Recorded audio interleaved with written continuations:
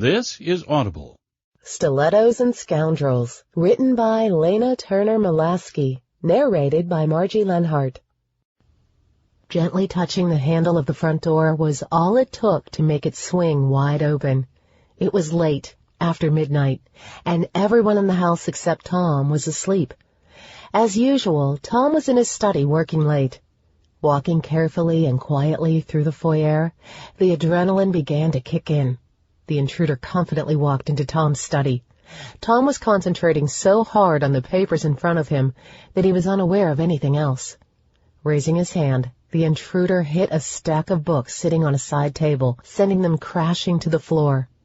Tom spun around with a look of shock on his face as he recognized the person swinging a sharp object toward him.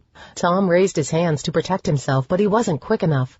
The spiky end of the stiletto heel punctured his neck instantly, sending a spray of blood over the papers on his desk. He tried to cry out, but all that sounded was a gurgling noise as his lungs filled with blood. The intruder set the shoe down next to Tom and backed out of the room softly, closing the door to the study and hoping no one would come looking for Tom until morning. Chapter 1. What was I thinking? Did I really just tell off my boss and get myself fired? I smiled, thinking back to the moment I told David Ritter I wouldn't sleep with him if he were the last man on earth. Even if he promised me the new Louis Vuitton satchel, I wouldn't sleep with him, and I've always said I would do anything for that Louis satchel. By the look on his face, it wasn't something he was accustomed to hearing. Though I was now unemployed, it was such a small price to pay to finally tell him off. I made my way back to my condo, forgoing the bus in lieu of a brisk walk the few blocks from my office. Well, my former office. It was a nice day out, and frankly, I hated public transportation. The bus was just a necessary evil on rainy and cold days. Besides, walking the few blocks to my office would take me past one of my favorite boutiques, Element. I could hardly afford to shop there, but I loved to look. They always had the most fabulous window displays, and that would be sure to brighten my outlook. I thought back to what transpired a few hours earlier. It had started out as a good day. My hair turned out well because the low humidity helped keep it frizz-proof. I was wearing one of my favorite skirts, a chocolate-colored pencil skirt, and paired it with a cream-colored cow-neck sweater. It was April, but the wind in Chicago meant that it was still chilly, and a sweater seemed just the thing on a crisp spring day. I slipped on my brown Jimmy Choos and favorite silver earrings from Silvapata with matching bangle bracelet and headed out the door. I stopped at Starbucks on the way to work, ordered a venti chai skinny with 1 Splenda, and walked in the door to the office with a few minutes to spare. Enough time to chat with my best work friend, Tanya, who was smoking surreptitiously out the employee entrance just underneath the non-smoking sign. "Tanya, one of these days you're going to get caught and get in big trouble," I said to my friend. "Whatever," Tanya said, waving her hands absently. "They can't afford to get rid of me." "I know where all the skeletons are buried," she laughed. Tanya was joking, but she wasn't far off. Working at McLaughlin Industries for the last 15 years, Tanya was the only one on our floor who had worked there the entire time our boss, David Ritter, had. David Ritter was a sexual harassment lawsuit waiting to happen, and Tanya knew about everything he had done that the company had tried to sweep under the rug. She also had no problem telling him she knew what a despicable ass he was, and for that reason he didn't mess with her much. She claimed it was because he didn't like big women. Tanya was a beautiful, full-figured woman with creamy milk chocolate skin. She had one of the best personalities of anyone I knew, fun-loving with a great sense of humor. She intimidated David, so he just ignored her whenever possible. She and I laughed about it often. "You want to check out the spring sale at Macy's on our lunch break?" Tanya asked. "You don't have to ask me twice." "Good." Tanya twisted her cigarette against the brick wall to put it out and flicked the butt in the trash can. I was waiting for her to start a fire someday, but so far she'd been lucky. We might as well get this day started.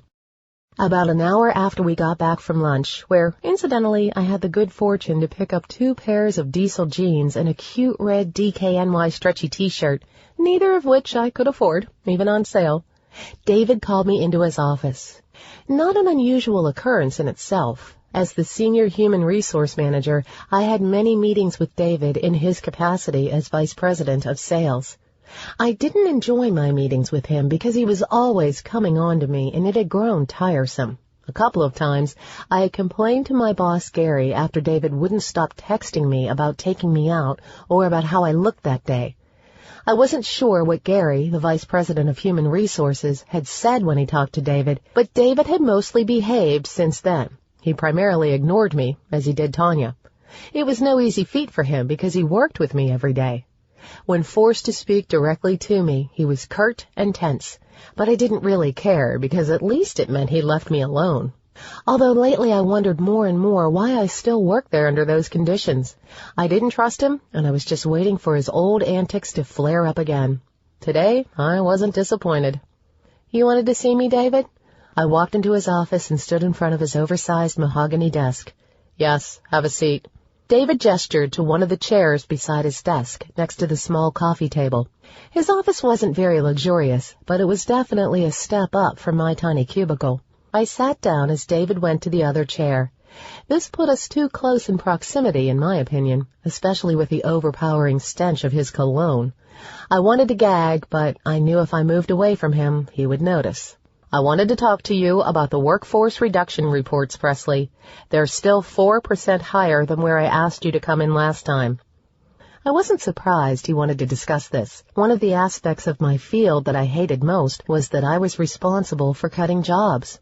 I knew it was unavoidable if the company was to remain profitable, but it was a distasteful job nonetheless. "David, I realized the numbers were 0.5% above expectations, but the higher average salary of some of the more tenured employees wasn't figured into the original numbers. Headcount came in on target, 1 person less, actually, but the salary piece was higher." "Not good enough. You needed to hit those numbers or it throws off the rest of my projections. I'm accountable for those. You need to fix it." "How do you expect me to do that?" I looked at him incredulously. "I can't just get rid of people because they make too much money and don't fit into your spreadsheet calculations."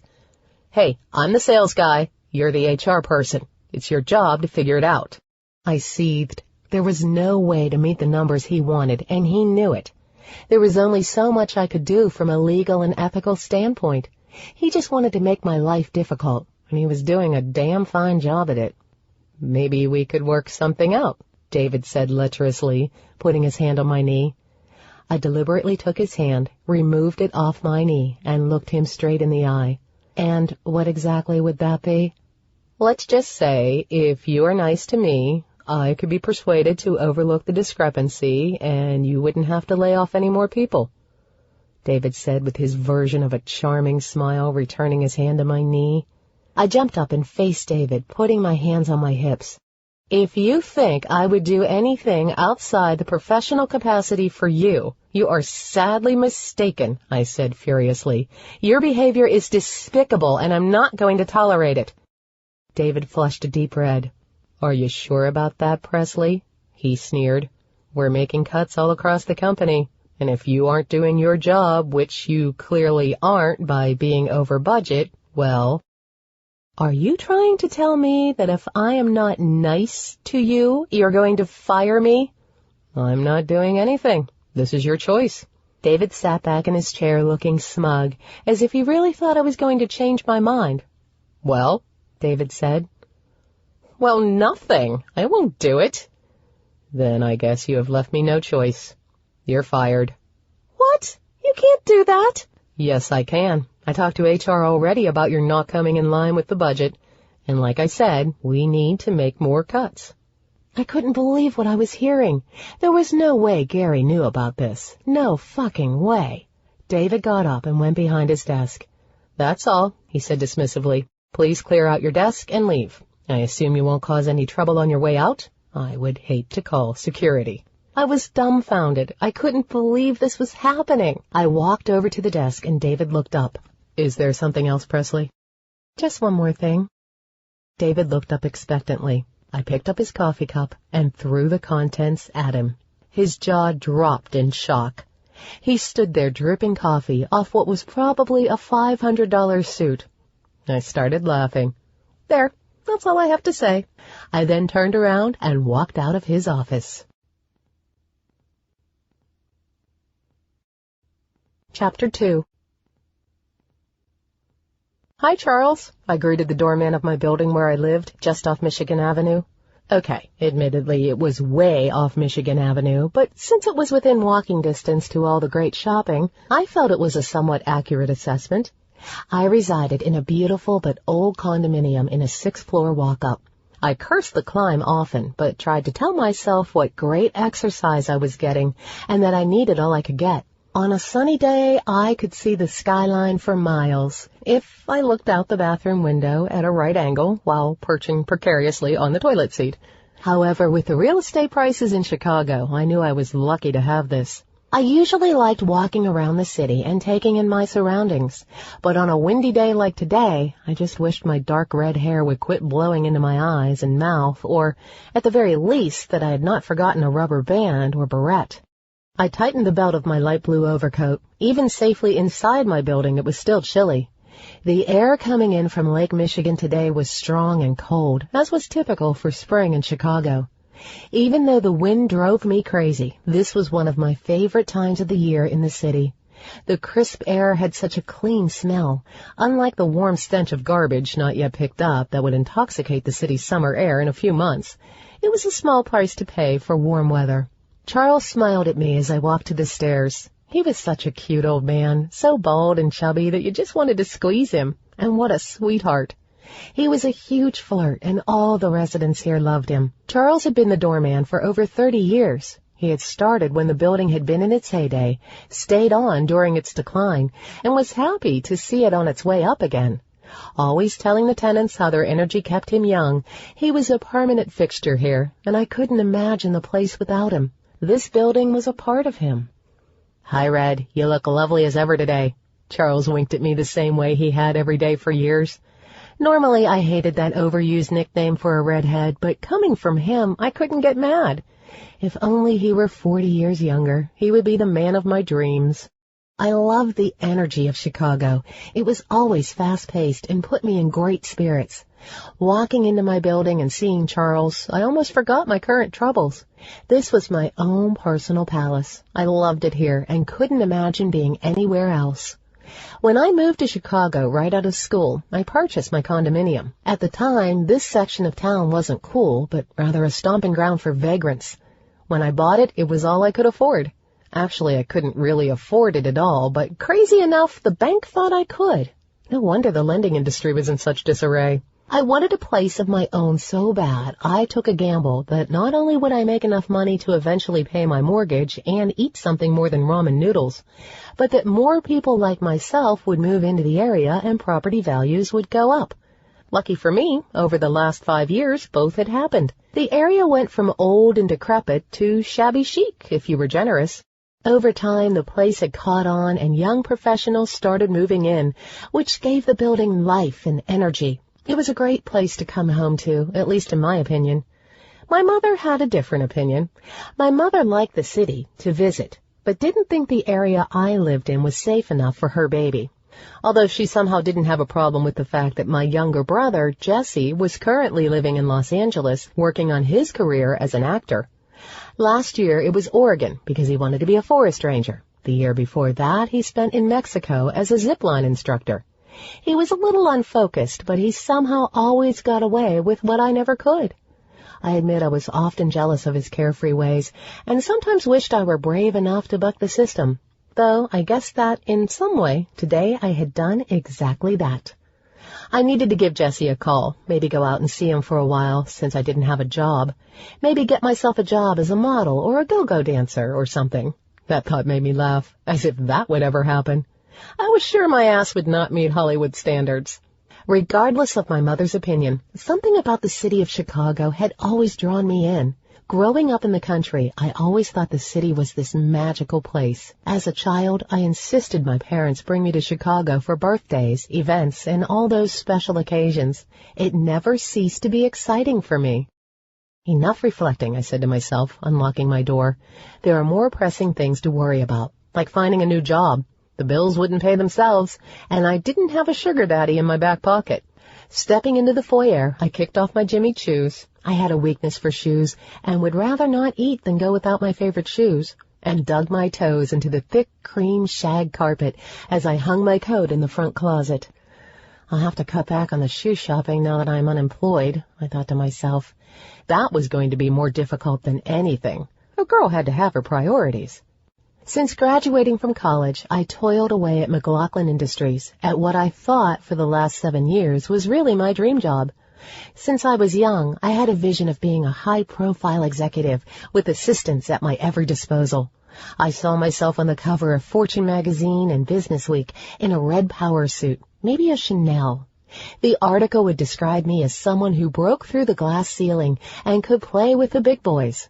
I worked my way up to Senior Human Resource Manager, which in 7 years was pretty good, considering that I started out as someone's assistant.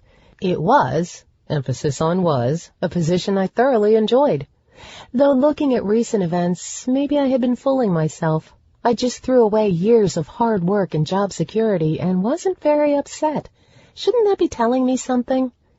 My lofty visions of being the first female CEO of McLaughlin Industries had started to fade a while ago. I kept at it because it was still a lucrative job and because I didn't know what else to do.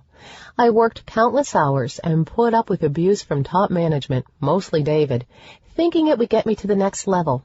And for what? Frankly, I had focused on the same goal for so long, I wasn't sure how to change it. I was stuck in a rut. I kept working hard, the way I'd been raised to do, thinking it was the right thing to do. Now it was changed for me, and surprisingly, it felt like a weight had been lifted. Even if it was still truly my dream to be a top executive, I wasn't going to sleep with anyone to get ahead. Not if it meant sleeping with David Ritter, the current CEO. I did have standards. Now, if David Ritter looked like Brad Pitt, well, then things might have been different. That wouldn't have been such a hardship, more of a win-win situation. People always complained about women who use sex to get ahead, but my motto was, use what you got. Sort of. Unemployed or not, I was lucky. I wasn't completely without options. One of my friends sold Mary Kay and had been after me for months to become a representative. She was trying to meet a quota to earn a car and kept telling me how easy it was to get women to buy things to make them look better. Another friend of mine was a restaurant manager and would probably take pity on me and give me a job, even though he knew perfectly well I was a klutz and that having me as a server would lose him more customers than he'd gain. While both were interesting propositions, somehow I couldn't really see myself aspiring to drive a pink Cadillac or wait tables. What I really had a passion for, ever since I was a freckled little girl, was writing. This was prior to wanting to be a ball-busting CEO. I received my first diary as a present on my 12th birthday and found great enjoyment in filling up those creamy white pages with scribble, insignificant to anyone but me. I wrote every day after school for years, cherishing my diary, filling it with my private thoughts, and later, stories I lost myself in. It was the one place I ever felt I could truly be honest. As the only girl, I had grown up with a wild and vivid imagination. At age 8, I thought the Incredible Hulk lived in my closet and was there to protect me. At age 14, I was convinced I would be the next great American novelist, or at least a great romance writer. Sneaking my mom's Danielle Steele books, and later Jackie Collins, taught me a lot, even if I didn't understand a lot of what was in those books, then or now. That could be why my last boyfriend told me that my expectations were too high and that life was not a romance novel. Screw him, I thought. He should have been better in bed. I desired the romance novel scenes. Being a writer, or working at Kentucky Fried Chicken, as that was my favorite restaurant as a little kid, were my goals as a young girl. In light of recent events, maybe Kentucky Fried Chicken wouldn't have been that bad. At least there you probably got free food, and I couldn't see the manager wanting sexual favors. Who would want to work there so bad that they'd do sexual favors? I still wrote a lot as an adult, but had never been brave enough to share my writing with anyone else. It was too personal. I was always too afraid. That's why I was completely shocked last week when, at happy hour at Muldoon's Pub, my friend Trevor Jameson, who just happened to be the editor of a new online magazine called Our World, offered me a job to write a column for the human profile section of his magazine. Each month, the magazine did a story on someone, as he put it, of interest. Personally, I described it as a piece on someone in the headlines that would attract readers. Even though our world was supposed to be a serious magazine, people like sensationalism. That's what helped attract readers. Of course, I would never say that to Trevor. After all, he was my friend. Trevor told me that the column's writer told him she wasn't coming back from maternity leave and he needed someone right away. At the time, I laughed it off, telling Trevor I wasn't possibly qualified to write, and the column didn't pay enough to allow me to quit my day job, although secretly inside I was just dying to take advantage of the opportunity. If only I didn't have such a bad shopping habit that kept my credit cards maxed out. Was that why I snapped today? Since last week, all I had been thinking about was Trevor's offer and how frustrated I was that I couldn't take it. I became increasingly unhappy at work and less tolerant, spending more time trying to figure out what I really wanted out of life. Granted, Trevor's was a small magazine, but it was something. Maybe being fired was a sign. Maybe the forces were telling me I should take this opportunity. Maybe this was my fate, to be a starving writer sacrificing for my craft, because I could handle starving. Let's do this, I thought. Excitedly, and before I could fully realize the consequences of my actions, I dialed Trevor's number at work. Then I panicked a little. What was I thinking? I was just about to hang up when he answered. "This is Trevor." Shit, I thought. I couldn't hang up now. What if he had caller ID at the office? "Hello?" he said again. "Hey, Trevor, it's Presley." "Hey, girl, what's up? Did you call to meet for lunch? Because if so, I am swamped today and don't think I can swing it. I think I am free tomorrow. Let me check." I heard him rustling papers in his desk. "No, actually, that's not why I called. Remember last week at Muldoon's when you mentioned the job opening you had for your human interest column? Well, I wanted to see if that was still open." There was a brief pause on the other end, and all of a sudden bad thoughts started running through my head. What if he only offered me the job because he thought I would never do it? Maybe it had been the martinis talking. Trevor was a bit of a lightweight. What if he regretted saying it altogether and had been thankful that I had turned it down? I was just about to try to back my way out of the call and pretend I was kidding so I didn't feel like an idiot when Trevor finally responded. "Presley, I think that's great, but what changed your mind? You seemed so sure you didn't want to do this because you know I can hardly pay anything for this position." "It's not that I didn't want to, I just didn't think I could afford to, but all that's changed.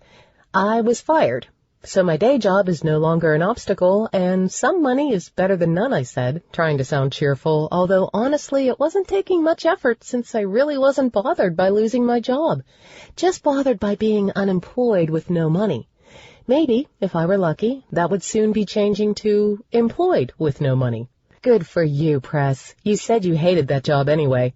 Well, let me fill you in on the details." I got off the phone so elated I wanted to do cartwheels.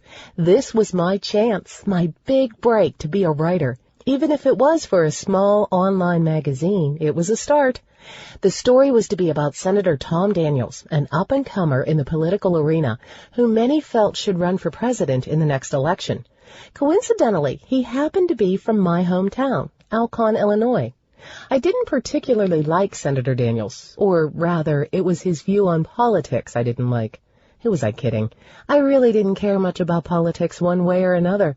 I just tried to fake it in certain social settings so I wouldn't seem so shallow, which Trevor knew, so he must have been desperate to ask me.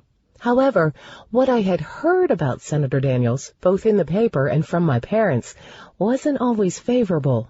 There was suspicion that he cheated on his wife, and one instance of being accused of taking bribes. Nothing had ever been proven in either of these instances, but it still hung over his head. However, for a politician, this type of stuff was normal, so it faded away quickly. When Trevor first offered this writing job to me, I was excited and accepted the assignment without hesitation. When I had 10 minutes to think about it, I wondered what I had been thinking. I wasn't a writer, and I certainly wasn't a political writer. Arg, I was much more of a People or OK Magazine gal. Sometimes I should really think about things before committing to them. I tended to leap into things without thinking them through. My motto was always, "I'll figure it out later," or "it'll work out in the end," whichever best applied to the situation. In addition, when I got excited about something, I tended to not think objectively, which wasn't always a smart thing. I stood looking at the antique gilded mirror in my foyer as if it would tell me something, hoping for some kind of confirmation. Confirmation that I wasn't completely crazy and that this job wasn't completely over my head. Luckily, there was no answer back, or that might confirm that I was truly crazy. Just the reflection of an average height, red-haired, hazel-eyed, 33-year-old in a killer outfit who was currently unemployed. What the hell? I had savings I could live off for a month or two, if I really sucked at this. If I limited myself to 1 box of macaroni and cheese a day and gave up my gym membership, not a great sacrifice, I might even make it 3 months. Turning sideways in the mirror, I stuck out my tongue at the reflection. I could stand to lose a few pounds, so maybe cutting back to 1 meal a day would have multiple benefits. As I stood there criticizing my reflection, the phone rang. According to caller ID, it was Tanya, my coworker, or rather my former coworker. Tanya was in a meeting today when I had my meeting with David Ritter. However, since she was calling me and I had only been home for a little while, it seemed safe to assume that Tanya had heard through the gossip chain what happened. She was probably mad I hadn't called her already. Hello? Presley, did you really tell David Ritter to fuck himself and then dump coffee on him? Tanya practically yelled into the phone. She then lowered her voice to a whisper, probably so others in the office wouldn't know she was talking to me.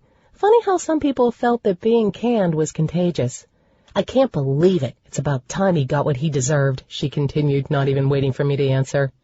Everyone here was so glad he finally got what was coming to him. I started laughing. Unfortunately, the rumor mill got it right this time. I figured he had a better chance with my suggestion than getting me to do it. I thought I was just helping him out. However, I'm not sure he got hurt in this. He still has a job. You've got to be kidding me. He came on to you again? Why does he have such a hard time remembering he's married and you're not interested? Tanya said. I thought you made it clear to that idiot the last time he came on to you. Did he not learn anything from the last sexual harassment case brought against him? Well, I said wryly, obviously no one had ever explained to him that no means no. Today he clearly thought that no meant yes. He was arrogant enough to think I wanted to keep my job bad enough to sleep with him for it. You mean you didn't? Tanya deadpanned. Ha ha. Thought my skills spoke for themselves. Unfortunately for me, the skills my ex-boss was interested in extended past those of the HR nature. So, do you suppose that I'm no longer a candidate for that junior VP position? I asked sarcastically, plopping down on my tan queen-sized Pottery Barn couch and putting my feet up on the matching ottoman. This was my favorite position for talking on the phone. This couch had been an expensive purchase, but I had never regretted it because it was the most comfortable couch I had ever sat on. You think? Said Tanya. According to my sources, you aren't even welcome in the building.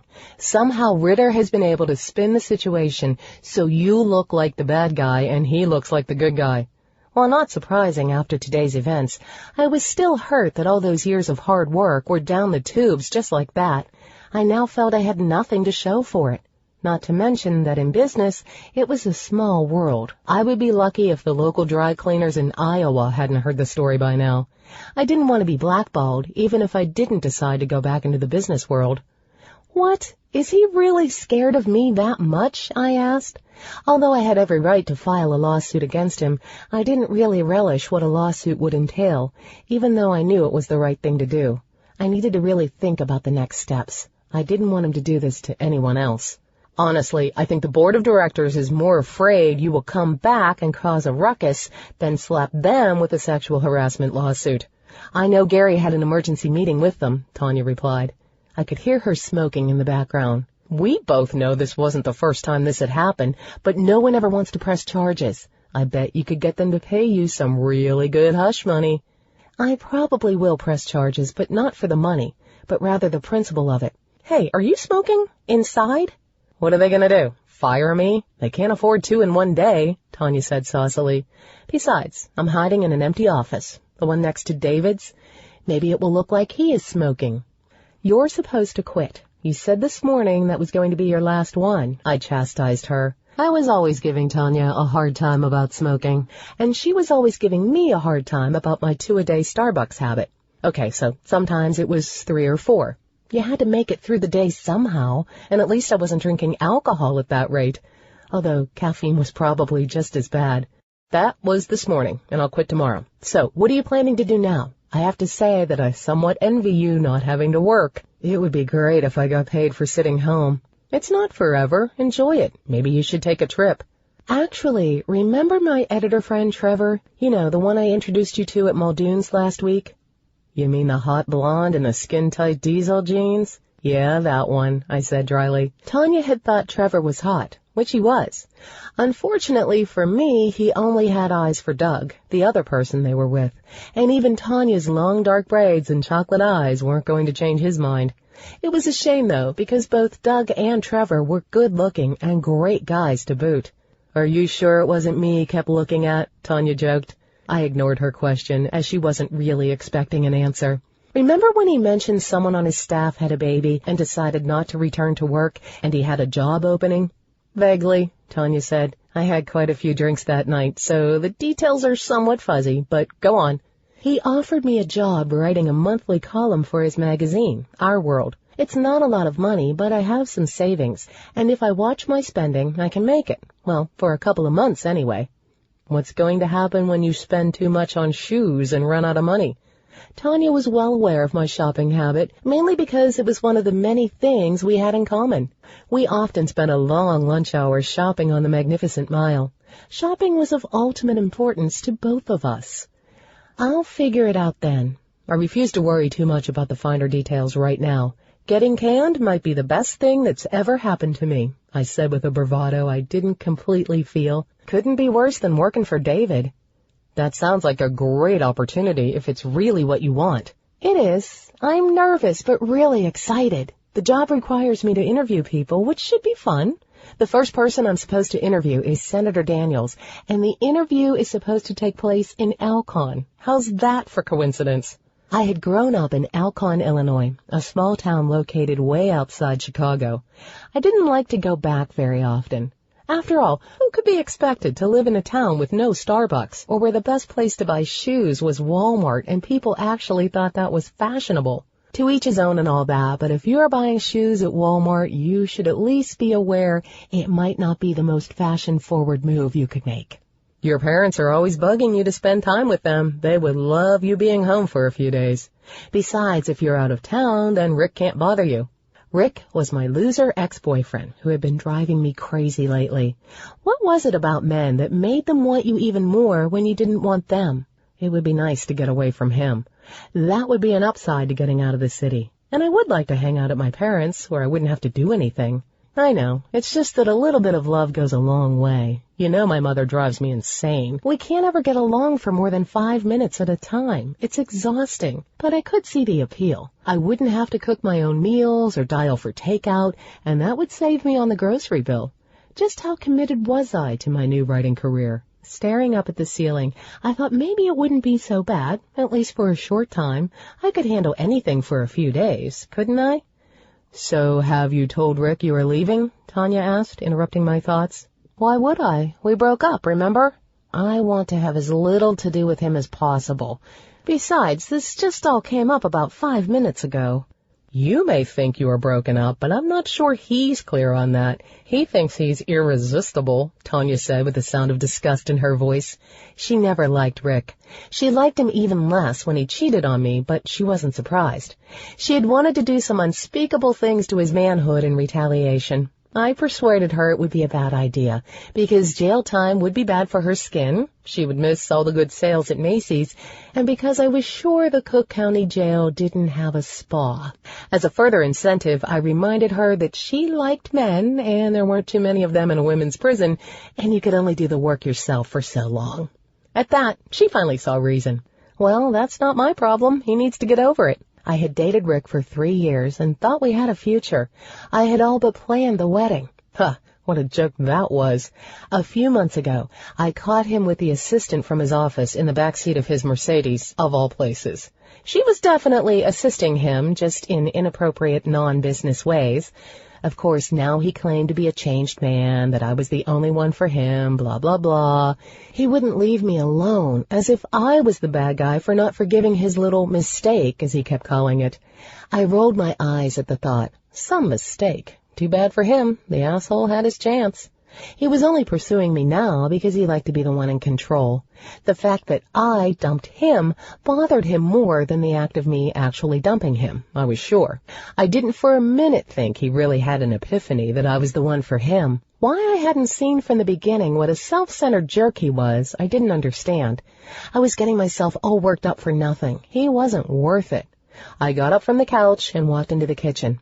Thinking about Rick made me want ice cream. Actually, it made me want to drink or pull out his nails one by one. However, since nail pulling was illegal and it wasn't yet late enough for alcohol, ice cream was the perfect choice. I pressed the phone to my ear and opened the freezer, trying to see if I had anything left from the last time I was crazed over that asshole and needed an ice cream fix. I knew I had an unopened bottle of wine in the refrigerator, so there was a backup plan. Forget him. When are you leaving for Alcon?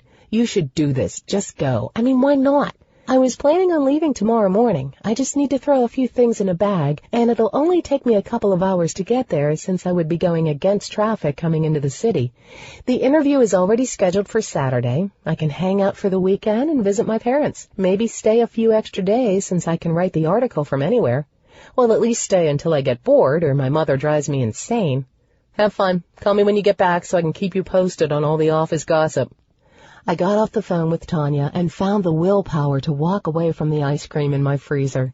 It was freezer burnt anyway, so it wasn't too difficult to resist. My thighs would thank me later.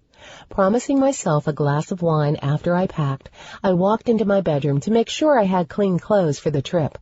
I thought I should call my parents and tell them I was on my way, though maybe I would take a nap first. Today had been stressful, and I deserved some relaxation. I chose the nap, thinking that maybe being unemployed wasn't so bad after all if it allowed me to take naps in the middle of the day. But just as I snuggled down and started to close my eyes, the phone rang again. Who the hell was it this time? I thought irritably. I wasn't in the mood to speak to anyone else. I just wanted to sleep. I tried ignoring it, but it wouldn't stop ringing. Grumpy and in no mood to talk, I snatched the phone off the table. The caller ID said unknown, but I answered it anyway. Maybe it was someone from Trevor's office. Though once I heard the voice on the other end, I realized what a big mistake that was. Stupid move. I threw myself back down on the couch and gritted my teeth in frustration. Hey, sweet pea. It was Rick. I groaned, wondering why I'd answered the phone. I should have known better.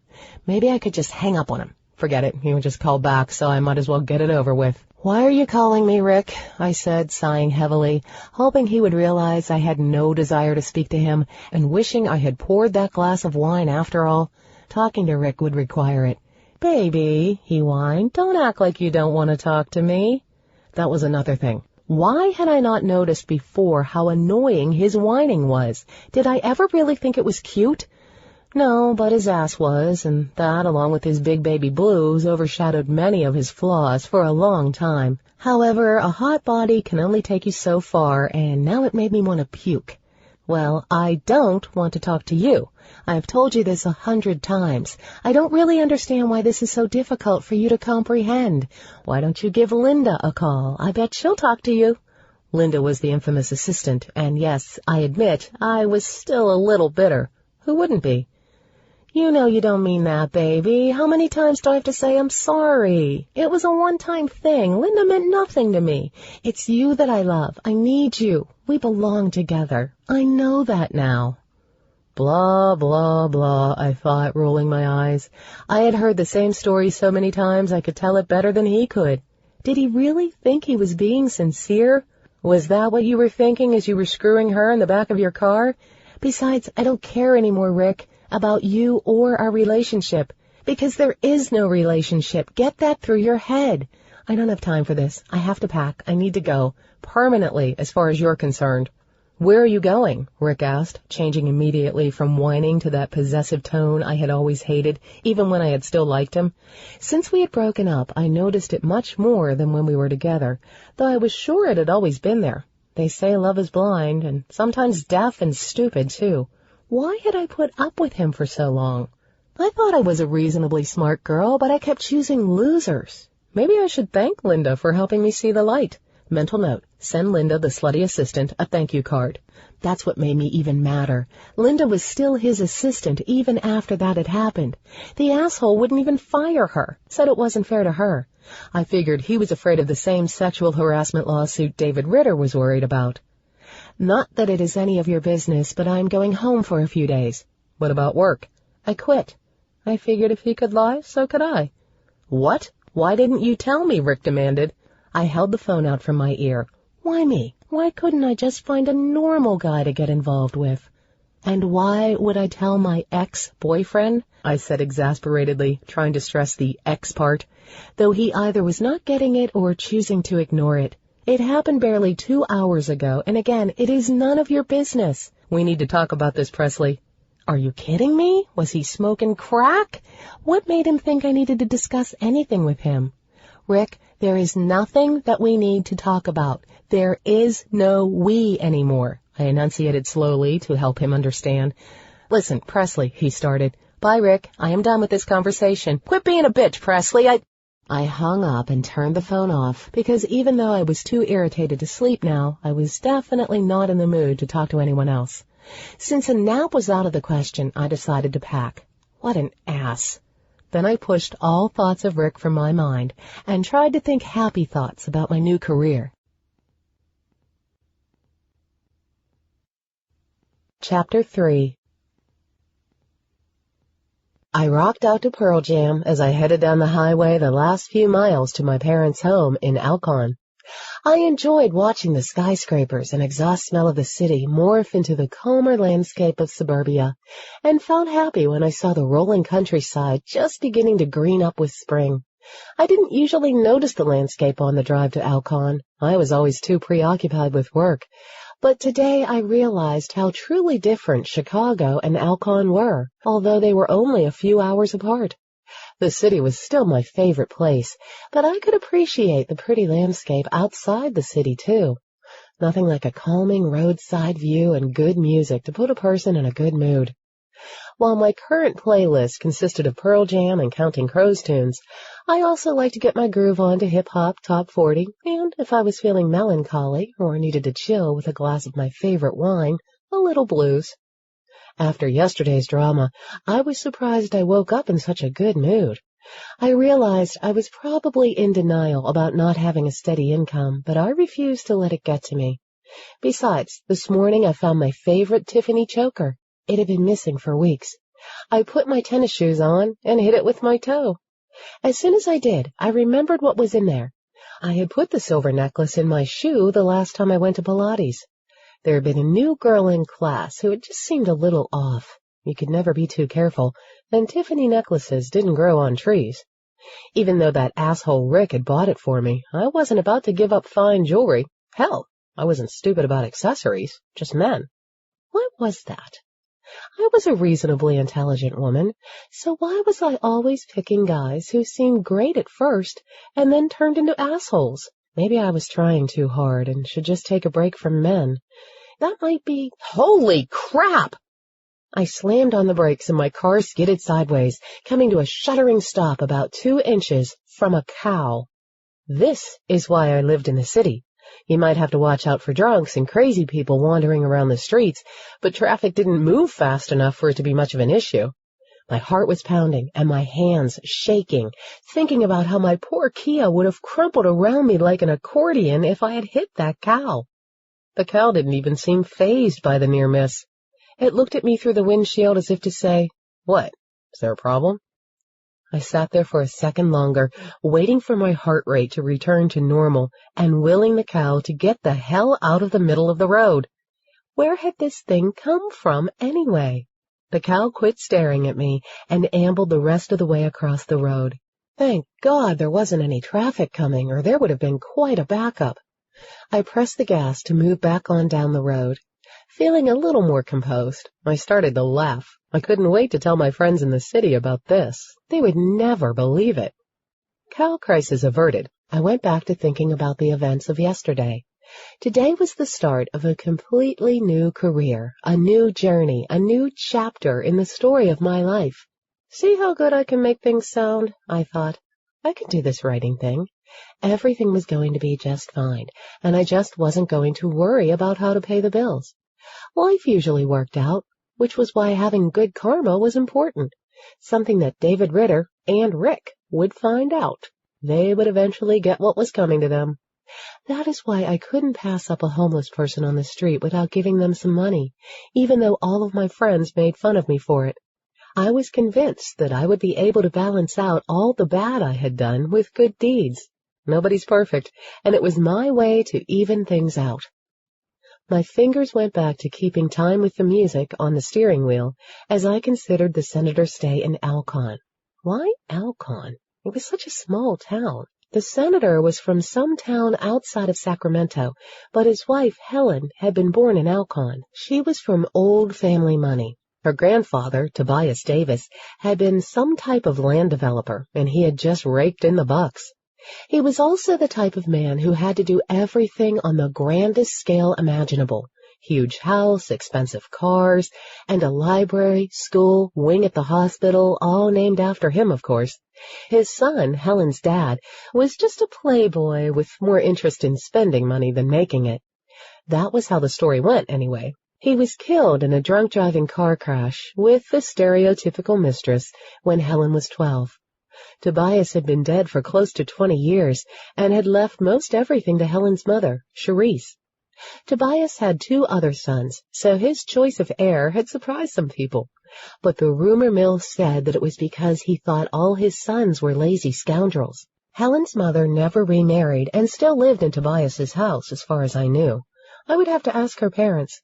It might provide some interesting background for my story on the senator. I wondered if Helen realized she ended up marrying someone who seemed to be just like her daddy, a womanizing drunk who couldn't be trusted.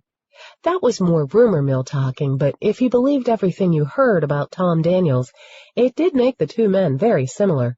On the campaign trail, the senator always talked about his small-town connection. He claimed to be a small-town guy with small-town values. Since he wasn't actually from a small town at all, I wasn't sure why people bought into that. It would be interesting to get to know him in person, to see how he compared with his media image. I thought about how excited my parents had been on the phone last night when I had told them I was coming to stay with them for a few days.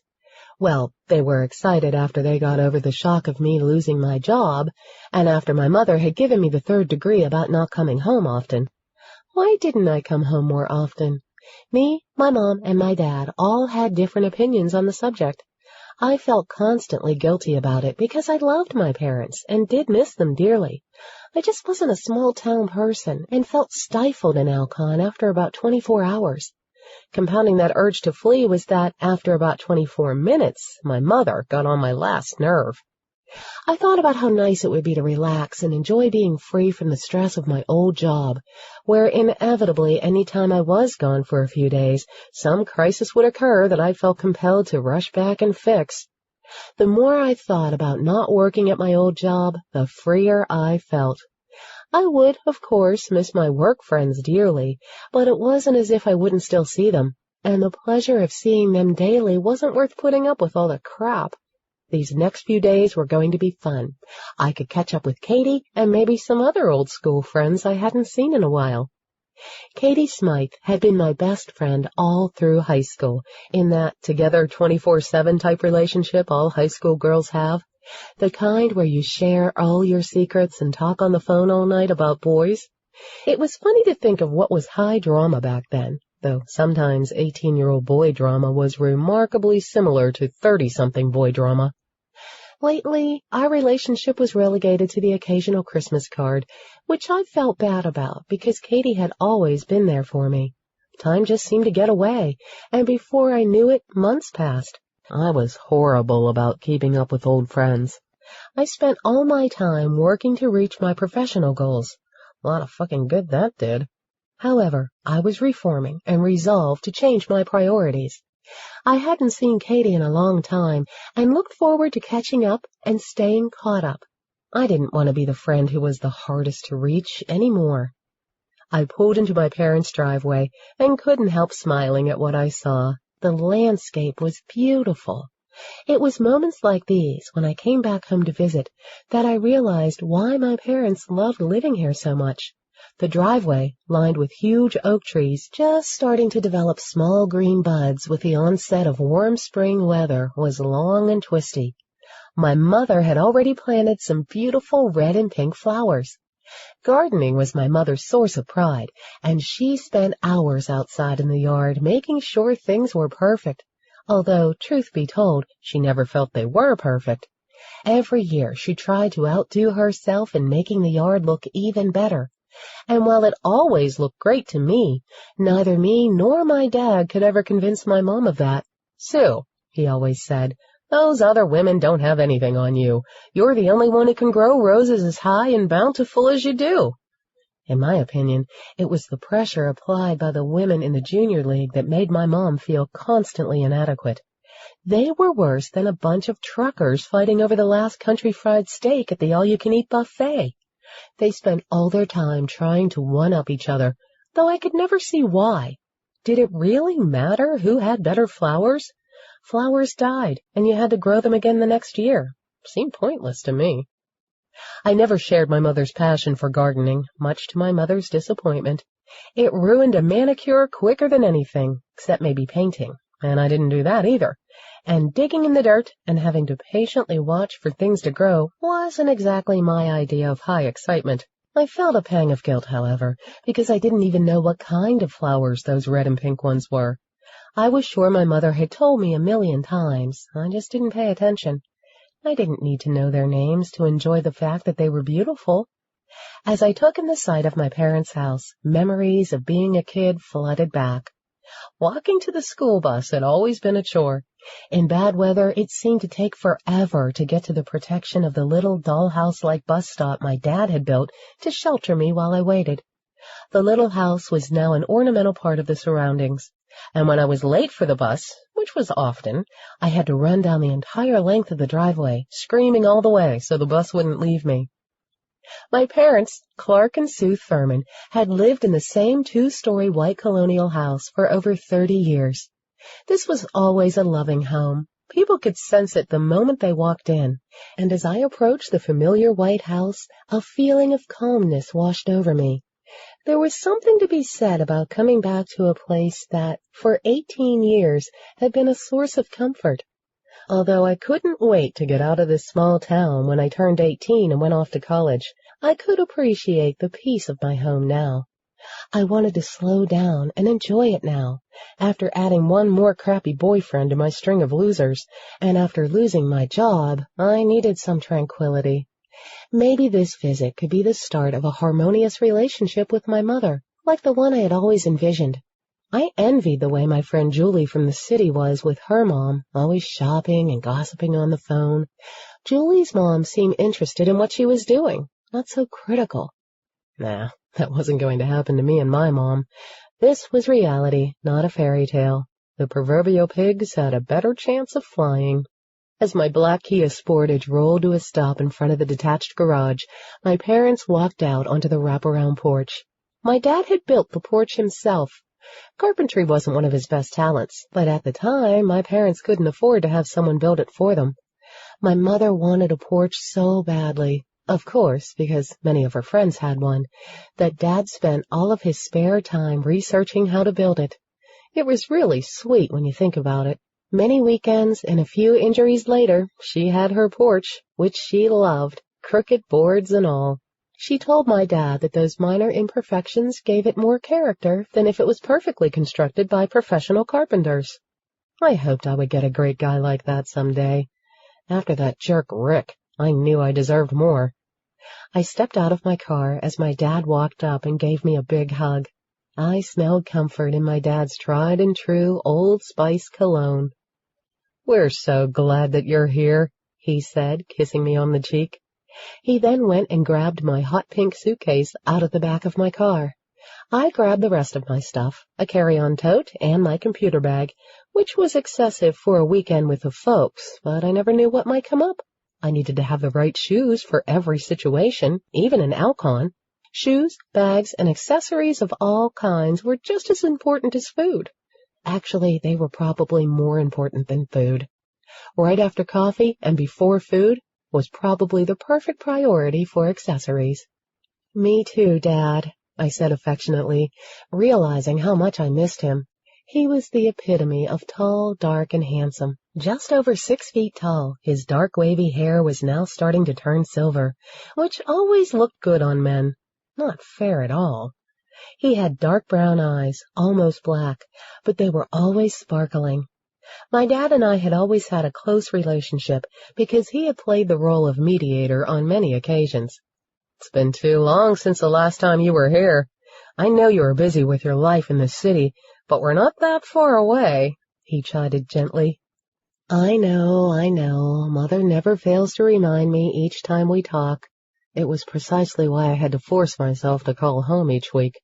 I loved my mother, but I hated being lectured and feeling guilty. I was good enough at making myself feel guilty. She only acts that way because she misses you, King, my dad replied, using the long-time family nickname, which, for the record, I hated and always hated, which was precisely the reason my dad still used it. My mother had always been an avid Elvis Presley fan. Since I wasn't a boy, she could not name me Elvis, something I was thankful for every day. Instead, she named me Presley.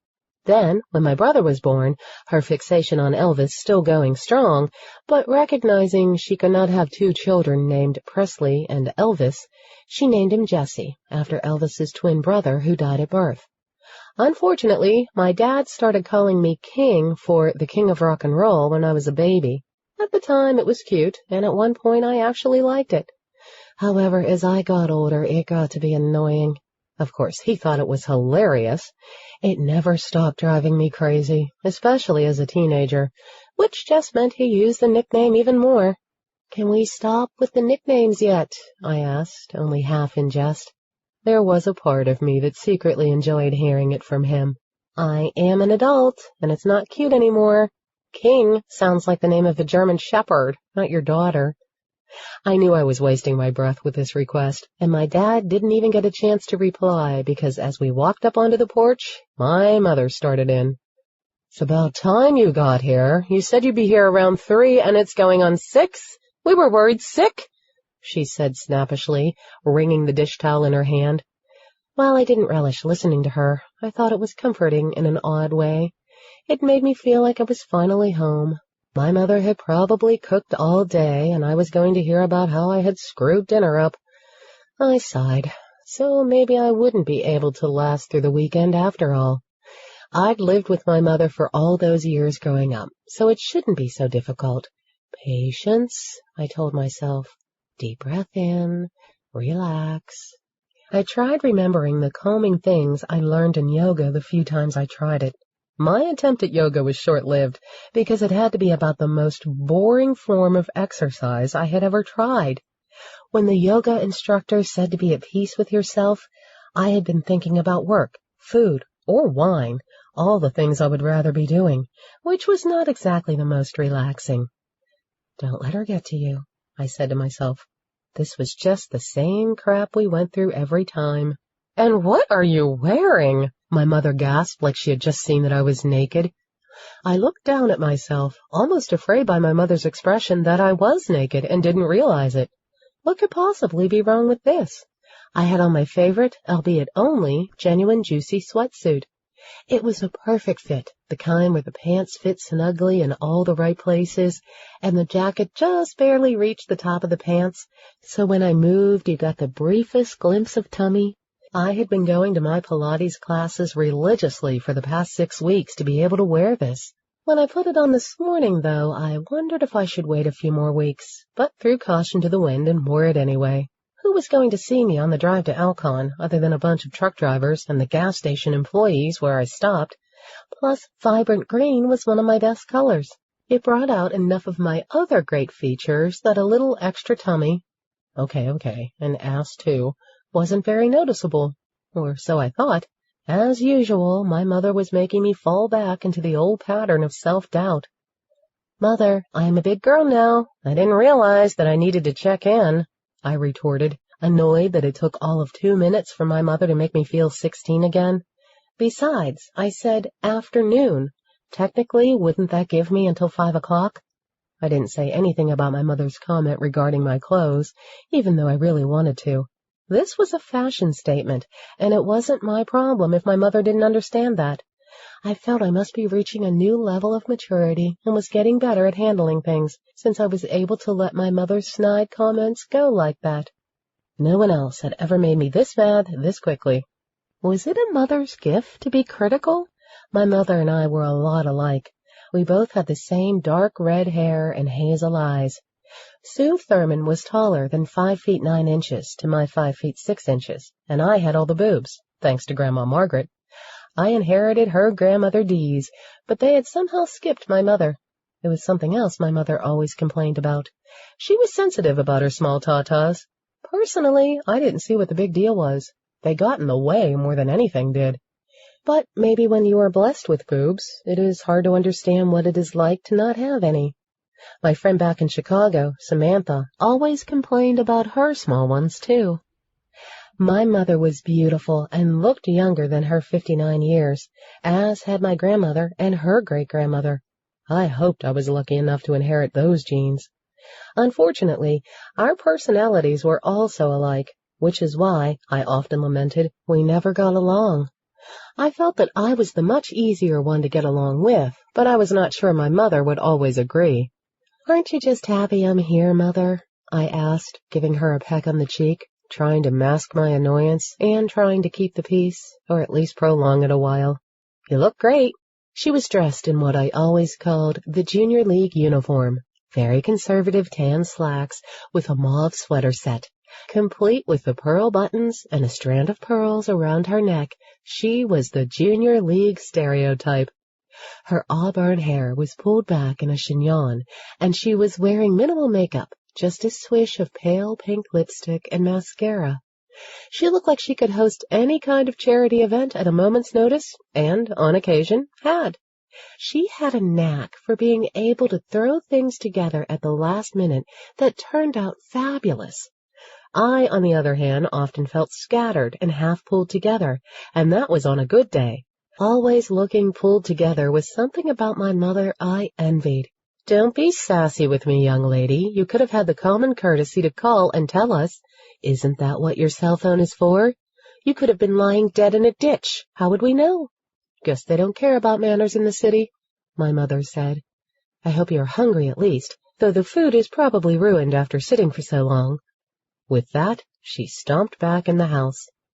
I looked back at my dad for help, and he just shrugged his shoulders and smiled. He never seemed to let her criticisms bother him. He just rolled with the punches. His eyes twinkled with amusement. He found their sparring funny most of the time. "Glad you still find this so amusing, Dad," I said, rolling my eyes. "What can I say? It's what I live for," he joked back. "Wouldn't seem the same if you two didn't bicker all the time." Even though I had been here all of 5 seconds and had already been yelled at, I was excited about dinner, as my mom was a great cook. She just didn't understand that 3 big meals a day, fried, breaded, and always including dessert, were not good for my waistline. I never failed to gain 2 pounds per day every time I visited. I couldn't understand why my parents weren't 500 pounds. I already had enough trouble fitting into my size 8s, mainly because I had no willpower and only did Pilates because I had to, not because I liked it. I also felt compelled to give myself a reward after any form of exercise, and that typically included some form of chocolate. Some might say that was counterproductive, but I felt it was motivational. This was going to be a tough weekend in many ways I hadn't anticipated. I groaned. Sitting down to a delicious pot roast, still moist, of course, and not ruined, as my mother had threatened, my mother asked, "So, how long are you planning on staying?" "I'm not sure. The interview with Senator Daniels is scheduled for tomorrow, and then I was planning to stay through until maybe Monday or Tuesday. I need to get back to write up the piece by the deadline." That wasn't entirely true, but I wanted an out if my mother really started driving me crazy. Then I could leave and not feel as guilty about it. I was feeling really good about my ingenuity. "Is Rick going to be joining you?" my mother asked. "No, Mother. I told you last week we were still broken up." Here we go, I thought. Now I was going to have to listen to my mom go on and on about how horrible it was to be single. "You're not getting any younger, you know. If you had listened to me, this would never have happened. But no, you never listened to me." "Mother, he cheated on me. How do you figure me not listening to you could have impacted it?" "I agree he's a jerk, Presley, but I told you when you moved in with him that you were rushing things. I don't see a ring on your finger, so I guess I was right, she replied with a smug sense of satisfaction. Let's not have that conversation. Rick was a jerk. He's history. Can we please just move on? Let's not talk about me losing my job either or anything else negative. Let's just enjoy each other's company. I ran into Brian Ames the other day. He's such a nice boy. My mother changed topics with minimal effort. She seemed to accept my request to move on, but I wasn't sure she wouldn't bring it up again later. I kept eating my pot roast, mashed potatoes, and green beans, all, of course, smothered with gravy. I thought that maybe if I ignored my mother, she would lose interest. Besides, dinner was so good that it commanded my full concentration. When I sat down at the table, all resolve to adhere to my diet went out the window. I already decided to start my diet when the weekend was over. There was no way I was turning down any of this food. It was worth starving myself later. My God, I wished I could cook like this. Though maybe not, because I would never fit into any of my skinny jeans, or my fat jeans if I did. I told him you would be here this weekend, she said to me, giving me a disapproving glance as I reached for seconds of the gravy. Obviously, my mother wasn't distracted enough by what I was saying to not notice how much I was eating. "You did what?" I said through a mouthful of food. "Why would you do that? You never even liked Brian." I wasn't sure she ever really liked Brian. He was the star football player, which in high school meant that he was the coolest boy ever. Brian Ames had been my high school boyfriend. The typical high school thing, hot and heavy one minute and breaking up over something stupid the next. Typical high school love played out in high schools everywhere. Brian and I were together off and on until after graduation. Then I realized his big plan for the future was to stay in Alcon and be a mechanic. Not that there was anything wrong with being a mechanic, but he also thought we should get married and settle down in Alcon, while I, on the other hand, didn't think so. When he clearly expressed how he expected me to be little Susie Homemaker, I decided I had enough of the relationship. Housekeeper of the Year wasn't on my agenda. Since the age of 14, I wanted out of this town as soon as possible. I wanted to go to the big city, be independent, and have a career. I had big plans. I was destined to be somebody important. Brian wanted Betty Crocker. I wanted to be Katharine Graham. Things weren't pretty at the end, but what breakup was good when you were 18? At that age, it's about drama. Drama that I hadn't thought about for years until now. It was funny to think about now. "Well, you were too young and way too serious," my mother replied, "but he's grown up nice, and he has his own garage now, making a good living. I hear he's the best mechanic in town. Isn't that right, Clark?" My dad just looked at her and smiled, clearly amused by the situation, but not willing to be drawn in.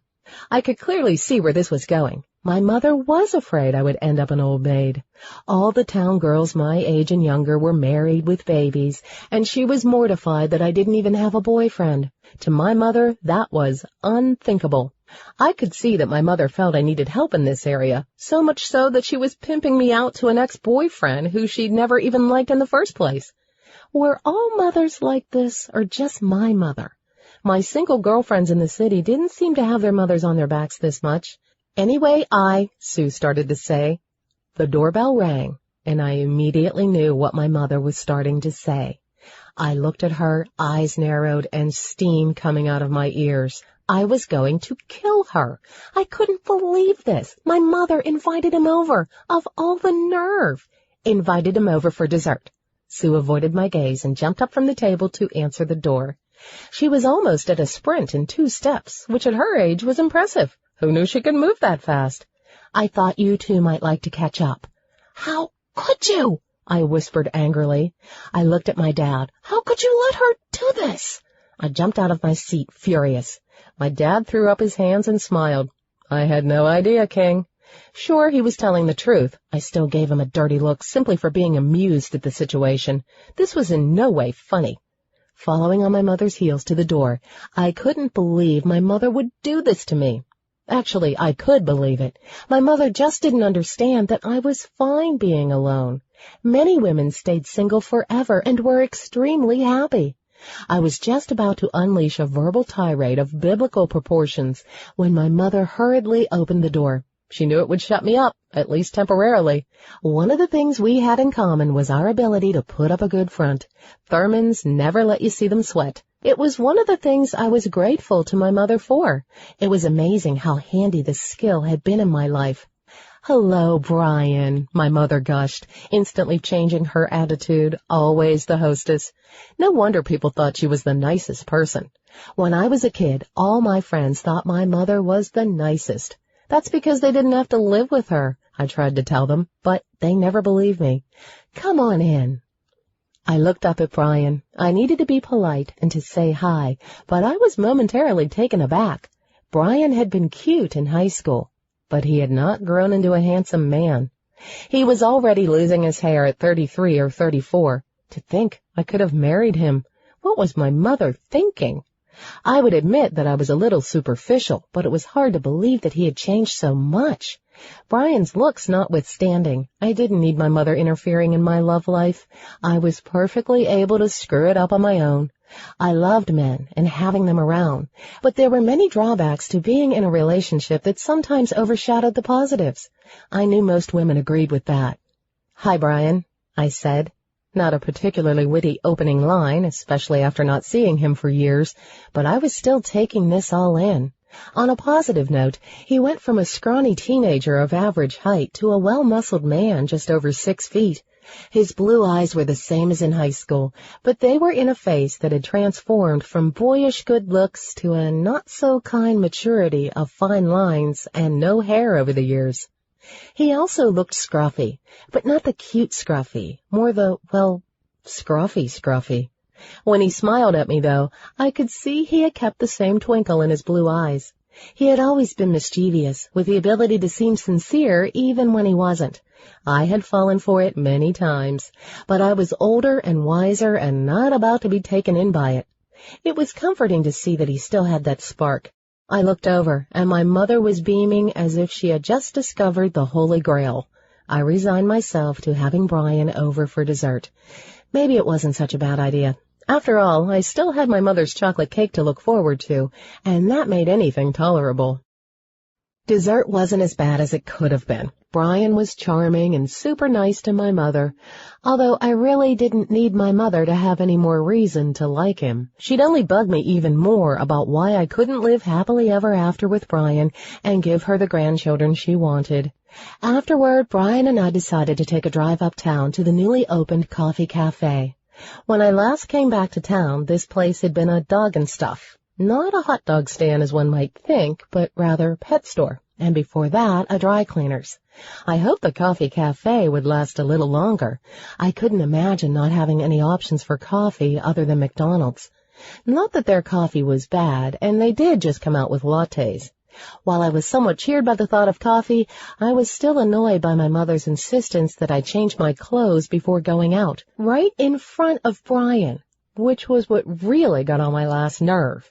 My mother said she didn't want me to embarrass her by showing up in town in a sweatsuit. I tried to explain that this wasn't just a sweatsuit, but the finer points of juicy couture completely escaped my mother. It was easier to give in and put on some dark denim boot-cut jeans and a screen-printed T-shirt with a peace sign on it. Sue wasn't much happier with this choice and frowned when she saw the black high-heeled boots I had paired with it. I love these boots. They showed off the jeans well. "Grande, non-fat, extra shot, no whip latte," I said, walking up to the counter and ordering with practiced efficiency. "Oh, with just a small shot of caramel, please." The girl behind the counter just looked at me, puzzled. Brian whispered, "I don't think they have all that fancy stuff, Prez." "Oh," I said, somewhat deflated.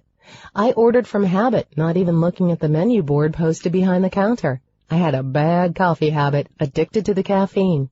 I rationalized drinking coffee by getting lattes. Although more fattening, I told myself that the milk would help me stave off osteoporosis. I knew it was far-fetched, but there had to be a grain of truth to it.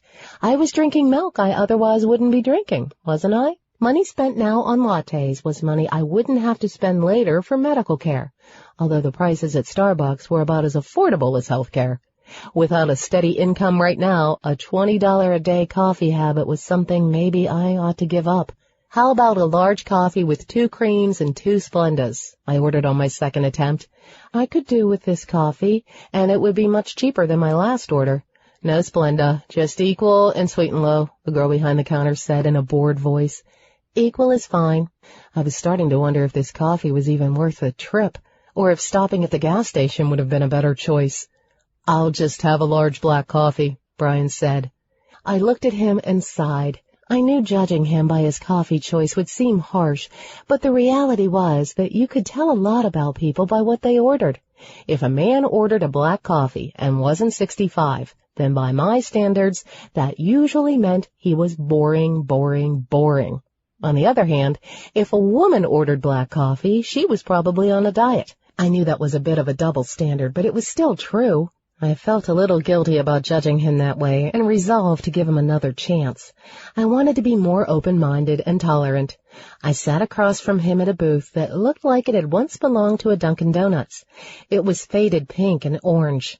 As I looked around, I realized that everything in the cafe was used. What did they do? Go to a bunch of going-out-of-business sales to furnish this place? In a way, it was somewhat cool. I liked it.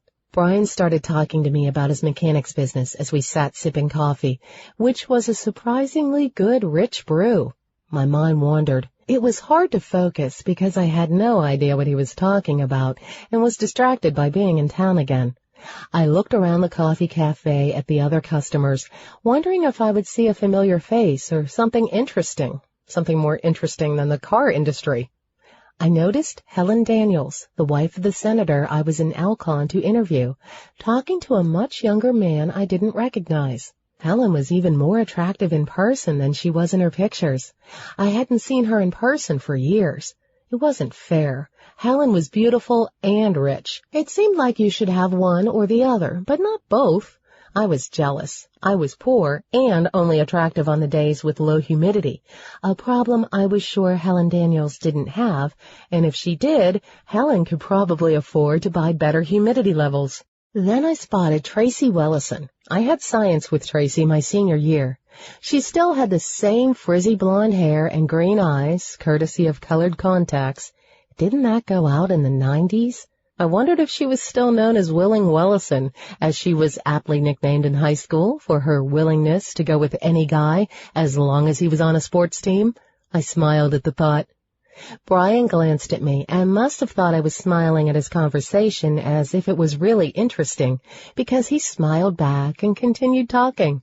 Something about a new type of fuel injector that only his shop had the computers to work on. Who knew that people needed computers nowadays to work on cars?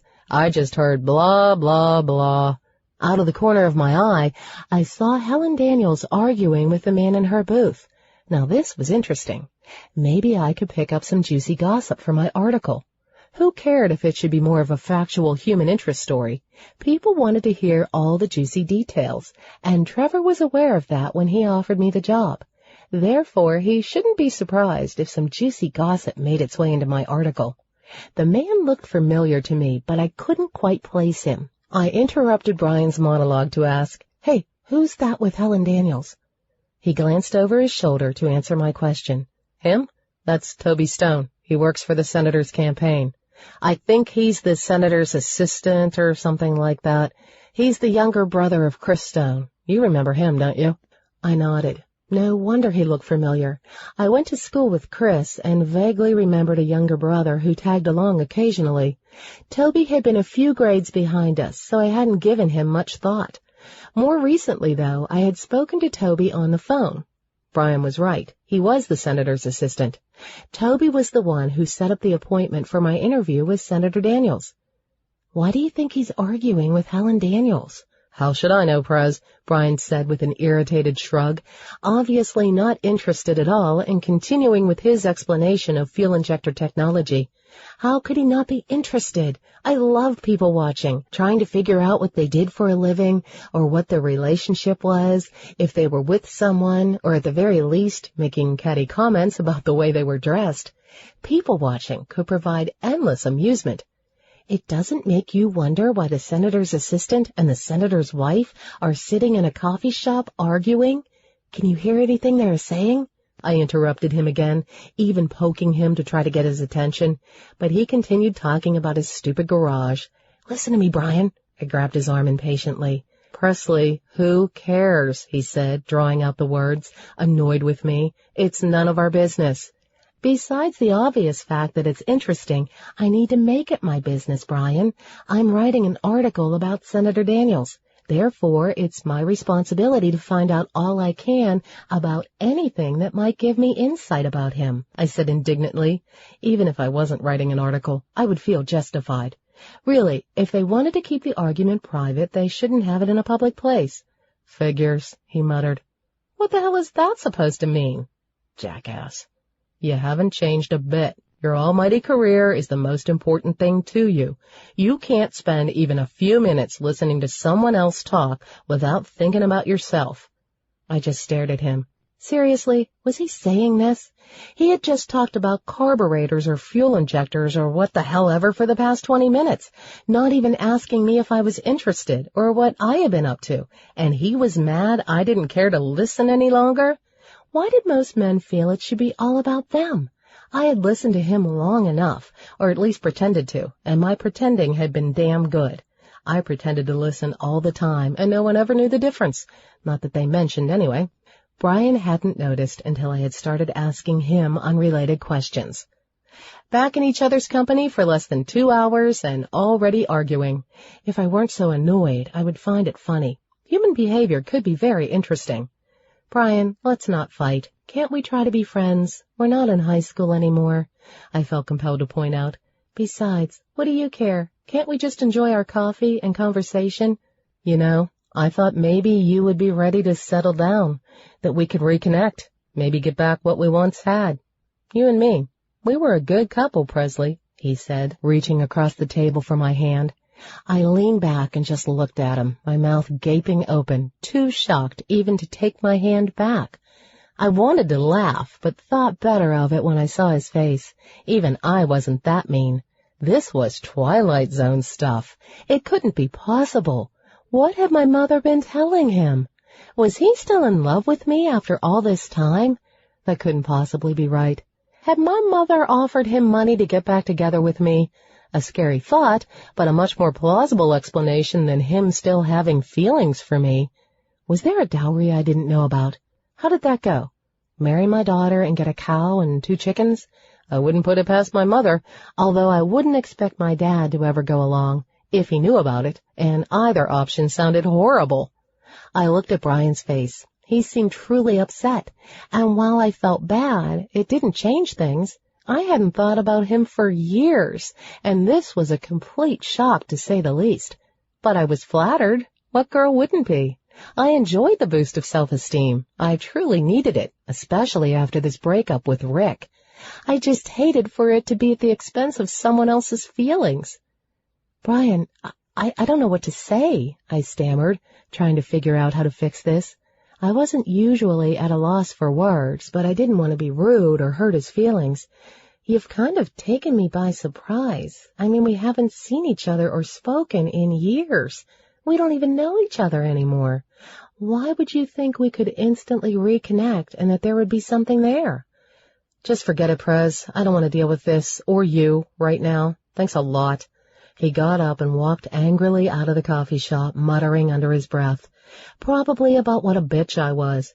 But for the love of all things holy, what the hell did he expect? Thanks for what? I knew Brian was being sarcastic when he said that, but was it necessary? I looked around quickly to see if anyone had noticed. It didn't appear that anyone had. They were no doubt focused on their own conversations, so I just sipped my coffee nonchalantly and waited for Brian to cool off, come back in, and finish his coffee. I decided I would apologize too, and maybe we could give this friend thing a second try. I would try to pay more attention to him and what he was saying, at least long enough for me to get home. I sat for a few minutes and watched everyone around me until I began to suspect that he wasn't coming back. Nice. I hadn't been back but a few hours and had already been fixed up by my mother with my high school ex, argued with said ex, and gotten stranded. Some things never changed. All these years hadn't mellowed either of our tempers. Now I was stuck without a ride home, and I doubted they had started a taxi service since the last time I was here, especially not one that transported all the way to the boonies where my parents lived. I resigned myself to calling dear old Dad for a ride home, and dreaded the thought because of the teasing that was sure to come. I should make my mother come get me. It was her fault I was in this mess to begin with. Although, knowing my mother, she would make me walk as punishment for blowing things with Brian. Or she would spend the entire ride home criticizing me until we argued. I sighed. What made me so bad with relationships? I should have been able to avoid upsetting Brian. As I contemplated my next step, not in any hurry to call home for a ride, a familiar face came into the coffee shop. Another high school buddy, Dirt Robinson, whose real name was Derek. After eating dirt on a dare in 5th grade, he was given the nickname, and it stuck, making him the coolest kid in junior high. I wondered if he still went by Dirt. I couldn't fathom calling him anything else, but as an adult, I was sure it had lost some of its coolness. As he walked up to the counter, he saw me sitting at the table, broke into a wide smile, and walked over. Look what the cat dragged in. To what do we owe this honor that you would grace us with your presence? Dirt said to me with a mock bow. I squealed and gave him a hug. Always great friends back in the day. We had lost touch in subsequent years. Last I had heard, he was in the Army. It's so good to see you, Dirt. I'm actually here for work purposes, to interview Senator Daniels. Why do you want to waste your time with that sack of crap? Tell me how you really feel, I said dryly. I take it you don't like the senator? He's a pompous ass. He thinks he's so superior because he thinks he helps this town. I wish he'd stay away. He makes me work more every time he comes to town. Dirt obviously had strong feelings about the senator to go on such a tirade. Interesting information to file away for later. What do you mean? Look at me, sister. I'm the law. I took a closer look at him and noticed he was wearing a sheriff's uniform. Finally, proof that something around this town had changed, or proof that maybe the town was going crazy. Are you freaking kidding me? You, a cop? They must have been really desperate. In our past lives, Dirt had run with the rowdy crowd, spending more time partying, causing trouble, and breaking the law than worrying about other people doing the right thing. I was shocked that he was a cop now. Nothing could have surprised me more. I would have guessed that he would end up in jail, but not running the jail. I was mostly kidding. He wasn't that bad, but this was a stretch for the Dirt I had known. Not only a cop, Presley, but an elected official. That means they really wanted me, he said with a dorky grin as he tried to be funny. I guess I finally grew up and decided I would try things on the right side of the law for a change. Once I tried it, I liked it. Since I know how a juvenile delinquent's mind works, I can figure them out. It makes me very effective at my job, he laughed. Having been one himself, I could see how this might now work to his advantage. Besides, not much serious crime happens here, so I have a lot of time to fish. I also have to admit, the uniform looks good on me. He preened for me. I laughed. Still the same conceited jerk, I see. You don't look half bad, Dirt, but Eric Estrada is still the sexiest cop, I teased. Come on, Press, you're breaking my heart. How can you not find me drop-dead gorgeous? He said with exaggerated bravado. I agreed that he looked good in his uniform. His lanky frame had filled out, giving him a sinewy hardness. Just less than 6 feet tall, he had beautiful curly black hair, which had been long in high school and was now cut short, military style, and the most beautiful blue eyes. So, are you on duty now? I asked, or can you stay for a while? Why? Planning on speeding on your way out of town? Actually, I was hoping to bum a ride out of town from you, even if it's in a cop car, which is sort of weird. How did you get out here if you didn't drive? He looked at me quizzically. This is pretty far from your parents' house, and you never liked exercise before, so I can't imagine you walked here. Or do they drive you so crazy that you're staying in our hotel? Don't ask, I sighed. It's a long but not unfamiliar story. Let me guess. You came here with Brian. You two got in a fight, and he left you here. Shocked, I asked, and how do you know all this? Are you psychic now as well? You must be a good cop. I wish. It would make me a really good cop, but no, he laughed again. I saw him storming out as I came in. Once I saw you in here, it was just like old times. You always did piss him off easily." "Me?" I sputtered. "Why do you assume it's my fault? He's the idiot. How dare you assume it was my fault?"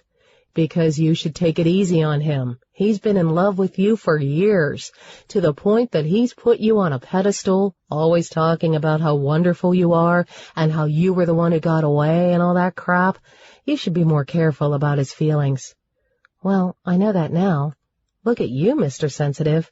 But until he got mad and left me here, I had no idea he still had feelings for me. How in the hell was I supposed to know? That was years ago, and I've hardly even talked to him since then. I mean, why now? If he felt that way, why didn't he ever try to call me? Not that I would have wanted him. Maybe my mother didn't have as big of a hand in this as I thought. This was weird. You could have warned me." "Well, maybe if you ever came around, I would have warned you," Dirt said teasingly. "Whatever. So can you take me home or not?" "Sure. Let me grab the coffee I came in for, bossy," he said, and turned toward the counter to get his drink. I stuck my tongue out at his back, but it was all in fun. Even the revelation about Brian didn't take away the fun of hanging out with Dirt. It made me somewhat sad I had spent so little time here in the last years. "Can we turn on the lights and sirens?" I asked Dirt as he drove me home. Never inside a cop car before, I found all its dials and knobs very interesting and kept playing with things as he playfully swatted my hands. The radio kept blasting out messages until he had to shut it off. "No, and you'd better behave or I'll put you in the back," he joked. "Fine. You take all the fun out of everything. So then, tell me, any juicy gossip about the senator I should know? Since you obviously don't like him, any that you can spread would be helpful. I'm interviewing him tomorrow and need all the inside scoop I can get." I scooted sideways in my seat until I faced him, giving the shortened version of my old career, my new career, and why I was an Alcon. "He chases other women, though his wife doesn't seem to care. I'm sure she would rather him leave her alone, since who knows where he's been. Besides the personal stuff, I question some of his campaign sources. I just don't trust him. He seems like he just tells you whatever he thinks you want to hear, and I know that would be considered normal for a politician in some circles, but I don't like it." He looked over at me and grinned. "That kind of politician thrives on the power, not the cause, and tends to take up the cause of the biggest donation. He's too slick. I just don't trust him," he repeated. "Well, with those standards, there aren't too many politicians you can trust," I joked. As we pulled into my parents' driveway, the car lights flashed across the garage door and the front of the house. It looked as if there were still lights on inside. It was probably my mother waiting up to see how my date with Brian went. Wouldn't she be disappointed? I thought I should play with her and say I spent time with Dirt. That might actually be fun. "Thanks for the ride." "Anytime. See you around town, I hope. If you aren't doing anything tomorrow, a few of us will be hanging out at Pat's." "That's a dive," I grimaced. Pat's was primarily a trucker bar, though it did have a certain interesting quality to it. It's a different crowd now, more yuppie feel. Anyway, think about it. I know everyone would love to see you. Good to see you, Prez. "Hey, you too. Glad to know who to call if I get in trouble," I teased. Chapter 4. As the bright sun washed into my room, I opened my eyes and for a moment forgot where I was. I didn't really care, as long as I could get some more sleep. I closed my eyes again and rolled over, hugging my pillow and snuggling down in anticipation of at least a few more minutes of sleep. I'd been having a wonderful dream about a beach, a parade of good-looking men, and me in a size 4 bikini. I wanted it to continue. "Get up, lazy head. Breakfast is on the table," my mother yelled up the stairs. I sat up and was quickly jolted into the reality that I was home. Not in my own home, but rather my parents' home. Arg. I flopped back down on the bed and shut my eyes again, willing myself to go back to sleep and to dream of anywhere but here. I wasn't sure I was ready to face the world this morning. A common anxiety for me, especially before coffee. There was a brief moment of silence before I heard the noises of the coffee maker and smelled the rich aroma of coffee and homemade waffles winding its way up to my room. Heaven. Now this was motivation to get up. It was almost worth getting up this early. I wasn't my best in the morning, so I tried to avoid early mornings as much as possible. "Come on," my mother yelled again. She wasn't the most patient person in the world. She also didn't believe anybody needed to sleep past 5 a.m. When I was in high school and stayed out late at the occasional party, every Friday and Saturday night, this aspect of my mother's personality really sucked. My friends always hated staying over because she always made them get up early, too. The pleasure she derived from it was ridiculous. "I'm coming. Give me a minute." "Hold your damn horses, woman," I muttered under my breath, because it sure wouldn't do any good for my mother to hear me. I lay in bed one more second, and groaning inwardly, pushed myself up and swung my legs over the bed. I shuffled to the bathroom, trying to rub the sleep out of my eyes. My room was still the same as it was when I lived at home. Lime green walls with hot pink trim. I had chosen the colors in middle school, and while I still liked that combination, a room full of it was a bit much. Stuffed animals lined the shelves along with my pom-poms and other memorabilia. It made me laugh when I thought of how important I used to think all this stuff was. Even now, it would be sad in a strange way if I ever came home to an empty room. One time when I asked my mother why she never redecorated my room into something more practical, she said she was waiting for grandchildren so she could turn it into a nursery. It wasn't a topic I ever brought up again. I didn't need that headache, and even though I loved kids, at this point in my life, it wasn't something I wanted to think about. I needed to wake myself up, so I stepped up to the antique pedestal sink, a true antique my mother found at a flea market, not a faux antique from Home Depot, and splashed ice-cold water on my face.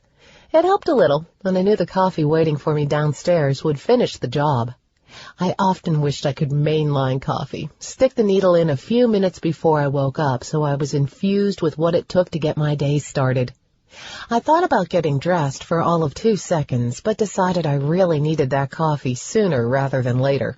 If my mother didn't like my blue Scooby-Doo pajamas, well, too bad. She would just have to live with it. They were my favorite pair because they were so comfortable, and that was all that mattered to me. Why people felt compelled to wear nightgowns or even lingerie was beyond me. I preferred warm and cozy any day, though it might be one reason I was still single. I padded down the stairs into the kitchen where both my parents were seated. This had always been the gathering spot growing up and was one of my favorite parts of the house. The other parts of the house seemed rarely used compared to the kitchen when I thought about it. My mother was constantly in the kitchen cooking something or brewing an endless supply of iced tea. The smells were always wonderful coming from here. The kitchen was a warm and homey place where, as a kid, I would tell them about my day after school, leaving out any bad things I did, while eating fresh-baked homemade cookies. The kitchen was still decorated the same as it was when I was growing up, but I liked it. It felt comfortable. Pale yellow walls with light blue trim, accented with a brick red tile design as a splash guard behind the sink and around the counter. The whole house had beautiful oak wood floors, real wood that stood the test of time, not laminate crap, and the kitchen was no exception. In this room, my mother had a beautiful handmade rag rug under the table, the kind where you wanted to take your shoes off and dig your toes in. My dad sat at the table talking to my mom and nursing his coffee. Together since they were 15, they were still best friends and never seemed to run out of things to talk about. My mother was already dressed for the day in her junior league uniform, ivory dress slacks and a rose-colored silk blouse with ornate buttons, complete, of course, with earrings and her pearl necklace. She handed me a steaming cup of coffee when I walked in, just the way I liked it. Lots of cream, 2 Splendas. "Thank you," I said, and gave her a hug while I inhaled the wonderful aroma of the coffee. "So when is your appointment to interview Senator Daniels?" asked my dad over his coffee as I sat down to my plate of steaming waffles and crispy bacon. It was nice to be spoiled with coffee put in my hand and food on the table. I could get used to this. There had to be some great guy out there waiting to cater to me. Was that really asking too much? I noticed my dad was still in his bathrobe, so I didn't feel so bad for being in pajamas, though I was surprised my mother let that slide. She must be loosening up. "Sometime this afternoon," I replied, and took a swig of coffee. The first sip of coffee always tasted so good. I knew it was purely psychological, but I swore I felt it coursing through my veins, waking me up bit by bit.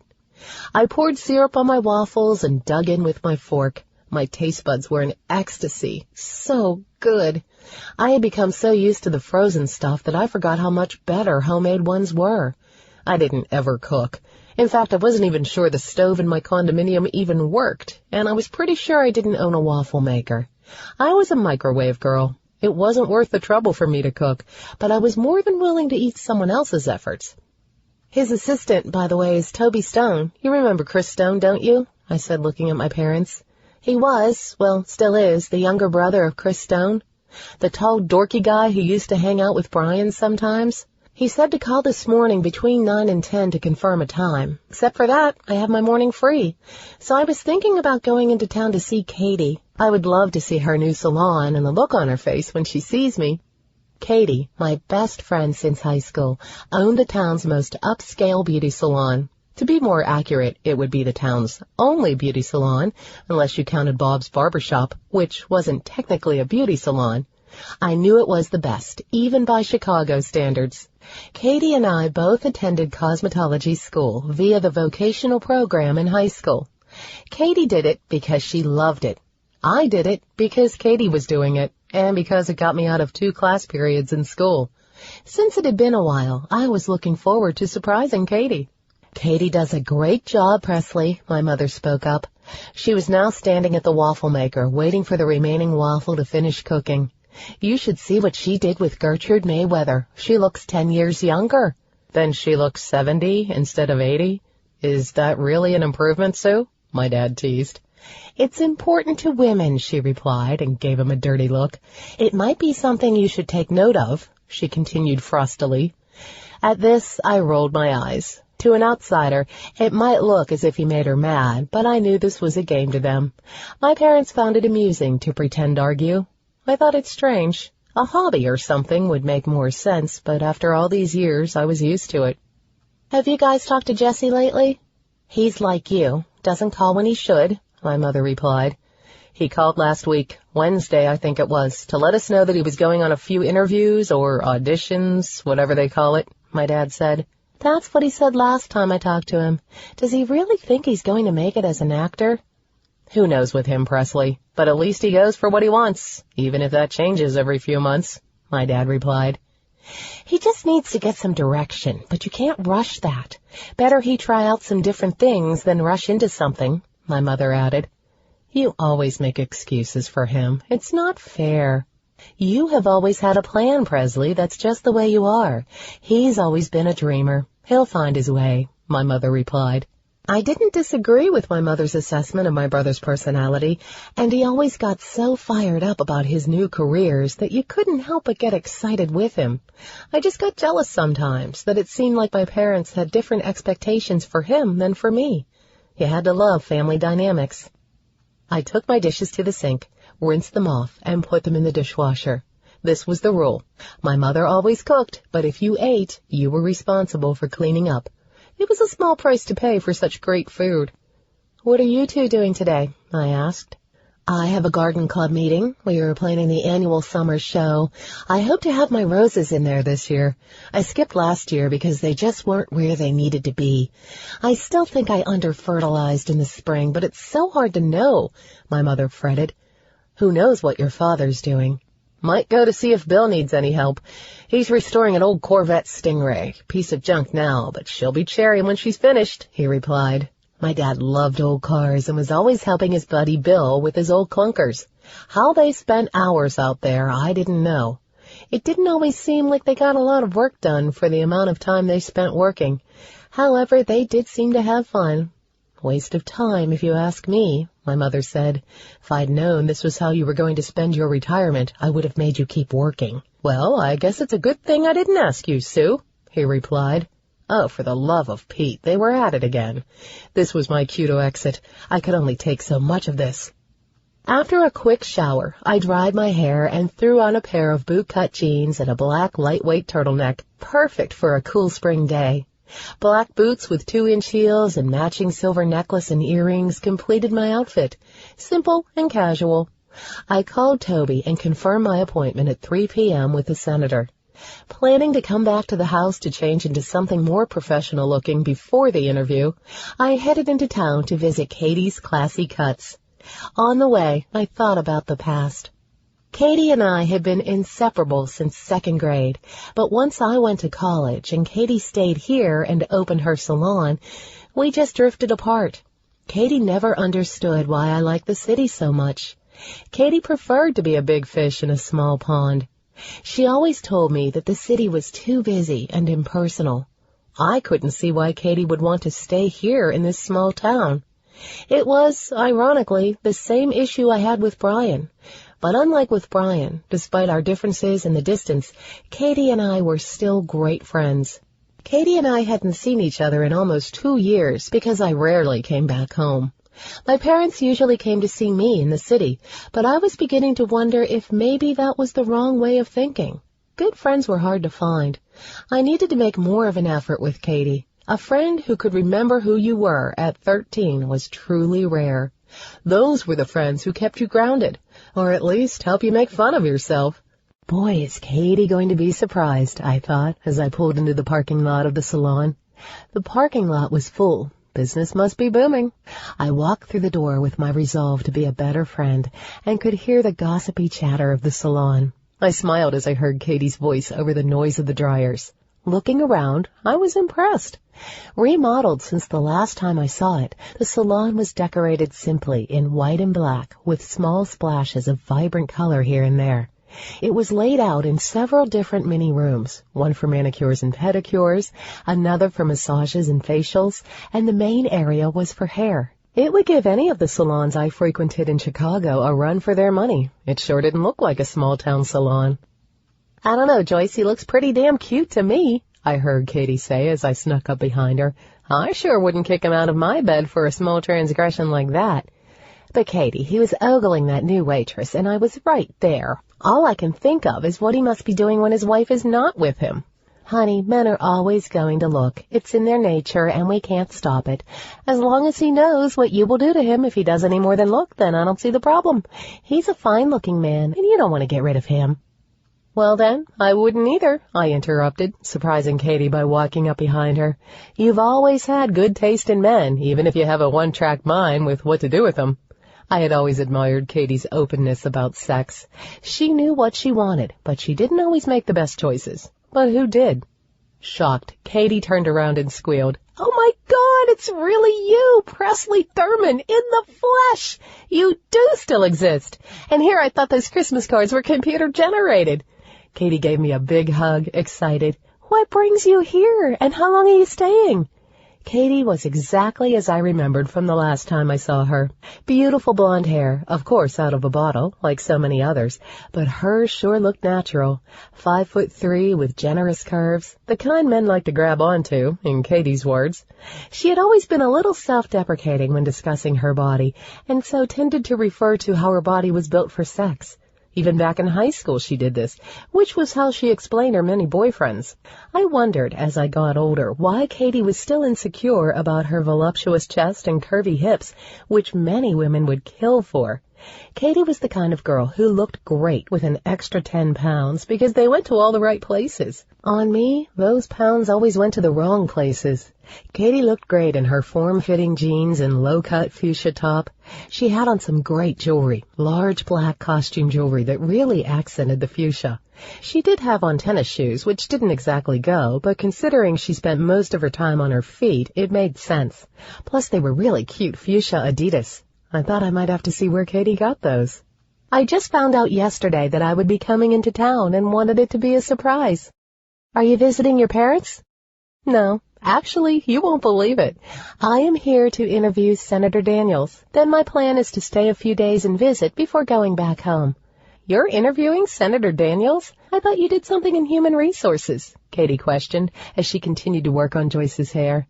Yeah, well, that was yesterday. Now I have a new career, and I feel like a whole new person. Albeit a scared one when I thought about it too much, but there was no reason to let on to that right now. I'll fill you in later when we have a lot more time, but enough about me. You look like you're doing wonderful for yourself, Katie. This place is gorgeous. I'm so happy for you, I said, giving Katie another hug. Well, I have always wanted a good man, too, and that hasn't happened yet, laughed Katie. But as far as the salon, I can't complain, she continued, with well-deserved pride in her voice, looking around at all she had built. I forgot you hadn't seen it since I remodeled. She should be proud, said Joyce, Katie's current customer. Nobody can do color the way Katie does. Look at this. You can't tell this isn't my natural color. Besides, who cares about men? Nothing but trouble. You can say that because you're married, teased Katie. Happily married for 5 years. 5 out of 40 ain't bad, Joyce cackled. The women in the salon laughed at that remark. Many other patrons chimed in with agreement to Joyce's statement. I rolled my eyes, but admitted it was amusing, and there was a fun energy in this place. Listen, Katie, I said, my appointment with Senator Daniels is later today, but I should be done by late afternoon. I was hoping we could get together for dinner. Catch up. That would be great, Prez, but only if drinks are involved, laughed Katie. Meet me at La Casa at 7 tonight. I'll buy the margaritas. Yum. La Casa has the best margaritas anywhere, I said. La Casa wasn't a Mexican restaurant, as its name implied. Rather, it was a melting pot of food. If you craved it, it was probably on the menu, and could be counted on to be fantastic. How it got its name was anyone's guess, but it was your typical greasy spoon with a liquor license. Even better than anywhere in your fancy Chicago? Katie teased. Even there.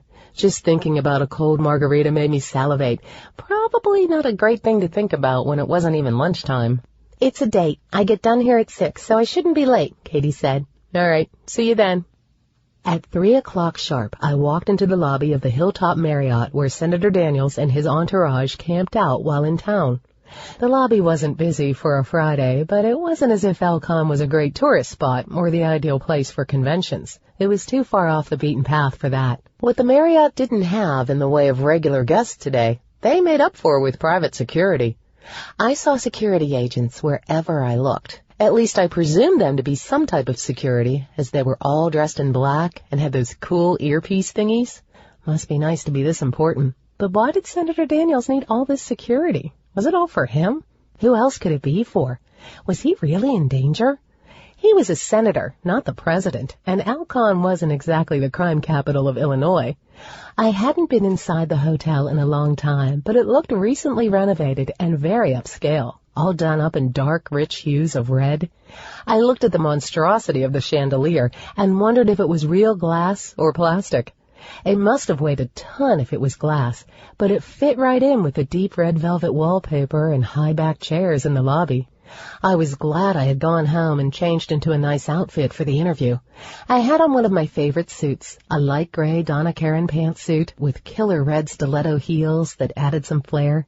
I had my hair up in a French twist and had on my favorite set of triple strand pearls, a gift from my parents. I exuded a confidence I didn't necessarily feel, but a hot outfit, especially by Donna Karan, always made me feel good. Excuse me, miss. A man in a somber black suit interrupted my thoughts. By the look of him, I could tell that he was one of the plethora of security guards. The earpiece gave him away.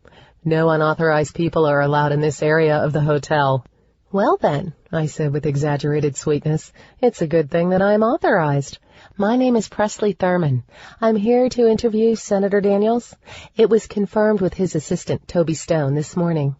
1 minute, please, the man said, holding up his finger as he proceeded to talk into his secret ninja microphone discreetly hidden in his lapel, which I admit was somewhat cool, but also annoying.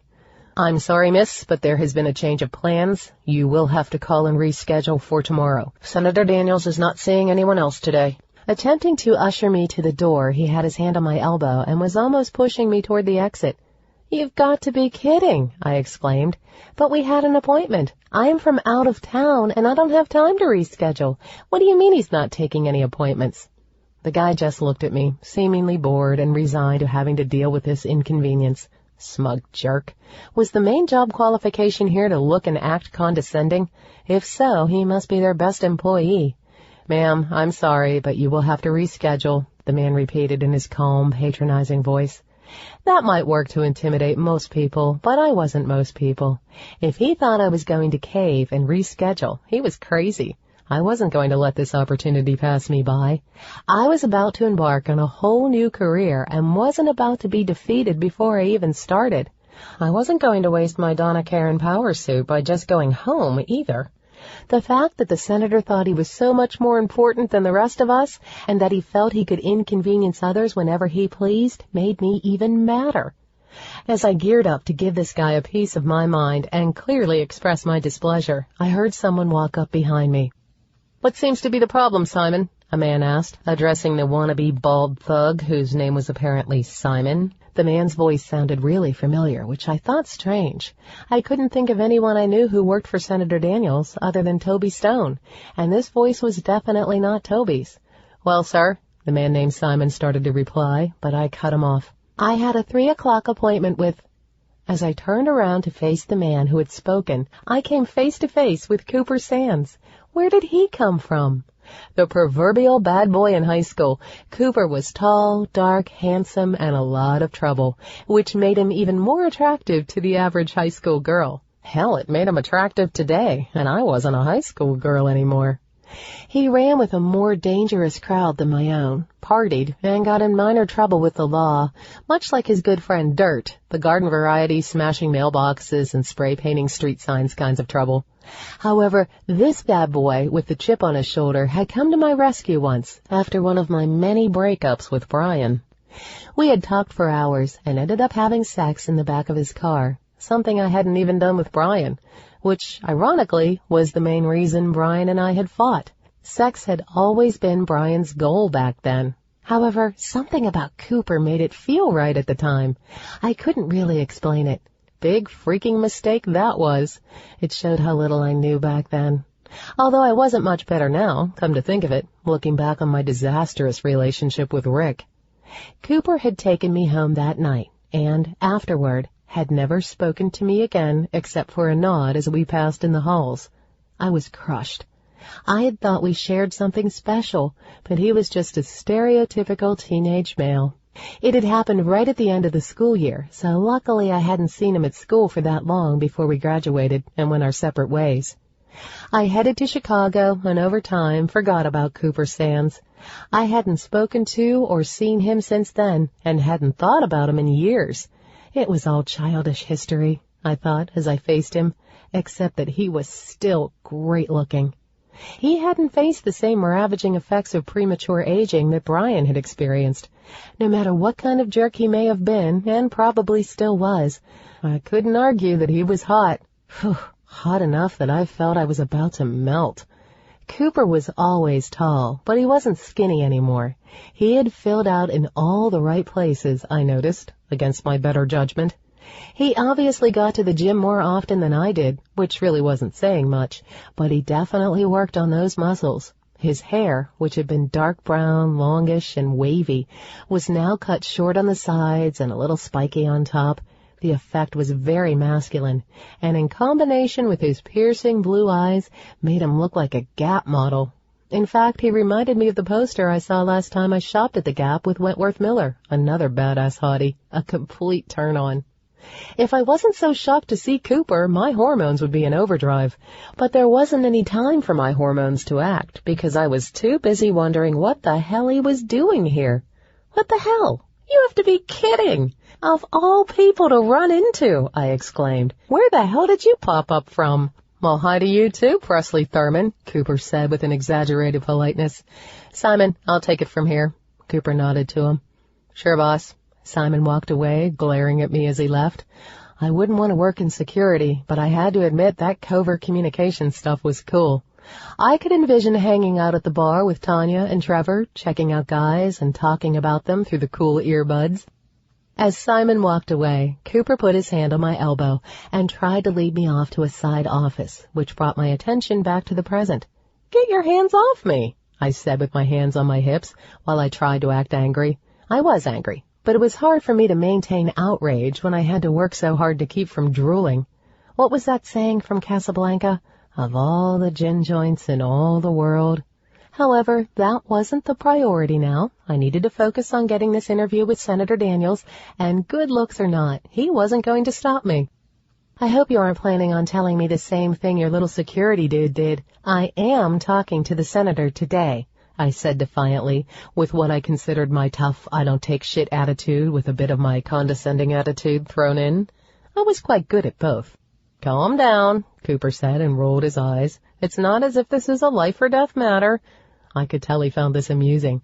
Maybe not to you. It's not your career on the line, I retorted.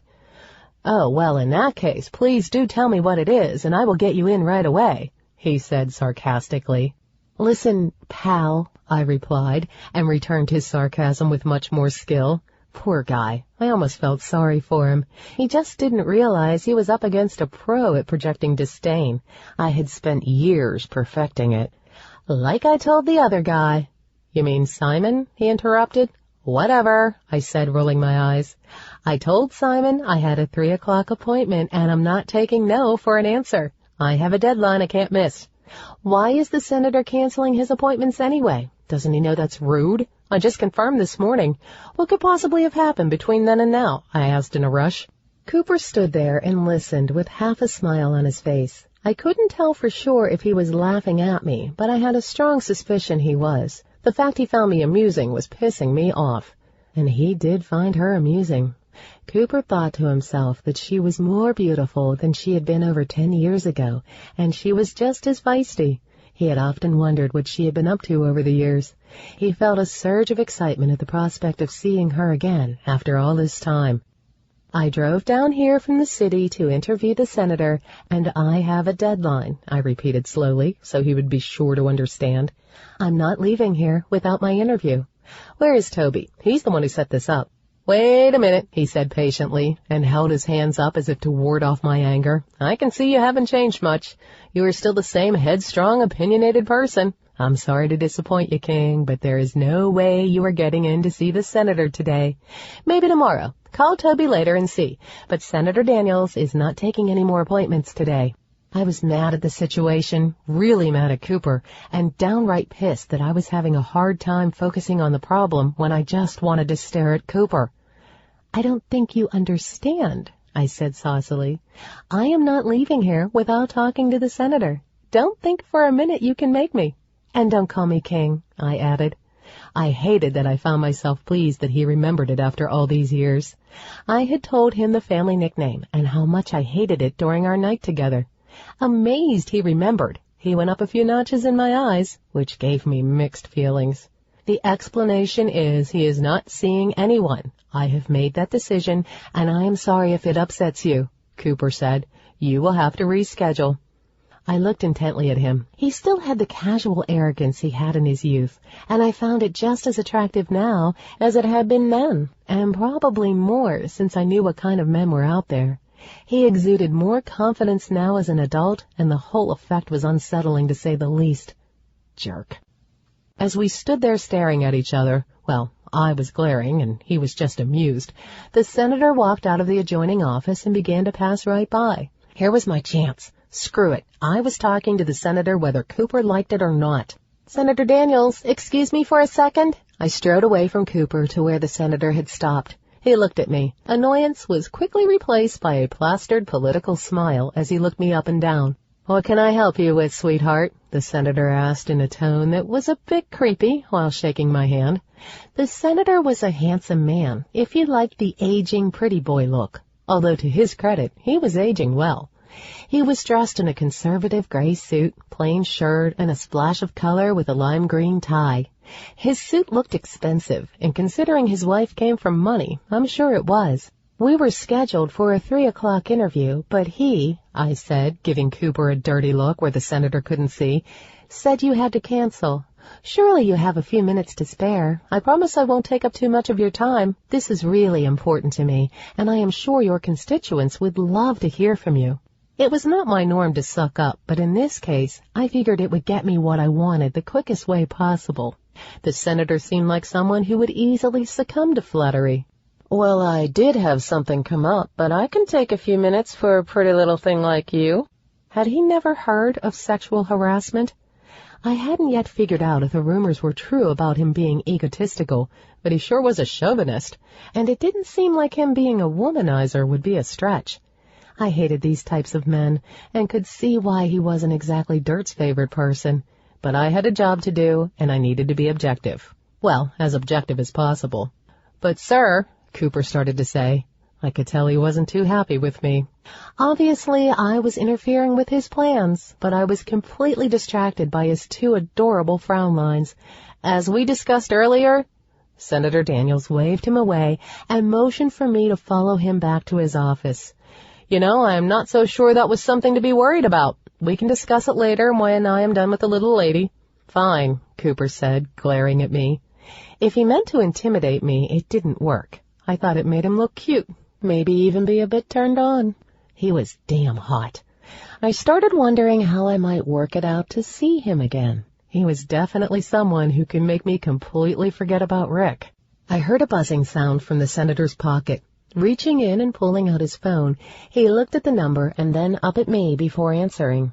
"Excuse me a minute, sweetheart. I need to take this." "Just have a seat," he said, again plastering on the obviously fake smile. Did anyone ever think he was sincere? He motioned to the chairs outside his temporary office. He walked into the inner office, so I took the chance to look around. Taking in the surroundings, I heard Senator Daniels raise his voice. The phone call must not be going well. The door was thin and a bit ajar, and these offices were not as lavishly decorated as the main entrance, so I could hear his side of the conversation pretty clearly, especially after I scooted the chair as close as I could to the door without it being obvious. "I told you to stop calling me, Peter. You'll get your money. Don't you always get your money? Calling me here is not appropriate," he said in a loud whisper. I strained my ears to listen, and there was just a long pause. "You wouldn't dare, you bastard. If you did, I'd be ruined, and you wouldn't be able to get your favors. Don't forget how much I do for you." Senator Daniels tried to sound authoritative, but I could tell the caller made him a little nervous. There was another long pause, and I craned my neck as far as it would go to hear, almost falling out of my seat. I was, and always had been, a shameless eavesdropper. I found other people's conversations fascinating, and if they talked loud enough for me to overhear, well, that was their own problem. He should have shut the door if he didn't want me to listen. "I don't care. Just leave me alone," he said with exaggerated forcefulness, and I heard him snap the phone shut. I definitely wanted to know what that had been about. My wild imagination began cranking through the possibilities when he walked back out and motioned me to come inside. He was visibly shaken, but quickly gained control of himself. The caller had upset him, that's for sure. "Is everything all right, Senator Daniels?" I asked. "Can I get you some water or something?" No, I'm fine," he said, waving his hands as if to wave away my concerns. He fidgeted with his tie. How much had she overheard? It probably didn't matter. She wouldn't know what he was talking about anyway. Damn that Peter for calling him at work. It was starting to feel like the walls were closing in. How did he get so far in? He had to turn this around. He knew he could. Turning his attention back to the pretty young thing in front of him, he said, "Just the ugly side of politics. Sometimes you just have to remind people that it takes time to move things on Capitol Hill." He forced out a laugh. I hadn't been able to hear everything he said, but I doubted that call was all about politics. But I could be wrong.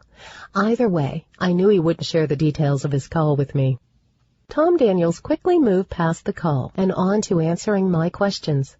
We had been talking for about 20 minutes, and to my surprise, we were actually having a decent conversation. Tom was very articulate and smart. Despite some of his less attractive qualities, he did seem passionate about what he wanted to accomplish. Then the door opened, and Toby Stone came in, glaring at me. I assumed he'd heard about how I forced my way past Cooper.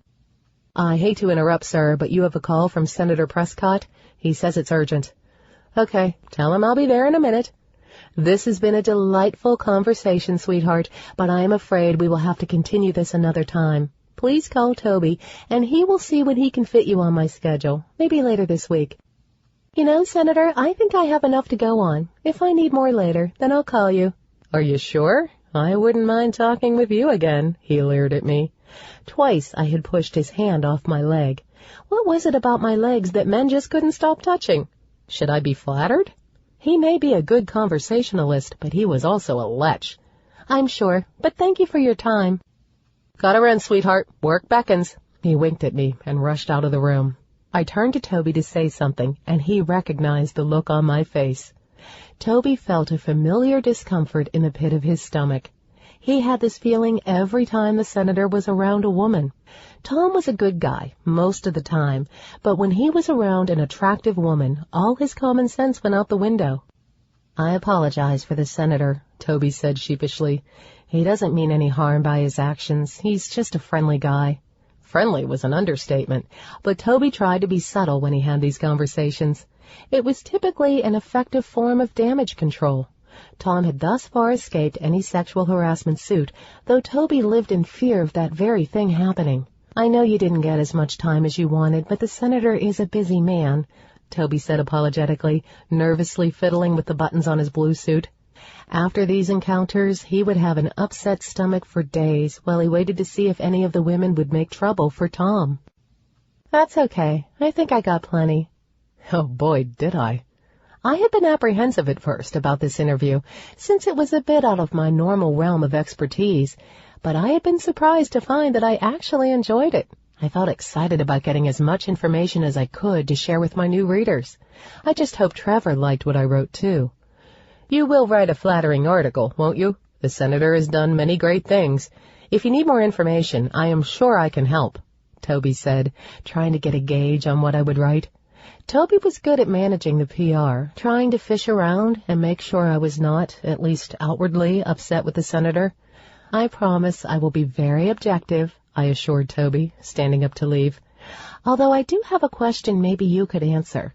I overheard the senator arguing with someone on the phone. I think he said his name was Peter, but he didn't mention anyone named Peter when we were talking. Who could that have been?" Toby looked at me with surprise and trepidation. "I thought that was taken care of," he thought to himself. "Damn it, Tom must be at it again." "I'm sure it was no one. There are many people who may not like what the senator has to say, and I can hardly keep track of them all. Now, if you don't mind, I really have to go. Can you see yourself out?" As Toby started to walk off, I remembered seeing him and Helen arguing last night, and didn't want to lose my chance to find out why. I figured he was already annoyed with me. What was a little more? "One more thing, Toby," I said. He stopped and turned around, looking at me expectantly. "What were you arguing with Helen Daniels about at the coffee cafe last night?" Toby was surprised, and his expression showed it. He didn't remember seeing her there, and had hoped no one else had noticed them. This was all he needed. He really needed to get a less stressful job. "Nothing important. Now I've got to run. Tell me if you need anything else," he said over his shoulder, obviously wanting to get away from me as fast as possible before I asked any more questions. I grinned, and I thought I had such a winning personality. As he walked off, I grew even more curious about the heated phone call I'd overheard. If it wasn't anything that important, why would Toby dodge it? It seemed neither the senator nor Helen was easy to get along with these days. I looked at my watch. There was just enough time to get back to my parents' house, write up some of my notes before I forgot, and take a shower before meeting Katie. I wasn't physically dirty, but after being with Tom Daniels for a while, I sure felt dirty, and my heels were killing my feet. I also needed to call Trevor and ask him a few other questions. I wanted to fill him in on how the interview had gone and see when he needed this article. Almost to my car in the parking lot, I felt like someone was watching me. I glanced back over my shoulder and saw the security guy, Simon, staring at me through the window. As quickly as I saw him, he was gone. Why was he watching me? Where was he? I shrugged it off. It must have been my imagination. I was really curious about what the senator might be hiding, and even more excited about seeing Cooper again. I couldn't wait to tell Katie about it. Chapter 5. I walked into La Casa a few minutes after 7, my heels making those annoying tapping sounds on the worn linoleum. The sound bothered me, but not so much that I would ever stop wearing heels. It was just one of those things a person had to live with to be fashionable. Not that Alcon stood on ceremony, but I had an image to uphold. After the interview, I put on black jersey trousers and a belted red silk shirt with enough buttons undone to show a hint of cleavage, but not enough to say, "Here I am, take me." Considered casual in the city at most places, I was a bit overdressed for the nightlife in Alcon. However, the outfit gave me the chance to wear my hooker shoes, as I like to call them, so I could live with being overdressed. Black patent leather, 3-inch heels, with the toe cut so that my pedicured toes would peek through. Very sexy. I felt shoes made the outfit, and although I didn't really have anyone to impress, nor did I expect to meet my next Mr. Right at the diner, it wouldn't do to not be prepared, just in case. Katie was already sitting down in what, back in the day, we liked to call our booth, the one in the back corner that afforded us a view of everyone who came and went. We would sit there with sodas and fries, gossiping about everyone who came through the door. Now we had graduated to margaritas, and well, more margaritas and gossip. Some things didn't change. What more did a girl need? Katie had 2 frosty margaritas sitting in front of her. I couldn't wait for that first cold sip. "Those better not both be for you," I said jokingly, sliding into the red vinyl-covered booth that accented the faux chrome-top tables. "They would have been if you hadn't shown up. It's against my religion to waste a perfectly good margarita," Katie replied playfully. "These are too good to waste." Looking around the diner brought back good and bad memories. I felt like I had never left. It was such a nice feeling.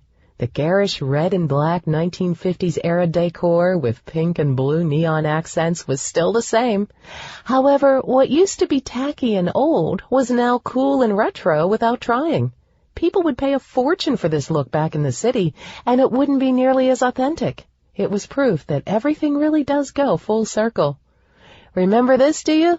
We made some great memories here. Though I'm surprised you remember, since it has been so long since you've been back home," Katie teased. I know. I hear it enough from my mother, so I will say it again. I am sorry I don't come in from the city more. With my new job, I am vowing to change. By the way, that color looks good on you," I said, commenting on Katie's top, a cute turquoise wrap shirt, the kind that looked great when you had boobs to pull it off and weren't shy about the amount of cleavage you showed. Plus, that shade of blue complemented her honey blonde hair and looked good on her. "Thanks. I got it at Target." It wasn't the first place I would think to shop, but I admit I have purchased clothes from their Massimo collection on occasion. They had some cute stuff, especially in the casual realm, and their prices were awesome. "So tell me about your new job and what happened to your old one. I thought you loved that job." "I thought I did too, but things change. I had been unhappy for a while, but it took my boss coming on to me one too many times to make me realize I didn't need to put up with it and that it was time to move on. I was caught up in something that I had pursued for so long and was in a rut." "What are your plans now? You mentioned briefly some writing thing, and I know that's why you're here, but fill me in." After giving the server our order and digging into the chips and salsa she left on the table to complement and soak up the margaritas, I filled Katie in on my job change, my mother's antics last night at dinner, and the whole Brian situation. "You know, your mother just cares." Katie had always felt I should be more tolerant of my mother's interfering. Katie's mom ran out on her family when she was 10, and she grew up wishing she had a mom. She often sought out my mother as a surrogate, which I had loved. It took the pressure off me at times. While I could understand Katie's thinking and sympathized with my mother, it still sometimes drove me crazy that Katie seemed to like to be the voice of reason on my mother's behalf, especially when I wanted to complain about my mother. I knew I was lucky to have 2 loving parents, but a girl still had a right to complain. What fun was life without something to bitch about? "Do I really look that desperate? What's so wrong with being single?" I asked. "She just wants you to be happy, Presley, and your mother thinks this is how she can help." "But I am happy being single. I mean, yes, I would love to have my Prince Charming ride up on his white horse and rescue me, but I am a confident woman most of the time, and I am okay being self-sufficient. Sometimes being self-sufficient is even better than having a man."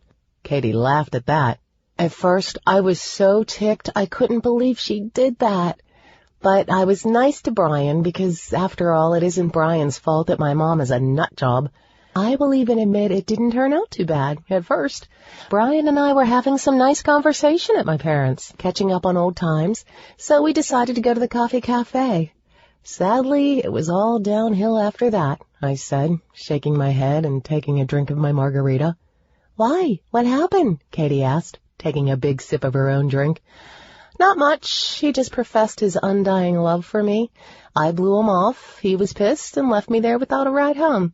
Nothing like being stranded on my first day back. Katie started laughing. I know you probably didn't find it funny yesterday as it was happening, but you gotta admit, Presley, it's funny. You haven't seen Brian in years, and within hours, you two are acting out the same roles you played in high school. Though I did find it strange that he said he still loved you and all that. I thought he had a girlfriend. I must be thinking of someone else, or maybe his girlfriend is old news. I don't run into Brian often, and so much of what I hear is gossip. Speaking of gossip, I also heard a rumor that Brian was involved in something illegal in his shop. Maybe he has all sorts of clandestine things going on. You should hook up with him and find out for us if the gossip is true. Katie waggled her eyebrows at me suggestively. I was still mad at Brian and the situation itself because it was embarrassing, but I did have to admit it was funny, as was Katie's suggestion, and I chuckled in spite of myself. I just don't know what is wrong with me. I mean, I'm not so bad. How is it I can't find a decent guy? I like to think that the really good ones are just hard to find and that you have to have some fun weeding through the not-so-good ones. I think sometimes we try too hard. That's what the ladies at the salon always tell me. They tell me that the minute I quit looking for Mr. Right, he will come along. Katie was trying to cheer me up, but was also trying to believe in some of that wisdom herself. She had such a bad habit of picking the wrong men and then being stupid and gullible and staying with them way too long.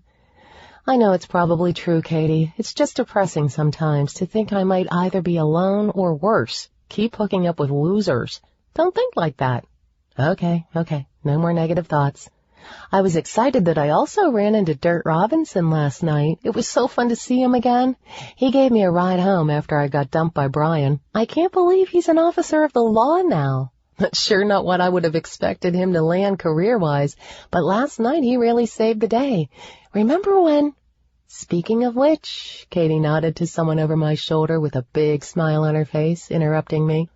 Are you ladies talking about me? Dirt asked as he slid into the booth next to Katie, putting his arm around her and squeezing it in the comfortable way old friends have. Why is it I'm always the topic of conversation among pretty girls? Ladies, I know I'm irresistible, but you really have to learn to control yourselves. Not everyone can have all this, Dirt said, motioning to himself.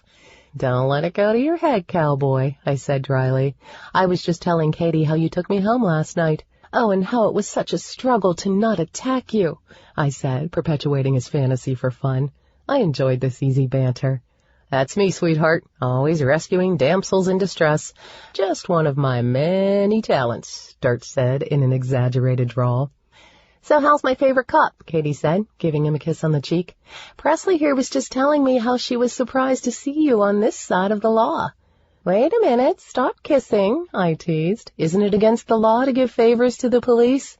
I'll take anything I can get, Dirt laughed. Besides, I'm not in uniform, so it doesn't count. I noticed he was blushing. I wondered if he still had the same huge crush on Katie that he did in high school. Wouldn't that be something? I admitted he looked even better tonight in regular clothes. A plain gray T-shirt under a light blue Oxford and faded jeans gave him a more relaxed look, and it suited him. There was definitely a difference in his demeanor, and it was good.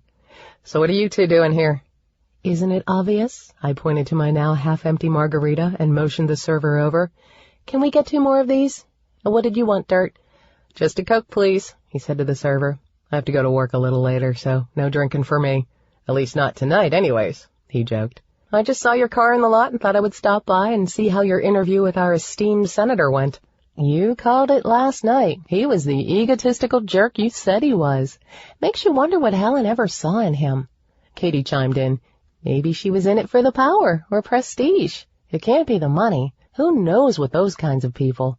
The few times she has been in town and had no choice but to come to my salon, she was a real bitch.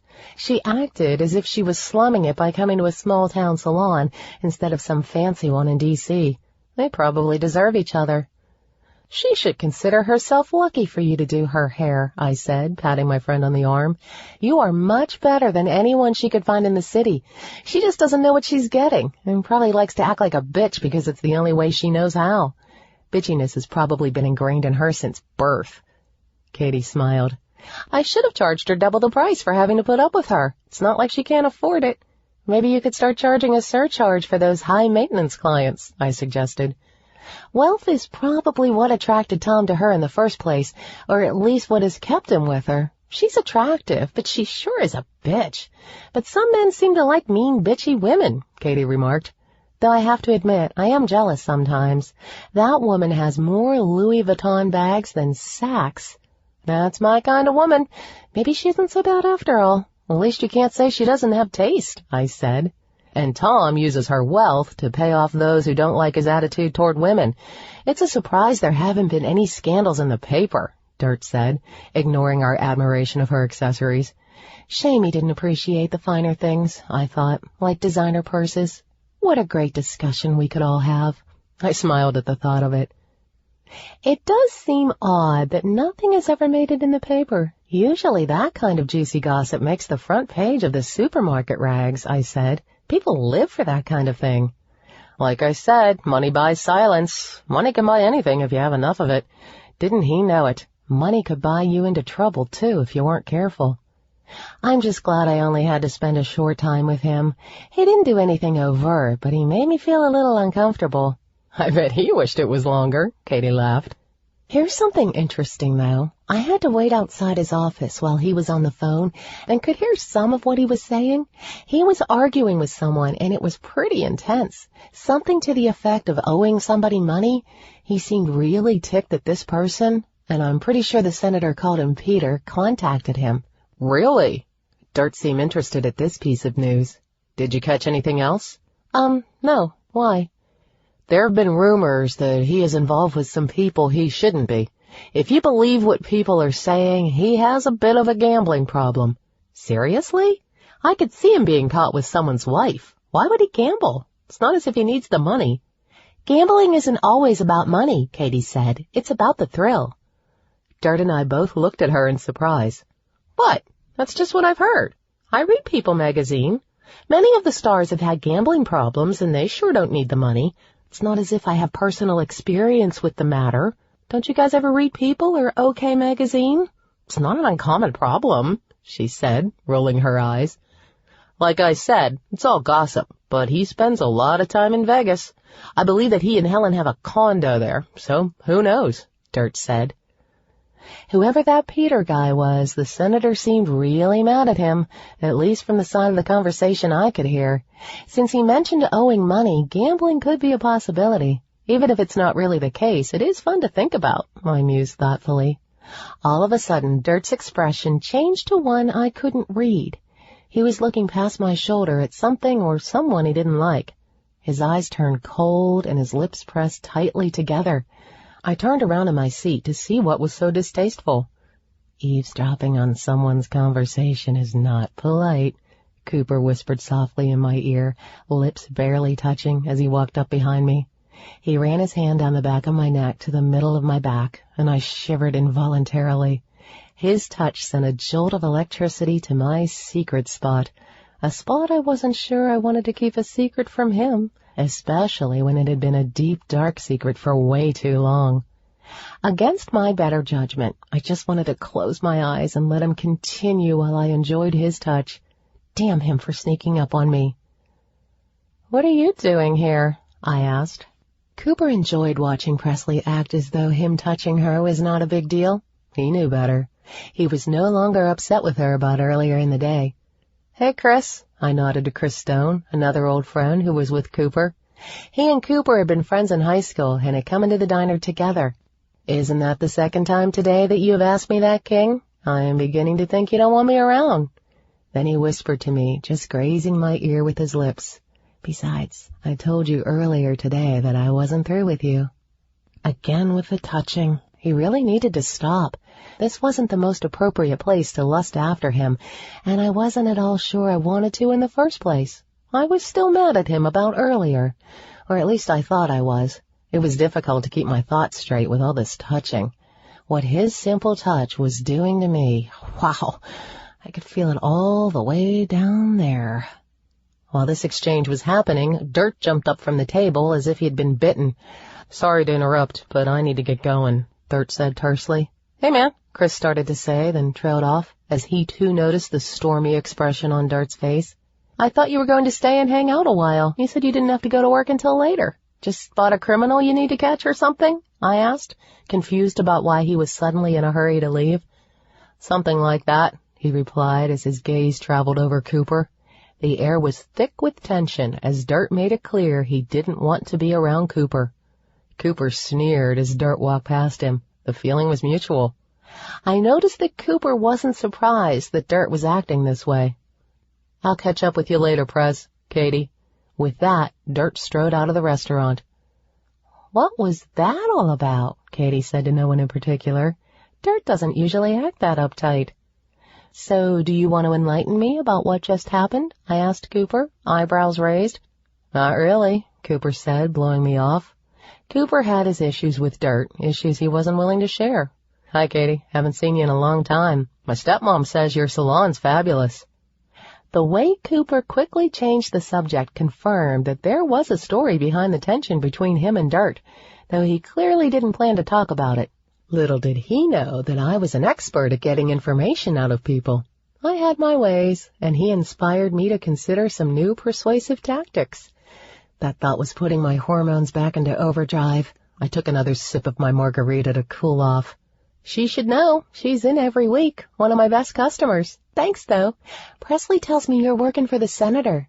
Not exclusively. My company, Sands Security Solutions, has provided security for him over the last 6 months. We do a lot of work with politicians. What could he possibly need security in Alcon for? For that matter, anywhere. He's a senator, for God's sakes, not the president, I said. Cooper shrugged.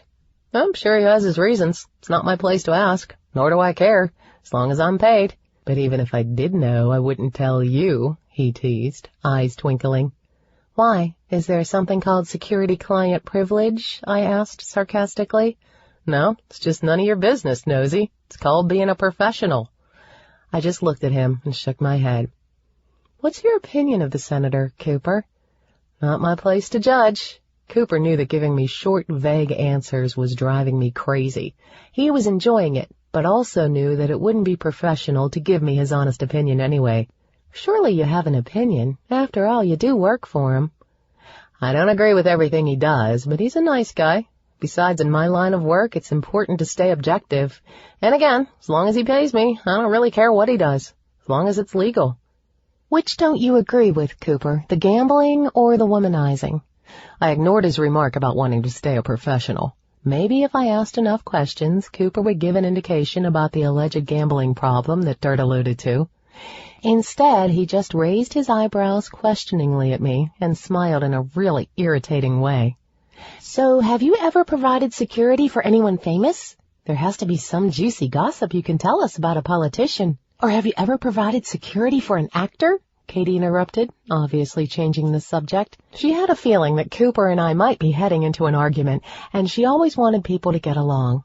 Besides, how cool would it be if he did know famous people? I was enjoying myself. This verbal sparring was a bit like foreplay, and even better than most of the foreplay I had experienced. At least with Rick, anyway, I chuckled to myself. Men always seem to be so impatient about it. Probably no one you'd recognize, Cooper answered Katie. Besides, Katie, he wouldn't tell us anyway. There's that security client confidentiality. I couldn't resist needling him. I could tell he was more amused than annoyed, which rather ticked me off.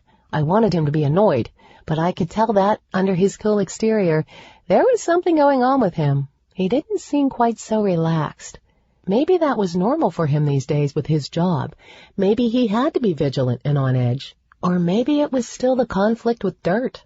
I knew I probably shouldn't even be trying to figure it out. What did I know about him or his personality these days? More importantly, why did I even care? As we talked, Chris just sat there quietly. I almost forgot he was there. I noticed he kept checking his watch furtively. Eventually I asked, "You got a hot date, Chris?" "What?"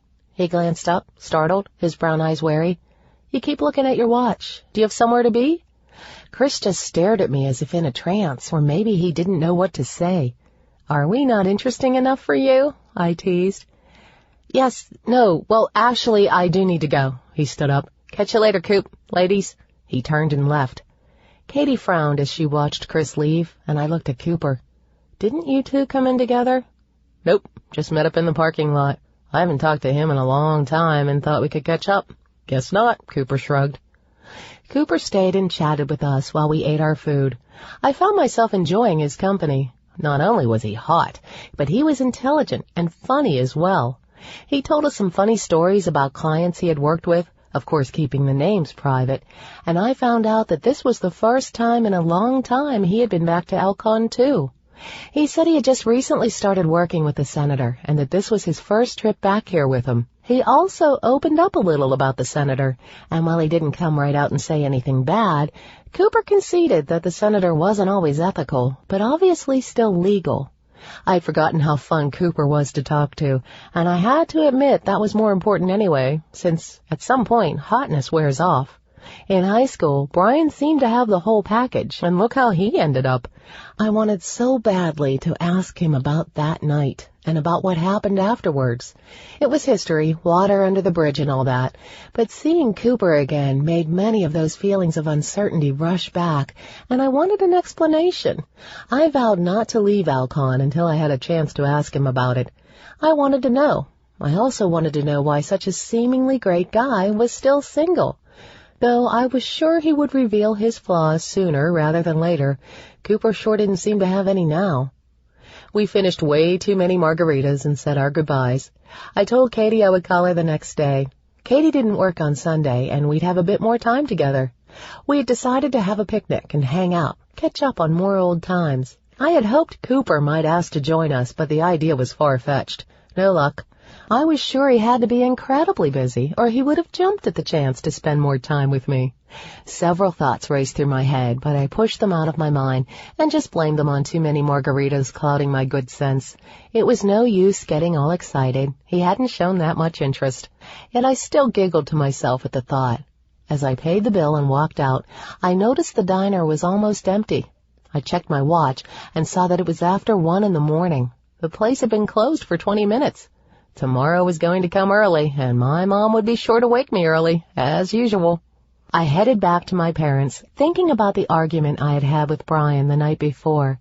I still felt bad about it. I didn't have any feelings for him, but I could have handled it better. I knew I acted like a bitch, but his revelation just took me by surprise. Maybe I should swing by his shop and talk to him. That would probably be the right thing to do, try to smooth things over. There was no reason we couldn't be friends. As I started to turn right onto Darby Street on the way to Brian's, I saw something strange out of the corner of my eye. I slowed down and pulled off to the side of the tree-lined road. I glanced in my rearview mirror and saw something completely shocking. It was a train wreck, and I couldn't look away. I wished I had a video camera. I was looking at Helen Daniels, the senator's wife, and someone whose face was blocked from my sight, sitting in a red car I didn't recognize, making out, like a couple of teenagers. Holy crap!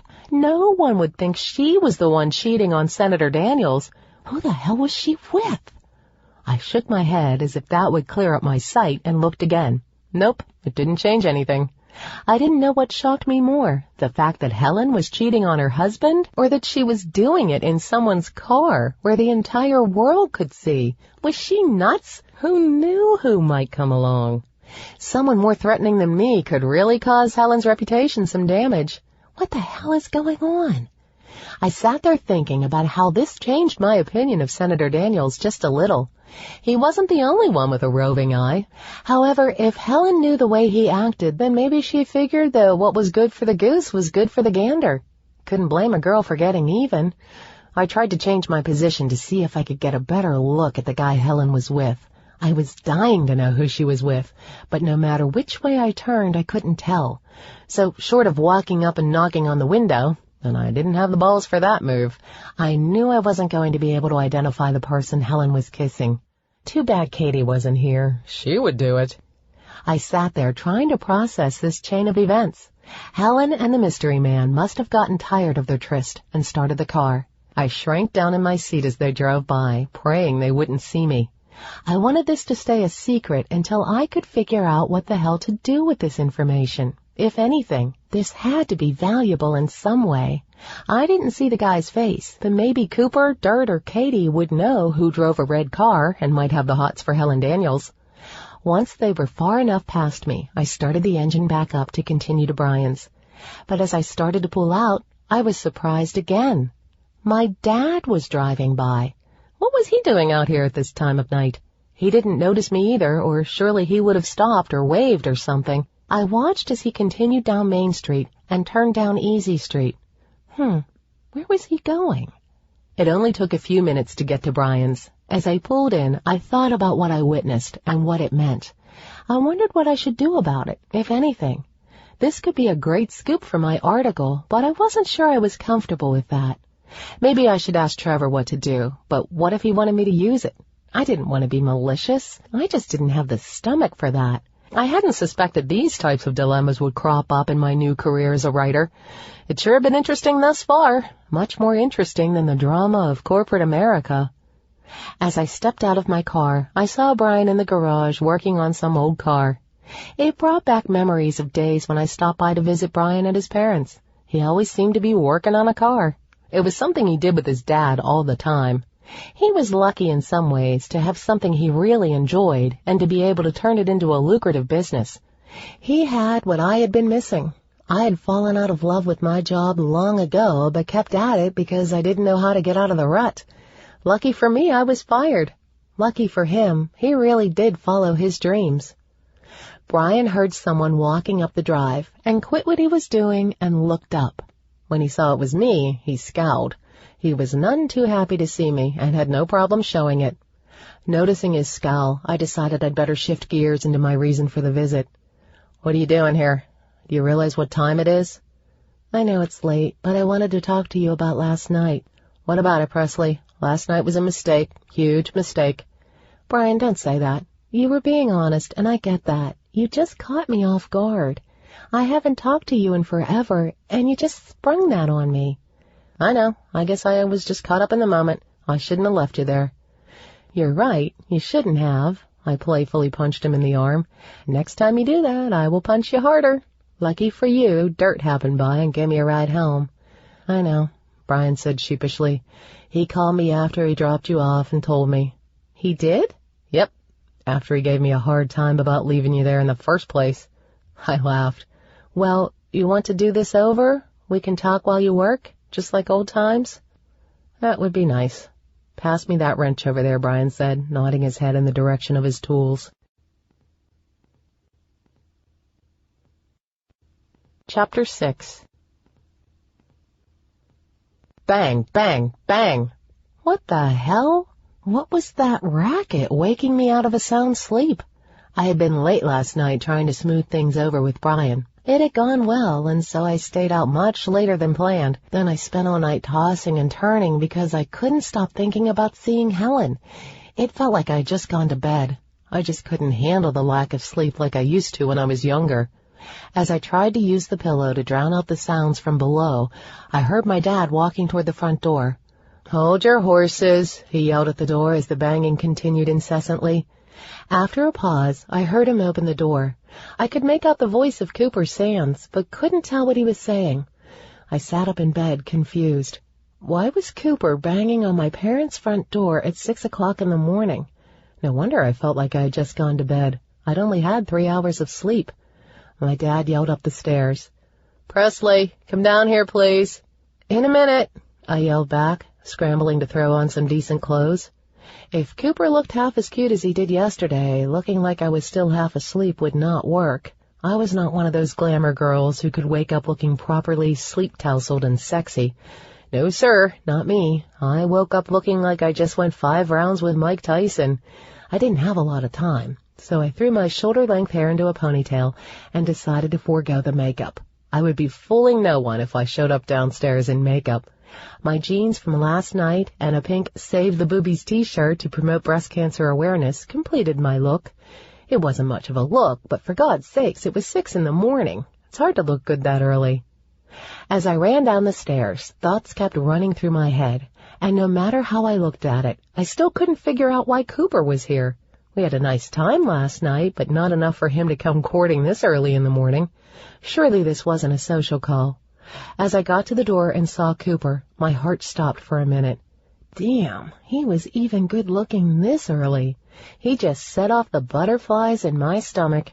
He was definitely the stereotype of tall, dark, and handsome, just the way I liked them. Slim legs turned into trim hips, and the cutest butt ever. Yes, I was a butt woman, a shameless hussy, but I loved every minute of it. The more I kept running into him, the more attractive he seemed to be getting. Or maybe my lack of sleep was just clouding my judgment and my ability to control my hormones. As my gaze traveled upward, I was quickly jolted into the present by the hard look on Cooper's face. This was most definitely not a social visit. The look on his face made that obvious. Confused, I quickly replayed the evening in my mind. I hadn't done anything between last night and this morning to piss him off. "Why are you here?" I snapped, on the defensive without quite knowing why. Just the look on his face took away any good mood I had. Although at this time of the morning it wasn't difficult to kill a good mood. Before that coffee hit my system, I rarely had a coherent thought or good mood at all. Ignoring my tone, Cooper retorted, "Senator Daniels was found dead this morning. You were his last official appointment of the day yesterday, so I need to ask you a few questions." Oh my God! My hand flew up to my mouth, heart racing. I didn't know what I expected him to say, but this sure wasn't it. My dad, standing with me, also looked stunned. He said, "Oh, Cooper, what a loss. How is Helen?" "She's about as well as expected, Mr. Thurman." My dad, the nice guy. What I had recently seen Helen doing in that car made me a little less sympathetic. Helen Daniels was not such a nice person. I was sure that if my dad knew that Helen was doing God knows what in a car on Main Street, he might not be so worried about her. Then again, he probably would. I mentally scolded myself for being so catty. The woman had just lost her husband. No matter what Helen was doing, or who, last night, I should try to be a little more compassionate. "What happened? Who found him? When did it happen?" "May I come in?" Cooper asked my dad, completely ignoring me, which pissed me off. Who the hell did he think he was? Good looks aren't everything, mister, when you act like an ass. I quickly forgot what a great guy I thought he was last night. Cooper walked into the living room, and as I followed him, I again found myself looking at his ass. I couldn't help myself. As we all sat down, Cooper explained what had happened to Senator Daniels. After your interview with the senator, he went back to Helen's family's mansion, where he and Helen usually stay when they are in town. He had been splitting time between the house and hotel this trip so he could be closer to his staff to prepare for an upcoming bill. He had stayed in for the evening to work with his advisor, Alex Bailey, and earlier in the day he had canceled all of his appointments. At least, all but one. At this, Cooper just glared at me. Helen was out for the night at the Women's League dinner. She returned when Alex was leaving, and she and Alex spoke for a minute. When she went to bed, the senator was still in his study working, which wasn't unusual. She said this was around midnight. The senator told her he would be up to bed shortly. The next anyone saw of him was 4 a.m. when Maria, the housekeeper, saw the light on in his study and went in to see if he wanted coffee. She found him slumped over his desk and got Helen, who immediately called me. "Why you? Shouldn't the police be involved in this?" "The police have been called and are on their way," he said tightly. "The senator was on my watch when he was found, so it makes it my responsibility." As he talked, he glared at me. My comment was a bit insensitive, I supposed, but it just came out. "Who do you think could have killed him?" "Presley will be happy to help you in any way she can," Clark Thurman interrupted. He was surprised that I was giving Cooper a hard time. He always wanted everyone to get along and usually didn't see why people couldn't. Living with my mother made being a peacemaker a full-time job for him. Just then, Sue came down the stairs. She was dressed and looked like $1,000,000. I turned to see my mother and felt a twinge of envy. Why didn't I have that skill? She hadn't much more time than me to get ready, but she didn't look like she just rolled out of bed. Damn her. "Good morning, sweetheart," my dad said, reaching for her hand as Sue walked into the room. "I'm afraid I have some bad news. Tom Daniels has been found murdered." "Here?" my mother gasped. "In Alcon?" "Yes, I'm afraid so," my dad replied.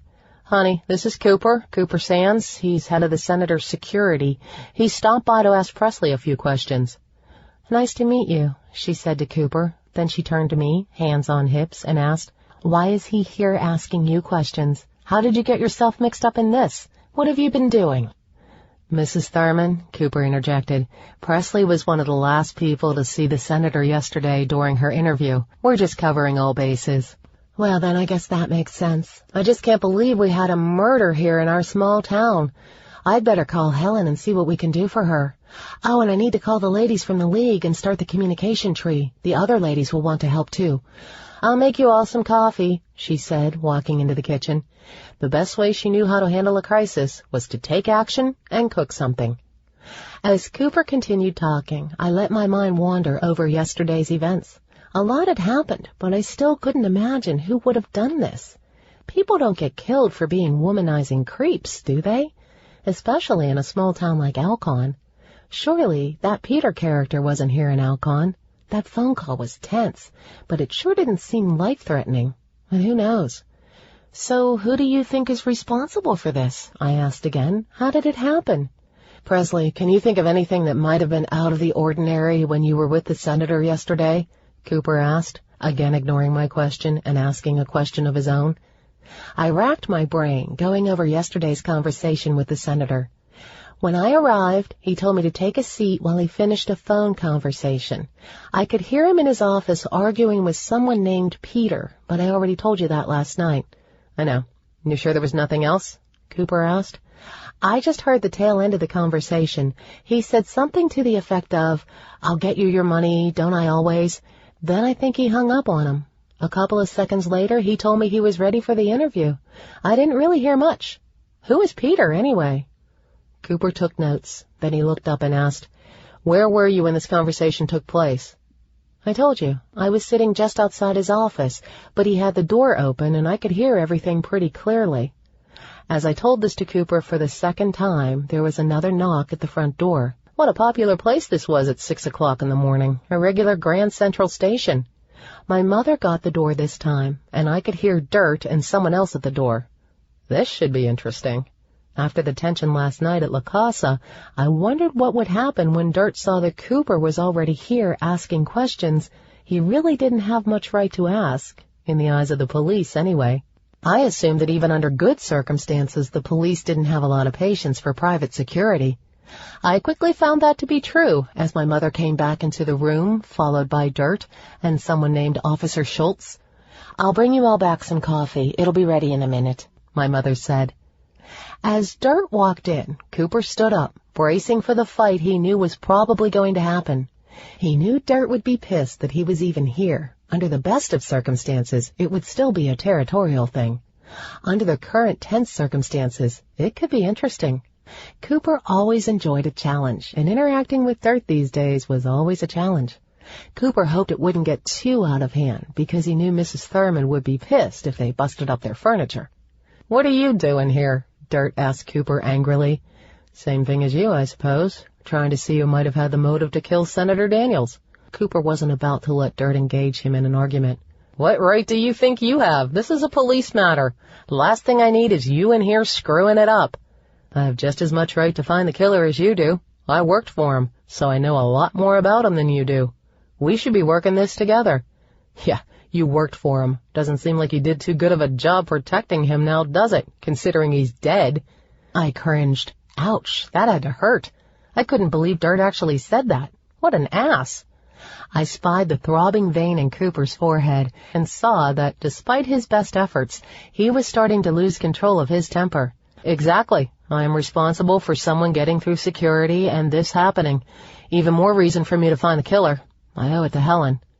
Dirt was relentless. This is none of your concern, Cooper. I suggest you get out of my way before you screw this investigation up, too. Do you really want to be responsible for letting the killer get away? Cooper blanched at this remark. Dirt really hit home. Cooper just glared at Dirt. There was so much he wanted to say, but he knew it was better right now to keep his mouth shut.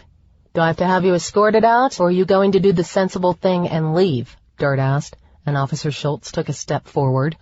If the situation wasn't so tense, it would have been comical, almost like an old Mexican standoff from the old-time westerns that I used to watch with my dad. Cooper just looked at Dirt again and grabbed his coat. Retreating, for now, would be the best thing to do. It was obvious that Dirt wasn't going to budge, and technically, Dirt had the advantage. Cooper couldn't argue with that. "Stay away from this investigation, Cooper," Dirt said to him. "Not a chance, Dirt." Cooper nodded at my dad and I before stalking toward the door. "I'm not finished with this," Cooper added, walking out of the house and closing the door behind him. "What's your deal, Dirt? Why were you so rude? You both have the same goal here. In fact, he was close to the senator. I'm sure he could have valuable information for you. Why wouldn't you want his help?" I was full of questions and rattled them off in quick succession. "He has no business interfering in a police investigation, Presley, and he could be suspect. He can't contaminate anything or anyone related to this case. Now, I agree that you should be the one to run the investigation, but don't you think you were a bit over the top?" "I don't have time for this, Presley. You don't know what you are talking about. I need to talk to you about the murder of Senator Daniels." "Dirt, I don't know what you expect me to tell you. I told you everything that happened at La Casa last night. Tell me, how did this happen?" "Well, we need to go over it again officially. Last night I might have missed something, so start from the beginning and tell me what happened when you got there." Dirk completely ignored my question, too. I sighed, and as I started to retell the events, I realized that this was going to be a long day. After what seemed like a never-ending litany of questions, in which Dirt asked the same thing in 50 different ways, I was exhausted, and he and Officer Schultz finally left. My mother kept them fed during the interview. I bet they would never pull me over for speeding. When everyone had left, my parents and I moved to relax in the living room. Who would have thought talking would be so exhausting? The phone had been ringing off the hook most of the morning. It had finally subsided a little, and I leaned back into the couch, closing my eyes and half paying attention to my parents' conversation. "I just can't believe this would happen to her, Clark. Things like that aren't supposed to happen out here." "Sue, it's an isolated incident, and I don't think us regular folk have anything to worry about." "Well, I won't feel the same about you being out late. By the way, where did you go last night when you left Bill's? I called Jeannie at 9 p.m. and she said you were already gone." "I knew you were at your club meeting, so I just went to Randy's for a while. Got home shortly after 11, and you were already asleep." This exchange brought me awake. I saw him drive by around midnight, so he couldn't have been at Randy's.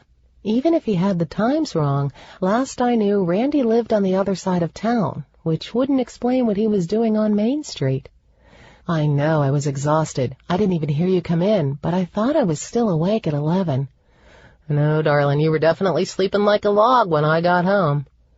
I was confused. Why would Dad lie? At least I now knew he hadn't seen me when he drove by, or he wouldn't be trying to fib about the time. "Does Randy still live by the Collins farm?" I asked. "He sure does. That house has been in their family for years." He was definitely lying. But why? What was he out doing? I just had to get out of this house. Feeling restless after the morning's excitement, I originally intended to go for a random drive. But as I got to thinking, I remembered something Brian had said to me last night. After getting past the personal feelings, I had filled him in on my experience interviewing the senator. He, in turn, told me about his own interactions with the senator. That was what came back to me as I drove. Brian told me about the day the senator came into town and stopped by Brian's shop, wanting to discuss some restoration work needing done on one of the classic cars in his collection.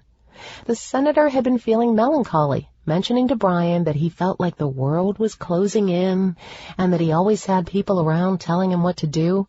He said that the stuff he had to do wasn't always what he wanted to do. Brian told me he seemed depressed and not the happy-go-lucky guy he normally was. Brian also told me he found it very unusual that the senator would confide these things to him over a 2-hour time period. He just hung out and watched while Brian worked and talked incessantly. Brian said the most time he had ever spent there previously was a few minutes. He was always in a rush to get somewhere. His behavior was strange. I thought that, in light of what had just happened, I should head over to Brian's house. He might have more to add. Of course, I hadn't told any of this to either Cooper or Dirt. I had honestly forgotten, and even if I had remembered, it was just hearsay. I felt I needed to get more information from Brian and then tell them. I didn't want to start spreading gossip. God knows that happened enough. But I felt a bit uneasy about this decision. Maybe I should have told them and let them figure out what it meant. However, I convinced myself that I would tell them soon enough, and I hoped to have more accurate information. I pulled into Brian's driveway, but the house looked quiet. His truck was gone, so I assumed he was gone as well. Damn, where could he be? I had decided to stop at the local Greasy Spoon, thinking that maybe Brian had gone for an early lunch, when my phone rang. Looking at the caller ID, I saw it was my editor. Crap, I hadn't really thought yet about how this would affect the article. I hope my career wasn't over before it started. This is where being friends with him might just come in handy. Maybe he'd give me another chance. Hello? Hey, Press, it's Trevor. What the hell is going on down there? He asked excitedly. What do you mean? I wasn't intentionally playing dumb, but I wasn't sure how one was supposed to act when their article's subject had been murdered. Presley, the senator was big news before. Don't you realize that now he is even bigger? This is better than I could have hoped. Better than he could have hoped. Wow. I knew I was self-centered, but being glad about someone's murder because it was going to be a better story, that was out there even for me. I'm glad the senator being murdered helps us out, I said sarcastically. Good thing Trevor was a friend. This was probably not the best way to act with a new boss. Don't be like that, Press. Of course we're sad he was murdered. But this is a great opportunity for us. For you. This is the story of the month right now, and our magazines and you are right in the middle of things, Trevor explained. This is a great break for a new magazine like ours. As Trevor outlined the way he wanted to approach this turn of events, my mind began to think of the possibilities. Not to feed off the misfortune of others, but Trevor was right. This could be my big break, the magazine's big break.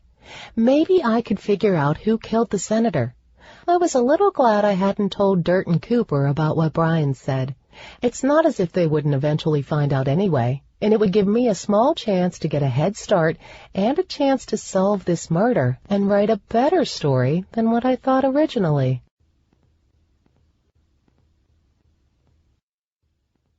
Chapter 7. I slid into the retro booth at La Casa across from Katie for the second time in 2 days. We had forgone our picnic in light of the senator's murder and decided instead that somewhere in town would be much better. That didn't leave too many choices, so La Casa seemed the best choice again. Chris Stone was there, and Katie was hanging on every word he was saying. I noticed Katie had an extra button undone on her pink Oxford shirt. Yep, she was definitely showing some cleavage, though with her chest it didn't take much effort. Was something going on here between them? Katie didn't usually show that much cleavage for no reason, especially to someone she has known for years. Not that I would blame her. Chris was cute, but he sure was acting strange yesterday. So what is so important that you couldn't tell me on the phone? Asked Katie playfully as I settled into the booth. Since it was mid-afternoon and Katie had dinner plans at her dad's, she was sipping a Diet Coke instead of her trademark margarita. Although after a morning like this one, a margarita sure sounded good, even if it was barely lunchtime.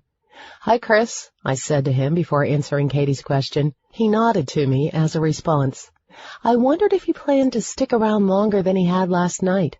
I took my denim jacket off and checked him out. He had light brown hair and blue eyes, set in a face with the best cheekbones I had ever seen on a guy without looking feminine. It didn't hurt either that he was 6 foot 4 inches tall, a little on the skinny side, but still a good-looking body. I noticed the other day that he did a nice job filling out his proverbial Calvin Kleins. I knew a man's ass wasn't the first thing I should be checking out, but as a red-blooded female, I was entitled to take a peek. It was an important piece of the male anatomy, and one that could be easily checked out any time. In fact, a man's backside was usually much more attractive in the jeans than out. Have you been on another planet this morning? You didn't hear? Senator Daniels was found dead earlier, I said, rummaging for my favorite lip gloss in my brown Coach purse. The purse, a bucket style, was one of my favorites, even if it was a present from Rick. One of the few pleasant memories I had of him was he didn't mind spending money. Of course, he was still such an asshole. I almost felt I should have been greedier, so at least the relationship wouldn't have been a total waste. Of course I heard that. I do spend all of my days in a beauty salon where the goal is to have the most gossip. My phone was ringing off the hook all morning at home since the salon wasn't open. But what does that have to do with you? I don't get why it's such a big deal, so enlighten me. I dropped my voice to a conspiratorial whisper. Cooper showed up at my house at 6 o'clock this morning to grill me, I said, rolling my eyes dramatically. Then, halfway through that lovely experience, which happened before I got any coffee, mind you, Dirt showed up and all but threw Cooper out of the house for interfering in a police investigation. I tell you, something is going on between those two, and I would like to know what. Who cares about that? Tell me what you know about the senator. I don't remember anything like this happening here before. How was he killed? Katie shot rapid-fire questions, snapping her fingers. Come on, what did they tell you? Who do they think did this? I looked around before saying quietly, I don't know, but Cooper said that the senator was found early this morning by the housekeeper. Someone stabbed him. Can you believe it? Oh, my God, in this town? Katie said excitedly. Not since old Lady Hubbard shot her husband when she found him with that slutty bar server had there been a murder in Alcon. That was over 20 years ago, and most people thought he deserved it for screwing around on his wife. In fact, I don't even think she got any jail time for it. Justifiable homicide is what they called it. This murder was definitely earth-shattering news for a sleepy little town where the biggest crime was usually a kid drag racing through town. That may sound a little cliché, but seriously, nothing ever happened here. Hence, that was part of why I moved to Chicago right after high school. I needed some action. Should we really be talking about this? Chris finally opened his mouth. It startled me. I had been so wrapped up in telling Katie the story that I forgot Chris was still sitting with us. Why not? I, for one, am really curious about who would kill the senator, especially here in Alcon. It's not like this is Capitol Hill, I said. Come on, Chris. You can't tell me you aren't the least bit interested. No, it's none of my business. And you shouldn't be going around spreading gossip, Chris snapped. I just looked at him. Men, always thinking they were above gossiping. So why did it seem sometimes they were the worst offenders? This isn't gossip, Chris. This is a fact that he was killed. Why shouldn't we talk about it? Maybe we can figure out why. Think of how Helen feels. Don't you think that the more people talk about this and start speculating and spreading rumors, like everyone in this town does, the worse it's going to make Helen feel? Chris asked. Don't you have any compassion? I just stared at him. He couldn't have surprised me more than if he showed up at the diner with purple hair. Since when did Chris Stone care about Helen Daniels? I doubted they traveled in the same social circles. Did he even know her? His brother Toby did work for the senator, so maybe he was concerned on his behalf, but still, that seemed like a stretch. You know, I did overhear someone at the salon talking about how Tom and Helen were having marital problems, and Helen was having an affair, Katie said, ignoring Chris's stance on gossip. Do you think maybe Helen has a lover who wants her all to himself and decided to get Tom out of the picture? Wouldn't that just be so Hollywood? Katie and her love of pop culture and celebrities. I couldn't say too much, though. I knew all the celebrity gossip, too.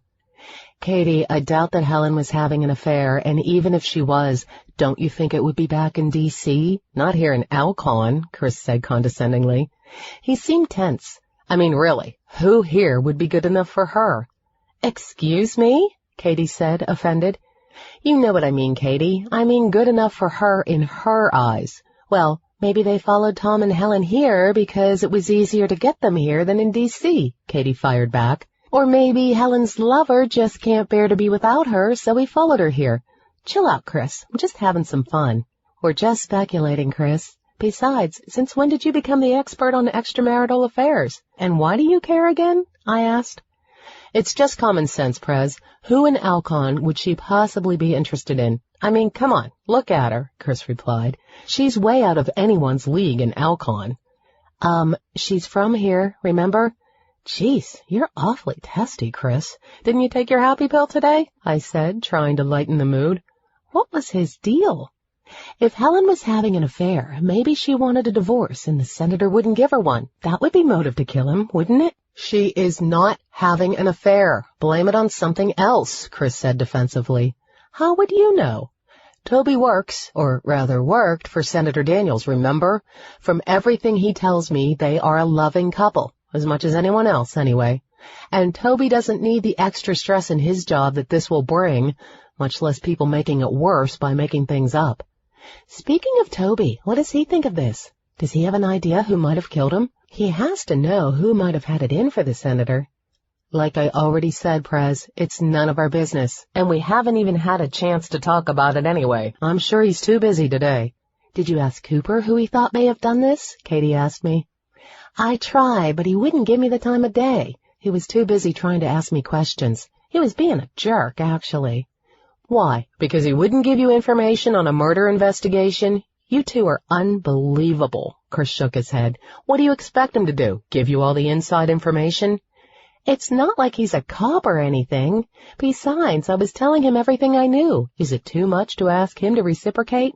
Yeah, Chris, Katie jumped in, eager to needle him, even though she had been all lovey on him just a few minutes ago. He was getting on Katie's nerves. Chris sighed. He is a professional, and spreading around sensitive information wouldn't look good for his reputation. Is that too difficult for you to understand? I remember a time when he didn't care about his reputation. In fact, in those days, he seemed to do whatever he could to make his reputation seem worse, I retorted. I knew I was being bitchy and somewhat baiting Chris, but it was his fault. He was being such an easy button to push about this. That was years ago. You have no idea what he has done since then or been through. Grow up. What's your deal, Chris? We're just playing around. If you're that concerned, tell us what he has been through. I, for one, would like to know. This is none of your business, Presley. You should drop it and leave it to the professionals, Chris replied. I can't help that I'm curious and want to know what happened. I came here to write about Senator Daniels, and this will make an even better story. People have a right to know. True, Katie said. The public is always more fascinated with people posthumously. That's sick, but oh so very true. I wonder why. You girls are crazy. Just stay out of it or you might hurt someone or end up hurt. With that, Chris got up and stormed out of the diner. Wow, he was in a mood. What did he mean about us getting hurt? We aren't doing anything bad, are we? And what's the deal calling us girls? I said, highly offended. I was a woman, damn it. I hadn't ever been much of a women's libber, but sometimes I felt like taking up the cause. And the term girls was just downright insulting, especially coming from a man. I don't know, but I haven't seen him like that before. He's really been on edge lately, Katie explained. What's the deal with people in this town? Something is going on between Cooper, Dirt, and now Chris. I guess everybody has a right to be moody. Maybe it's just a coincidence, Katie shrugged. No, this goes deeper than that. I think you're reading too much into it, Presley. Chris is probably just having a bad day. Are you sticking up for him? How did he get so lucky? Well, Katie blushed, embarrassed. Don't think I didn't notice how low your shirt is unbuttoned, or how you kept leaning into him when he was talking. He's not that fascinating, I teased. But he is cute. Maybe he is, she shrugged, trying to act like she hadn't noticed, and failing.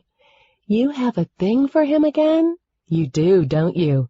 After seeing the look on her face in response to my question, it was quite obvious. Didn't you learn your lesson with him already? Katie and Chris had dated on several occasions, and it always ended badly, starting with him blowing her off for Missy Stevens, a blonde bimbo of a cheerleader in high school. Then 2 other times in the subsequent years. Katie just had a thing for him that wouldn't go away, even to her detriment. He's different now. Not everyone is the same as they were in high school. Besides, that was a long time ago. Anyway, who cares? She said with a wave of her hand. It's not like we are that serious. It's just fun. Katie might try to tell herself she was only having fun, but I could tell by the look on her face that it was more than that.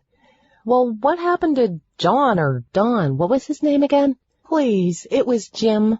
Besides, he's been history for a long time. A girl can have her fun, can't she? I told you that Chris and I are nothing serious.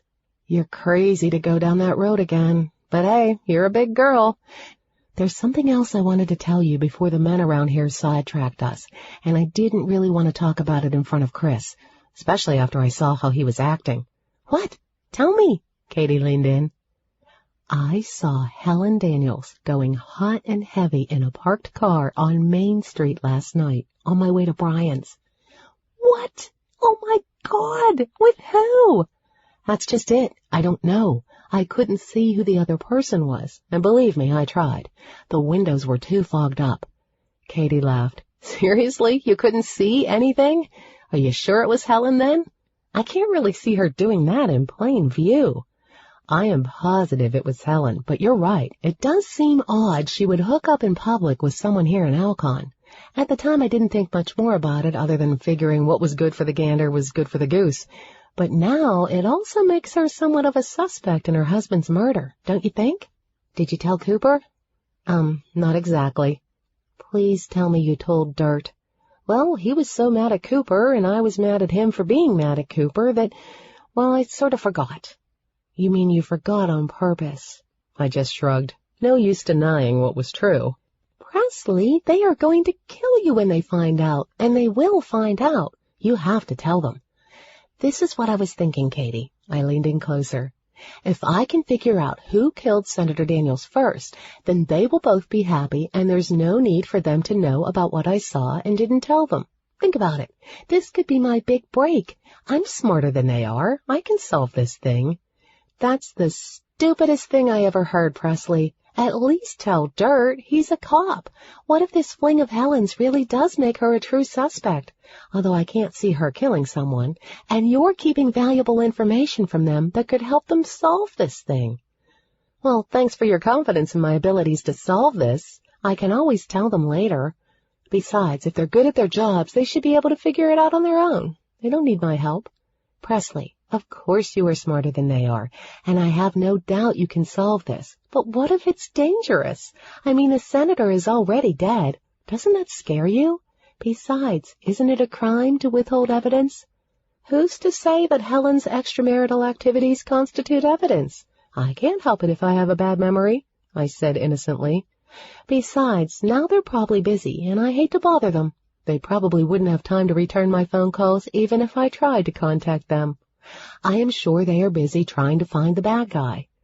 If you say so, but don't say I didn't warn you. They are going to be livid when they find out, and they will find out.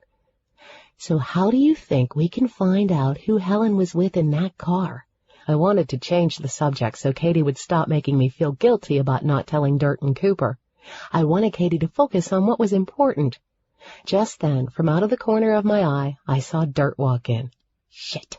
It was one thing to know something and just not say anything, but a very different scenario to be face-to-face with him and not tell him about it.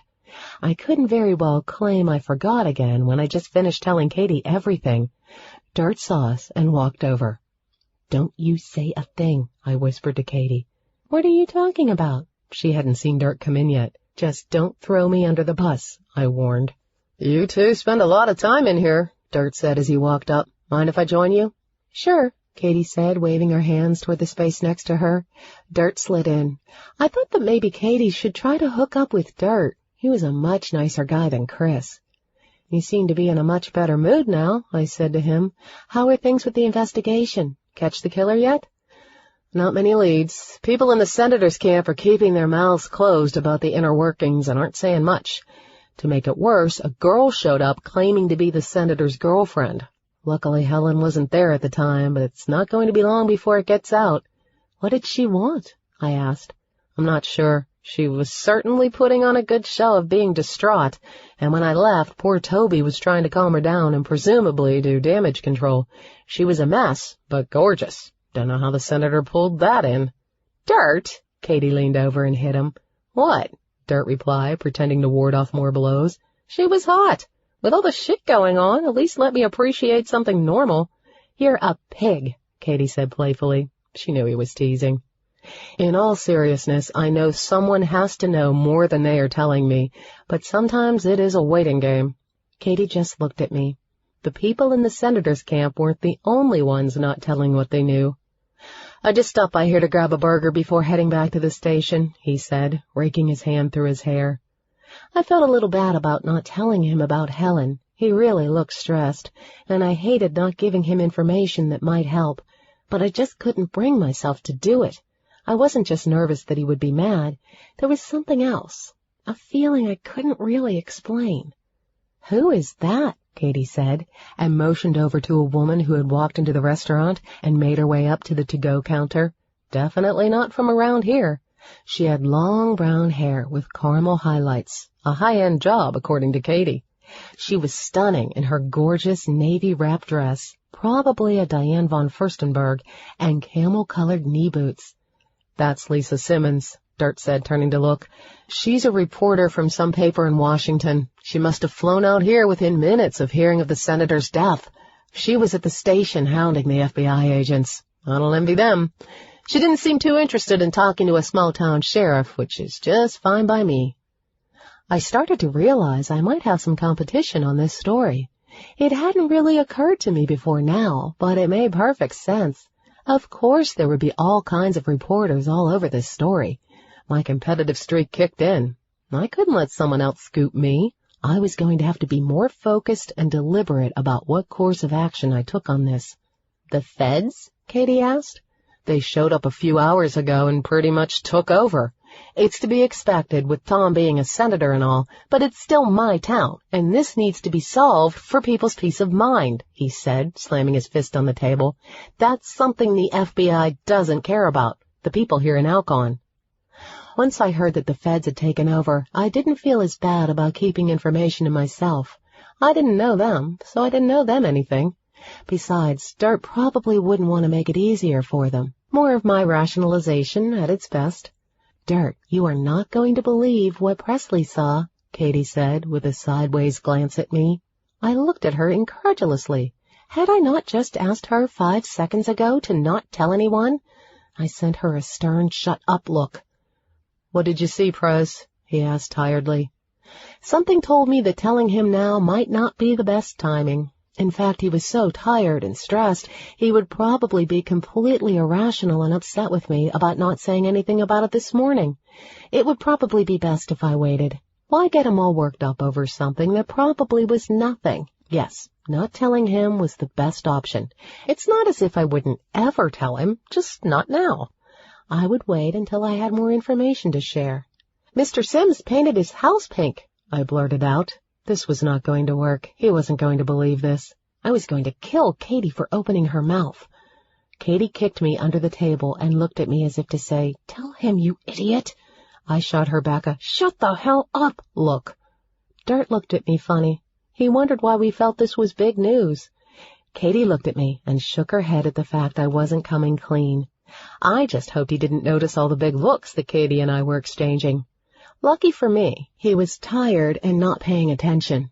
I was sure that under normal circumstances we would not have been so lucky. If he couldn't catch on to us normally, then he wasn't a very good police officer. "Oh, that," he said, waving his hand. "He did that after the town board denied his permit to put a totem pole in his front yard and made him take it down. Since they couldn't tell him what color to paint his house, it was his way to get back at the town." "What was their problem with the totem pole?" Katie asked. "Well, it wasn't the totem pole they had the issue with per se. It was the naked women he wanted carved on the totem pole that the town fathers objected to. He is a bit of a dirty old man by normal town standards. I didn't really see the issue," Dirt laughed. "To each his own." Katie and I burst out laughing. Only in a small town. "Now I bet they wish they would have just let him do it," I said. "I'd rather look at a totem pole of naked women than a Pepto-Bismol pink house." Dirt chuckled. "I imagine they are." "Tell me something, Dirt. What is the deal between you and Cooper these days? You used to be friends, and now you act like you can't stand each other," I asked. Dirt looked at me, and, while I could tell he didn't want to talk about this, he knew I wasn't going to quit bugging him until he told me. Sighing, he looked at me. "It's a long story, Prez." "So? I have time. I just don't understand all this animosity. You used to be such good friends. I know you're busy, so just give me the short version for now and satisfy my curiosity, and I will leave you alone about it." "After you left for Chicago, both of us were aimless with no goals to speak of," Dirt began. "We spent our days drinking and playing video games, engaged in a life of petty crime, underage drinking, and cow-tipping joyriding type stuff. At the time, we thought we were hot shit. Now it is somewhat embarrassing when I think about it. One day, after a few beers, we got the bright idea to join the Army. We had watched the movie Full Metal Jacket for the umpteenth time and felt we were tougher than those guys. Of course, we were not in our right mind. Somehow we felt it would be a piece of cake and we would get paid for it. Life couldn't get any better. It was probably the best thing for both of you, I interrupted. You both were always smart, just more interested in fun than anything else. Oh, I don't disagree with you there. I know now that joining the military was the best thing for us. However, we found out very quickly that life in the military was not Full Metal Jacket. We definitely weren't tough enough to handle it, and we needed that knowledge. It brought us both back to reality. He paused for a minute. He needed to choose his words carefully. It was clear to us that this was a difficult story for Dirt to tell. For a moment, we weren't sure if he was going to continue. We all exchanged glances, and then Dirt continued. Once we woke up to the reality of our situation and made peace with it, which admittedly took a lot of time, we found that military life suited us. We got the chance to do the macho bullshit we like to do. During off-duty times, we drank and partied with the guys, and got paid. He smiled at the memory. Okay, Dirt, not really seeing the problem here. Looks as if you were both having fun. We were, until Cooper ruined it, he replied bitterly. I'd started to think I wanted a career in the military, but Cooper didn't take it as seriously as I did. He got into trouble and dragged me down with him. I can't forgive him for that. He ruined my future. You were both young. I'm sure he didn't intentionally ruin your career. It sounds a little dramatic, Dirt, I said. Besides, you seem to be doing pretty good for yourself right now. We might have been young, but we were old enough to know right from wrong. Yeah, we did some petty shit when we were in high school, like taking my grandma's car and joyriding or selling a little pot, thinking we were big, bad drug dealers. We knew it was wrong, but thought it was cool and didn't think we had anything to lose. When the stakes were higher, Cooper should have known what the right decision was. He chose the wrong one. What did he do that was so bad you can't forgive him? He started selling pot on base and got caught. He denied it, and they didn't have enough proof to charge him for it. He got reassigned to a lowly position at a different base and served his time until he got out. And this affected you how? Sounds like he got his punishment, I said. If he denied it, why do you think he did it? Katie asked. All the evidence pointed to him. To make matters worse, he wouldn't help with the investigation. If he wasn't doing it, he certainly knew who was and wouldn't give him up, Dirt replied. That makes him guilty either way. Dirt paused while the server took his order. It gave me a moment to digest what he was telling us. I understood how he was hurt by Cooper's actions, but it was so long ago. Why the continued extreme hostility? Dirt was still carrying a big grudge. I still don't understand how this affected you. We were best friends, so of course people thought I was involved. Most people who thought he was innocent and just covering up for someone thought that someone might be me. I was guilty by association. That's hardly his fault, Dirt. If he wasn't selling drugs, he could have come clean about who was. He could have told me if he was guilty. Of course I would still have been mad, but he owed me the truth. He didn't have to let people think it was me, Dirt said angrily. If he had been a true friend, that's what he would have done. But instead, he just didn't say anything. Did you ask him? Give him a chance to tell his side of the story? Katie asked. Of course I did. I asked him. No, I begged him to come clean about selling the drugs. I would support him as a friend, but he had to tell the truth about what he was doing, or if he really wasn't the one, who was. He had to clear my name and his, but he didn't. Dirt spit out. He told me it wasn't him, but refused to name anyone, so I just figured he was guilty and just too ashamed to admit it to me. You couldn't give him the benefit of the doubt? He'd been your friend for how long, and you couldn't believe that he was innocent? Get off my back, Presley. You weren't there. If he was innocent, then why couldn't he tell me who the guilty party was? Dirt practically yelled at me, fists clenched, knuckles white. If he had just told me that, there would have never been an issue, either with our reputations or him getting in trouble. Don't you think that, as his best friend, you could have just taken his word for it? Maybe believed he had a good reason to not tell you or anyone else who was involved? You're the one who was a bad friend, Dirt, not Coop. A true friend would stand by your side no matter what. While I meant every word I said, by the look on Dirt's face, I thought in hindsight I should have been more tactful, especially since Dirt was already having a not-so-great day. Idiot, I thought. Probably shouldn't have brought this up in the first place. I'm sorry, Dirt, I said, reaching out to touch his hand gently.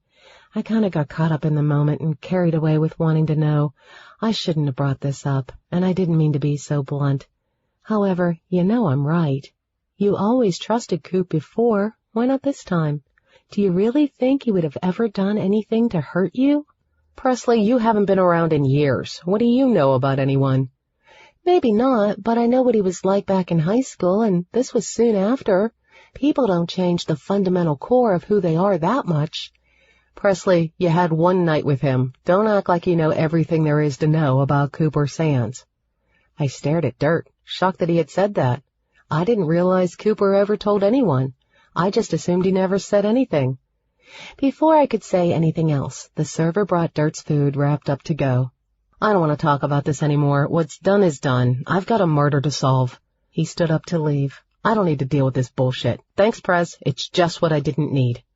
Dirt, I'm sorry. Really, I am. Please stay. Let's talk about this. Just drop it, Prez. I'll catch up with you later. He started walking out of the diner. Hey, Dirt, wait. I wanted to mention what Brian had told me about the senator stopping by. I didn't want to keep everything from him and felt a little guilty bringing up the Cooper situation and wanted to do something helpful. He turned back around and looked at me, raising one eyebrow as if to ask, what? Rather, what the hell? And looked at me expectantly. I just wanted to tell you that Brian said he thought the senator might be depressed. Do you think this could be suicide? No, he said shortly. It's definitely murder. People don't usually commit suicide by stabbing themselves. Then he continued on his way out. Dirt, wait, I called, but he didn't look back. He either didn't hear me or was ignoring me. Probably the latter. I knew I had pissed him off, but at least I knew to rule out suicide. Not that I wanted him murdered, but before I could make it into a good story, I had to figure out who killed him, and that might not be easy. It's not as if I had any experience with this. There was so much going on here. I never would have expected all this when I came home. The senator being murdered, or this thing between Dirt and Cooper, which was another mystery in itself, albeit not nearly as pressing as the murder. I also wondered why my dad lied about where he had been last night. Why didn't you tell me about what Brian said? Katie asked as she watched Dirt leave. I didn't have time before Dirt showed up. I didn't figure the senator really committed suicide. He was probably having a bad day when he was at Brian's. Happens to all of us, I shrugged. What do you think about the drama between Dirt and Cooper? Did you know any of this? That's not really what I expected. I had heard something had happened between them, but I guess you never know. I figured they had just grown apart, and I didn't think much of it. I'm surprised, too. It's a shame. Obviously, it still bothers Dirt. And, added Katie, by the way Cooper acted last night, I think it still bothers him, too. I feel like we should do something. That was Katie, the fixer, wanting everyone to get along and be happy. Me, too, but I don't know what, I said thoughtfully. After all this time, maybe we should just leave it alone. I can't believe you didn't tell him about Helen. Katie changed the subject. I can't believe that you started to. I told you that I wasn't ready to say anything yet. I counted on you to keep my secret. Luckily, I distracted him. I still think you should have told him. You are going to be in a lot of trouble when Dirt finds out. I told you, don't worry about that. All in good time. My phone rang. Looking at it, I saw it was my parents' number. My mother, I'm sure, I said to Katie. Hello, Mother. I barely got out before my mom immediately started badgering me about where I had been and what was I doing. Okay. I looked at Katie and hung up. Next time she calls and I'm with you, I'm just going to hand you the phone and you can deal with her. Katie laughed. We moved on from talking about the current events to reliving some old memories. I told Katie about seeing my dad last night, too, and how today he had lied about where he had been. Katie, of course, assured me that there had to be a good reason. I knew Katie was probably right, but it was still concerning. I would get to the bottom of this eventually, if just to satisfy my curiosity. Chapter 8. Last night it had seemed like a good idea to avoid the wrath of Cooper and Dirt and not tell them about Helen. However, by the light of day, I began to think maybe it hadn't been the smartest idea. Who was I kidding? I was no detective. What if I really screwed something up? Or even worse, what if withholding this information did get me in trouble like Katie said? I didn't want any legal trouble. I was a good girl at heart and wanted to keep it that way. At this point, though, I figured the damage was done, and I just needed to redeem myself by finding out more useful information. Then, when I went to them with all the information, they wouldn't be so mad.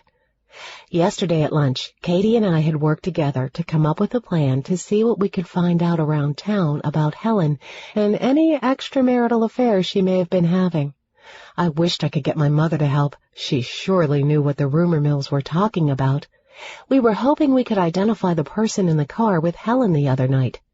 I was convinced that finding out the identity of this person would help unlock the rest of the mystery, or at least satisfy my own curiosity about Helen's affair.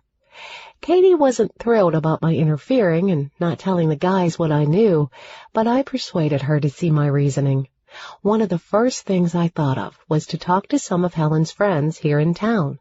Not that Helen was here much, but she had grown up here. I figured since childhood friends were usually the people you told your secrets to, it would be a good place to start. Besides, when Helen spent time here in Alcon, she was active in some women's clubs, so people knew her. As I pulled into the parking lot of the library, which was the first step in our grand scheme, I began to get nervous again. What if I had impeded the investigation by not telling Dirt or Cooper? What if, by not sharing what I knew, I helped the killer get away? But then again, what if I found an angle they didn't think of and was able to help catch the killer? I was the queen of rationalization. This was no different than being able to justify new shoes over paying the rent on time. I needed to give Dirt and Cooper more credit. I was sure they were smart enough to figure it out without my little tiny pieces of information. Besides, they probably already knew about Helen and would just be mad I was wasting their time with such trivial matters. See what a small dose of positive thinking did, I thought, and stepped out of my SUV. I felt better already. Now I just had to figure out the best way to ask Ruth Johnson, the town librarian and best hometown friend of Helen Daniels, about Helen's extracurricular activities. We thought Ruth was a good place to start, if she would tell us anything. Besides, she really was one of the few friends Helen had here, at least that we knew about.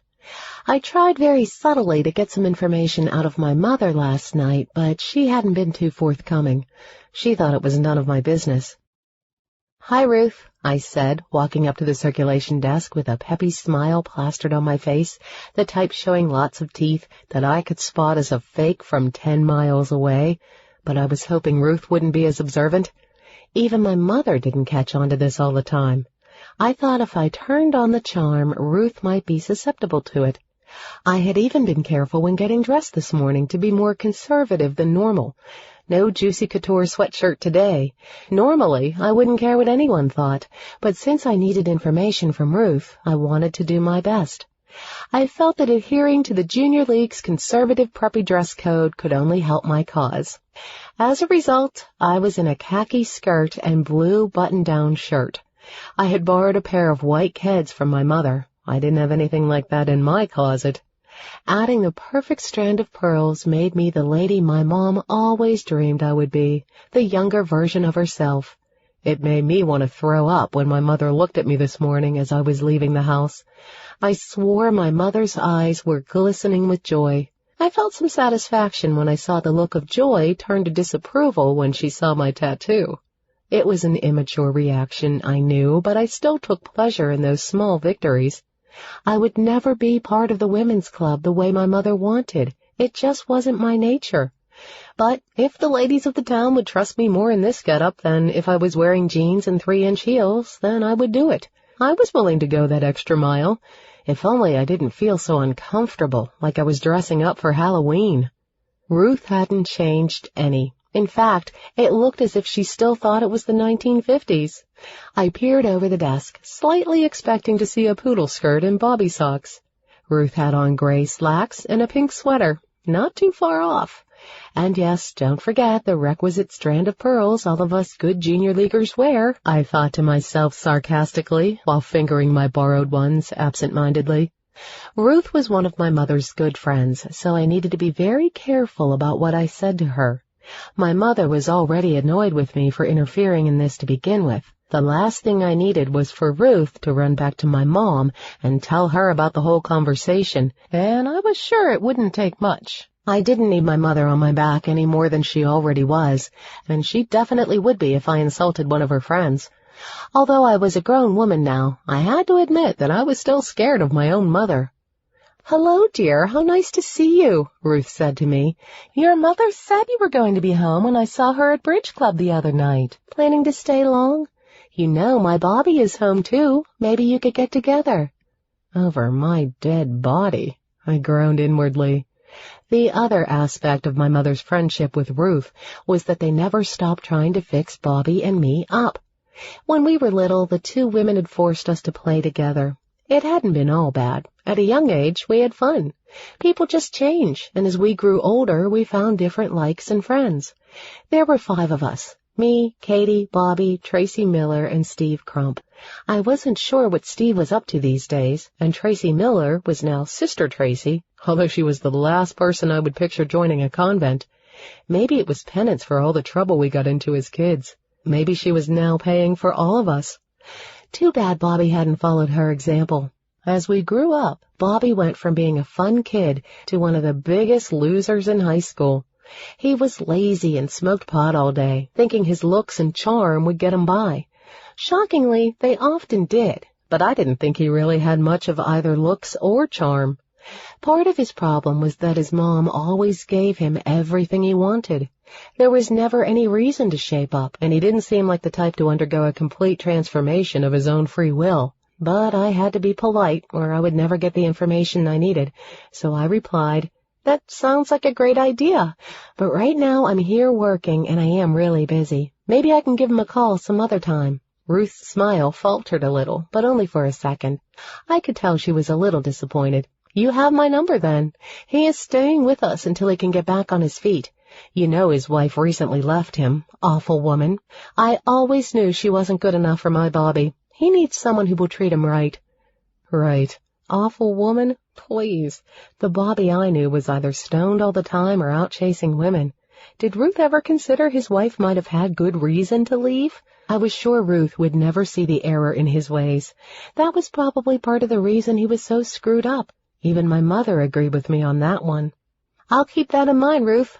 Not in a million years, I thought. "I was actually hoping you could help me with something." "What could I possibly help you with?" Ruth asked, looking puzzled. I was still undecided as to how I should approach this question, since I didn't think casually asking Ruth who Helen might be having an affair with would be a great idea. That would sure make things easier if I could be that direct. Instead, I decided to test the waters carefully. "I'm sure you know I came to town to interview Senator Daniels." "Yes, your mother's very proud of that." Ruth's statement threw me off.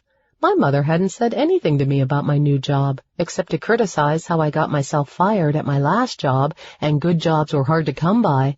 Oh, and how I wasn't getting any younger, blah, blah, blah. I was wondering if you had heard anything around town, about who might have wanted the senator dead or anything like that. I tried acting nonchalant about the question, hoping it might help, but I knew I sounded really stupid. Hopefully Ruth wouldn't notice. Ruth looked at me strangely, lips pursed. She didn't seem too thrilled I was asking her this question. "I know you probably think you are doing a good thing," Ruth said, and smiled sweetly, in an obvious attempt to be nice to me, since I doubted she really believed that. "But I'm not one to gossip, even if I did know something, and if I did, I would go to the police. Shouldn't they be the ones asking these questions?" "I thought you might have heard something that could point me in the right direction, to get information to write a better story about the senator." I knew sincerity and flattery usually got you pretty far. She was still looking at me strangely as the smile slid from her face. Uh-oh. I began to think Ruth was realizing my motivations might not be entirely pure. She wasn't stupid. I was sure Ruth could put 2 and 2 together and figure out I might want to do more than just write a story about the senator. Maybe she knew some hot, juicy gossip she didn't want me to find out. "Isn't that a job for the cops?" Ruth said again. I saw that she was guarded, not sure how to take this, or maybe not sure how to answer. Interesting. What would she need to guard against? Did she know something? Even if she thought I was trying to pump her for information in order to write about the murder, was it really that big of a deal? Of course it's a job for the cops, and I'm not trying to interfere with that, Ruth. I'm just looking for some information, I said, trying to sound innocent. So it was a little white lie, but all for a good reason. White lies don't count with a good intention behind them, at least in my world. Ruth, I just want to see who might have had a motive and maybe help the police, all in the name of writing an accurate article to share with the public. Do you know of anyone who would want to kill him? What are you getting at, Presley? Why would I know? You are pretty good friends with Helen, aren't you? I thought maybe something she said to you might be enlightening. I was getting impatient, but didn't want to offend Ruth because then she wouldn't tell me anything. Plus, of course, she might tell my mother. What are you getting at, Presley? Ruth asked again, clearly on to the fact I was looking for something. I just wasn't exactly sure what. I don't know. Someone obviously wanted him dead. There has to be a reason he was murdered. I'm just trying to figure out what that reason was. You know, like maybe he had money troubles or something. Ruth just stared at me, not biting at any of my hints, although I could definitely tell Ruth was suspicious about why I was asking. I weighed my options. If I didn't come right out and ask, I wouldn't know. If I did bluntly ask her about Helen, what was the worst that could happen? She would complain to my mother, and I would have to listen to my mother yell at me. But if I did ask, then Ruth's reaction might give me a clue about who Helen was seeing. Was it worth it? I heard Helen was having an affair, I blurted out. Subconsciously I must have felt it was worth it, and the door was open now, no going back. What? Ruth exclaimed. Her eyes narrowed, and crossing her arms in front of her chest, she gave me a dirty look. What right do you think you have, asking these questions? Well, if she was, that would be a motive for someone to kill Tom, wouldn't it? I continued. Ruth was clearly unhappy to hear me talking about this, so I added quickly, not that anyone would blame Helen or anything. Ruth interrupted. First of all, she said coldly, Helen is not having an affair, and if she were, that's not anyone's business but hers, and they're not having money problems, or any other problems for that matter. Ruth, I'm just saying, secondly, you should be ashamed of yourself spreading these kinds of lies about Helen and Tom, she continued with her rant. Have you no shame? Helen just lost her husband, and you are accusing her of cheating and murder. Ruth, I'm not accusing Helen of anything, I said, hands on hips, trying to act indignant, which wasn't that difficult as Ruth was making me feel defensive. I wasn't trying to say anything bad about Helen, each to his own and all that. I had made enough of a mess of my own life. I knew I had no right to judge. I'm just saying that if she was having an affair, maybe things got out of hand. From all I've heard, she was entitled to have an affair with the way Tom acted. Ruth walked out from behind the counter and pointed to the door. I think you should leave, Presley. I will not continue to listen to you slander poor Helen. She's been through enough. I started walking toward the door when I turned back to Ruth and said, I am not trying to start rumors about Helen. I just want to find out the truth. It's going to come out eventually. If something is going on, the cops will find out. Presley, this is none of your concern. You should be ashamed of yourself. As the door started to shut behind me, I heard Ruth yell, Don't think I won't be telling your mother about this. I cringed at the thought. Maybe I just wouldn't go home tonight. Or I could wait until it was really late and my mother was in bed. Fat chance of that happening. Ruth was certainly not much help, at least overtly, but I got the sense that Ruth knew something interesting. I wasn't sure what Ruth might be hiding, but my question sure made Ruth defensive quick enough. Not that I expected her to spill all the beans, but what Ruth didn't say and the way she looked when I mentioned Helen having an affair were the real clues. I hadn't realized my HR skills would come in so handy. When interviewing job applicants, body language and what they didn't say usually spoke volumes. This was a classic case of not what she said, but what she didn't say, or however the saying went. I tapped my fingers on the steering wheel to help me think. I was trying to decide my next course of action. I was feeling somewhat deflated. My conversation with Ruth hadn't yielded much, except the general feeling that Ruth knew more than she was saying. Realistically, I knew I wasn't going to get all the answers from the first person I talked to, but I'd hoped Ruth would give me something to go on. I decided my next stop would be Betty's Baked Goods. Not only did Betty have the best peach cream cheese muffins in the world, I had eaten enough to know over the years, and always made my parents bring me some when they came to visit, but Betty also knew everything that went on in Alcon. If there was something going on inside or outside of the Daniels marriage, Betty would know it, and Betty was not shy about spreading gossip. She always said you shouldn't do it if you didn't want someone to talk about it. I agreed with that motto, at least when it was about other people. There were some things I would much prefer no one ever found out about, like the time I had too many Cosmos and danced on the table at Muldoon's in a skirt, or like that guy I had the one-night stand with after I was dumped by Todd and before meeting Rick. Rebound sex always seemed like a good idea at the time, but it was not always the same great idea afterward. I smelled the sweet treats as I walked up to the building and deeply inhaled the heady aroma of cinnamon buns and freshly made donuts. Yum! My senses drank in the flavor. It was enough to make one drool, and I quickly swiped my chin to make sure I hadn't. Not that it had happened before, but you couldn't be too careful. Deep into the daydream of fresh, hot muffins, I ran into something hard. "Excuse me," I said, looking up and finding myself face to face with Simon Atkins. He had a coffee in one hand and a bakery bag in the other. He obviously had the same mid-afternoon snack idea I had. "Watch where you're going, lady." Simon looked me up and down. He found her very attractive, but he suspected she was going to end up being a big pain in the ass. "Maybe you should watch where you're going," I said, as I watched him head down the steps.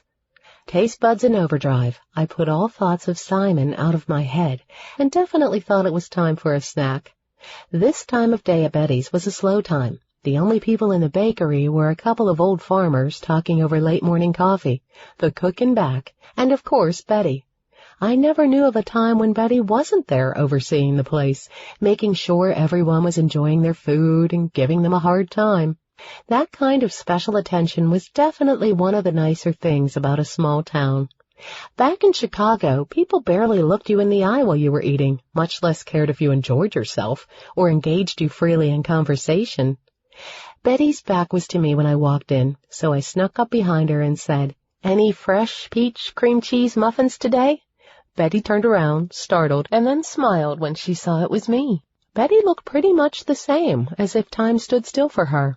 Her silver hair was pulled back in a tight bun, wisps going in many directions, and she had on her uniform of blue jeans and T-shirt with a flour-dusted apron tied around her waist. However, unlike most women her age, which was somewhere north of 60, her blue jeans were fashionable, distressed-looking wide legs, and she had a sassy T-shirt saying, "I'm too good for you," on it. "Why, it's Presley Thurman," she said, reaching across the counter to hug me. "Of course, sweetheart, I always have fresh muffins. Although you probably don't deserve them, never coming around very often these days. I miss you and your friends stopping in here. Kids just aren't the same these days," Betty grumbled good-naturedly. "Best peach cream cheese muffins in the state, you all used to say." "They still are. And what do you mean state, Betty? They are the best in the nation. There is nothing in Chicago to even compare." "Quit flattering an old woman. Here." Betty set a hot, oozing muffin down in front of me. "These are fresh from the oven about 5 minutes ago. New cook back there," she said, pointing her thumb in that direction. "Still not sure if she is any good." I took a bite of the still warm muffin. The soft, peach-flavored cream cheese flowed into my mouth. I closed my eyes in delight. This was heaven. As I enjoyed my muffin, Betty sat down on the old worn-out stool behind the counter, the one she kept around to use while chatting with customers. The food at Betty's was good enough that it was worth waiting for if she was perched on the stool talking to folks. People knew better than to interrupt her. At least people from around here knew that, and if you weren't from around here, you figured it out pretty quickly. I couldn't count the times I had been in here and seen out-of-towners being put in their place after trying to interrupt Betty. "Haven't seen you around here in a while. Where have you been keeping yourself?" Betty asked. "I still live up in Chicago now. I am here visiting.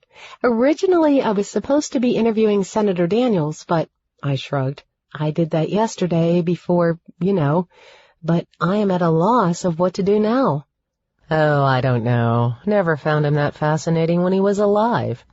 I was always surprised he was smart enough to be taken seriously as a politician. I think Helen married beneath her with that one, Betty said. I chuckled. Only someone like Betty could get away with saying that. You know, that man, he had a lot of enemies. I was glad Betty hadn't changed. I didn't have to ask any questions, and she was already spilling the beans. No dancing around here. If only it had been this easy with Ruth. Like who? I asked, licking my fingers. This muffin was so good. The information was just a bonus at this point. Well, Betty leaned closer to me, eyes sparkling with a secret, as if to keep others from hearing. Granted, nobody else was within earshot, but hey, who was I to say anything? Besides, it added a dramatic flair to it all and made it that much more exciting. For one, I think he had a gambling problem. Aha! Now we were getting somewhere. This was the same stuff I heard from Dirt, but if Betty knew, then it was common knowledge, or that meant that at least people in town had been talking about it freely at Betty's. The more common knowledge it was, the more chance there was of it being true.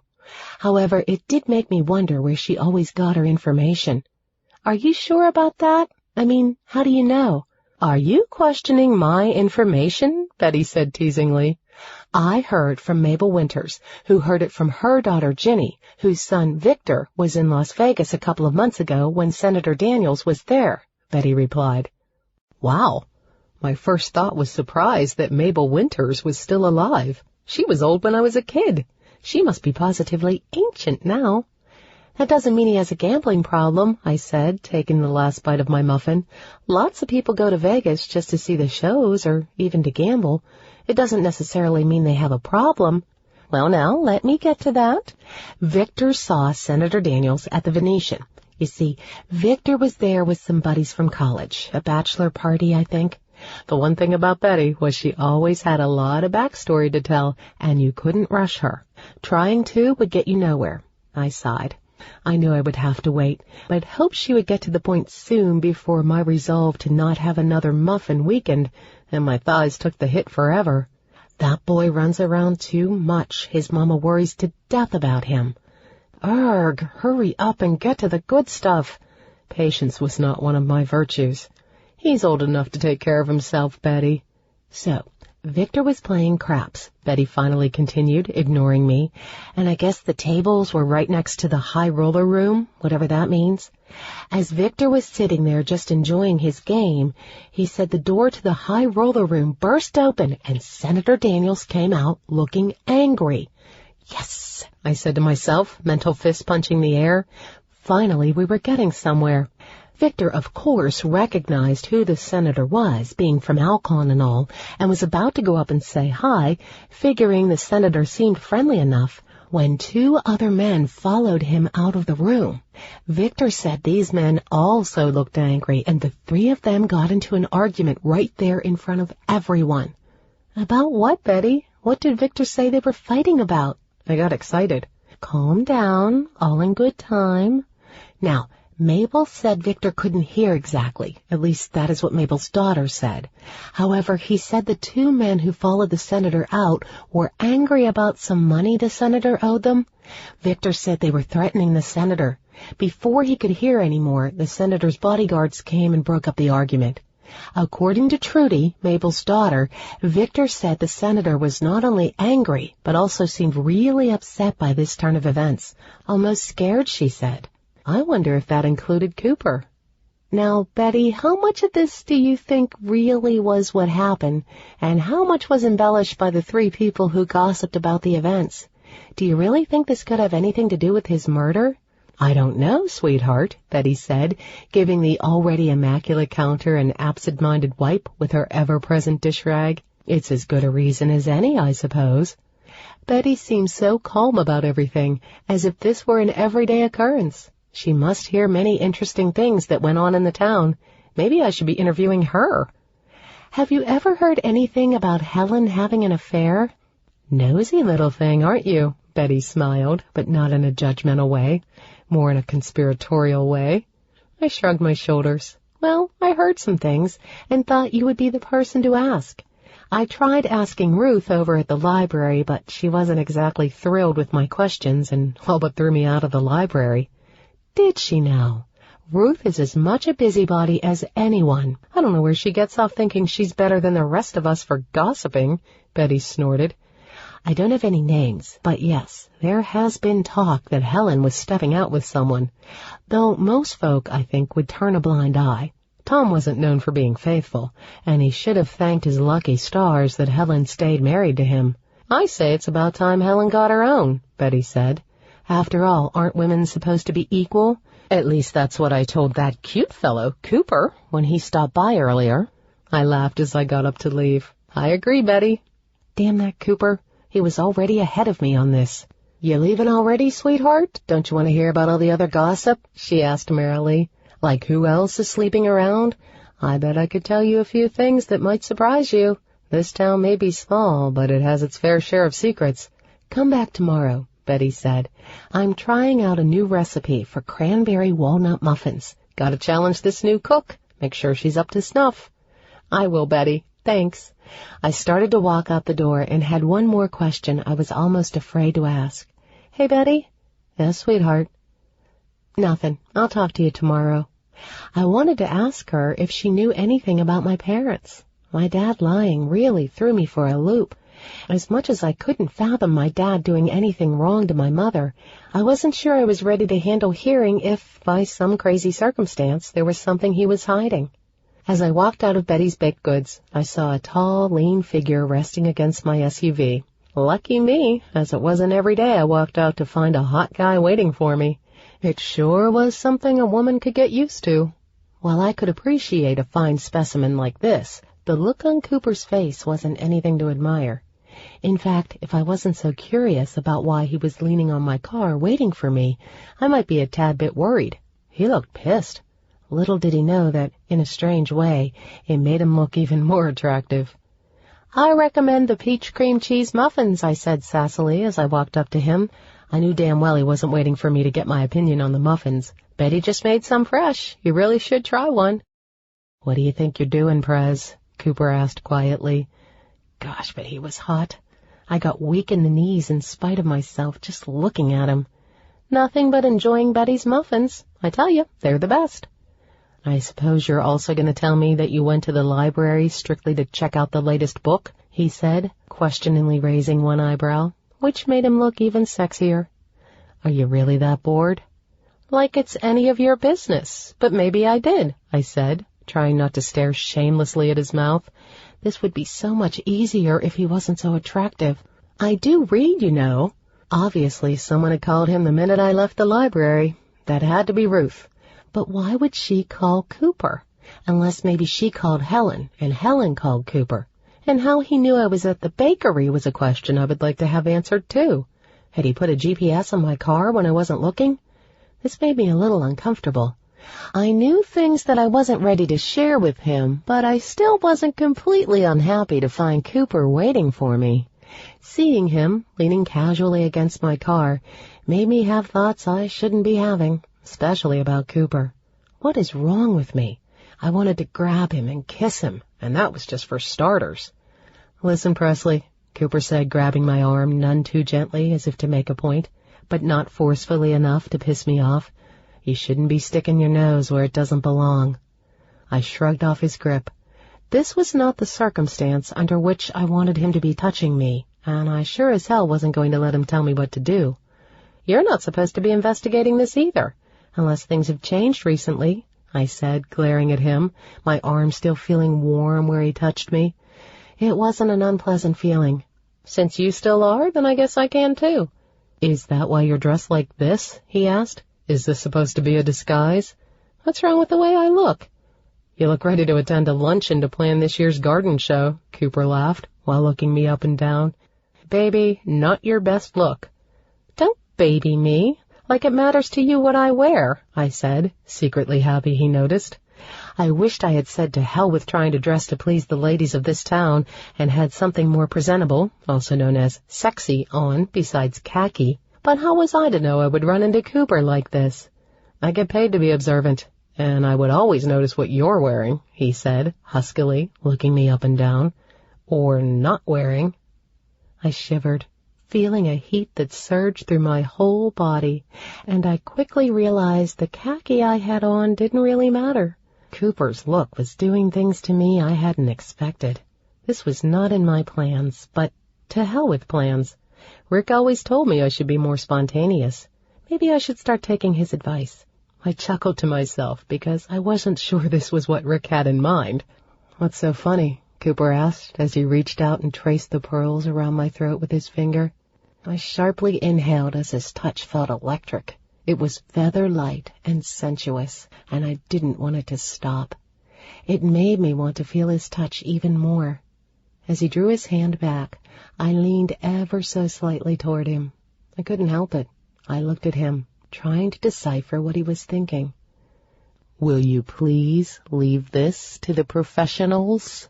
Cooper said, breaking the connection like it was nothing.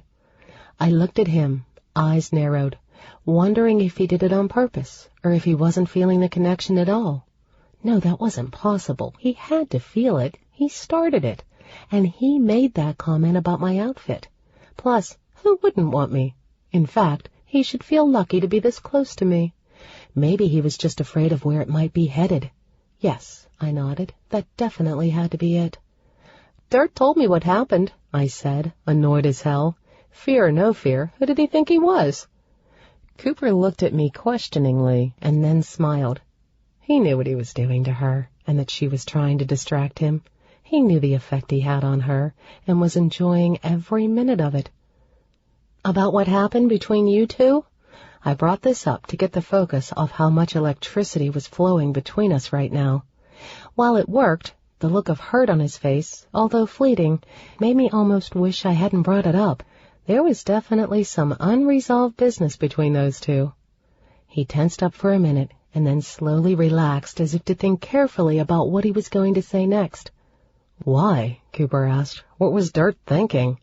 I asked him. Well, actually, I badgered the hell out of him. I was curious why you two used to be such good friends and now can't seem to be in the same room with each other. "It's none of your business, Presley. Doesn't really matter anyway." "Why didn't you ever try to convince him that you were innocent?" Cooper looked at me with surprise. "What do you mean?" "Come on. I don't believe for a minute that you had anything to do with selling drugs. That's not you. It's not who you are, or who you were. I guess I don't really know who you are today, but I knew who you were back then, or at least I think I did. I don't know who you were covering for or why, but the core of who a person is doesn't change." I shrugged, not even knowing if any of that made sense. "But I figure you must have had a good reason or you wouldn't have done what you did." "Too bad Dirt didn't have the same faith in me. What makes you so sure?" "I'm not sure," I shrugged. "You should talk to him, Cooper. It's not too late. Good friends are hard to come by." Cooper reached to caress the back of my neck and drew me close to him, his lips touching mine, softly at first, then more deeply. I started to melt and enjoy him for a minute, and then was the one to break away. I needed to give myself a break from his intoxicating kiss. I couldn't allow myself to be sidetracked, and boy, he could get me off track in a minute. Not to mention that I still wanted to ask why he was such a jerk after that night, but now was not the time. Plus, it was somewhat embarrassing that I even still cared. "Before I forget, Betty did tell me something useful. She said that Mabel Winter's daughter's son, Victor, saw the senator in Vegas arguing with some men. I already heard that maybe he had a gambling problem, so this could be a real lead," I said, willing to give up some information to get things back to the matter at hand and to get my mind off kissing Cooper.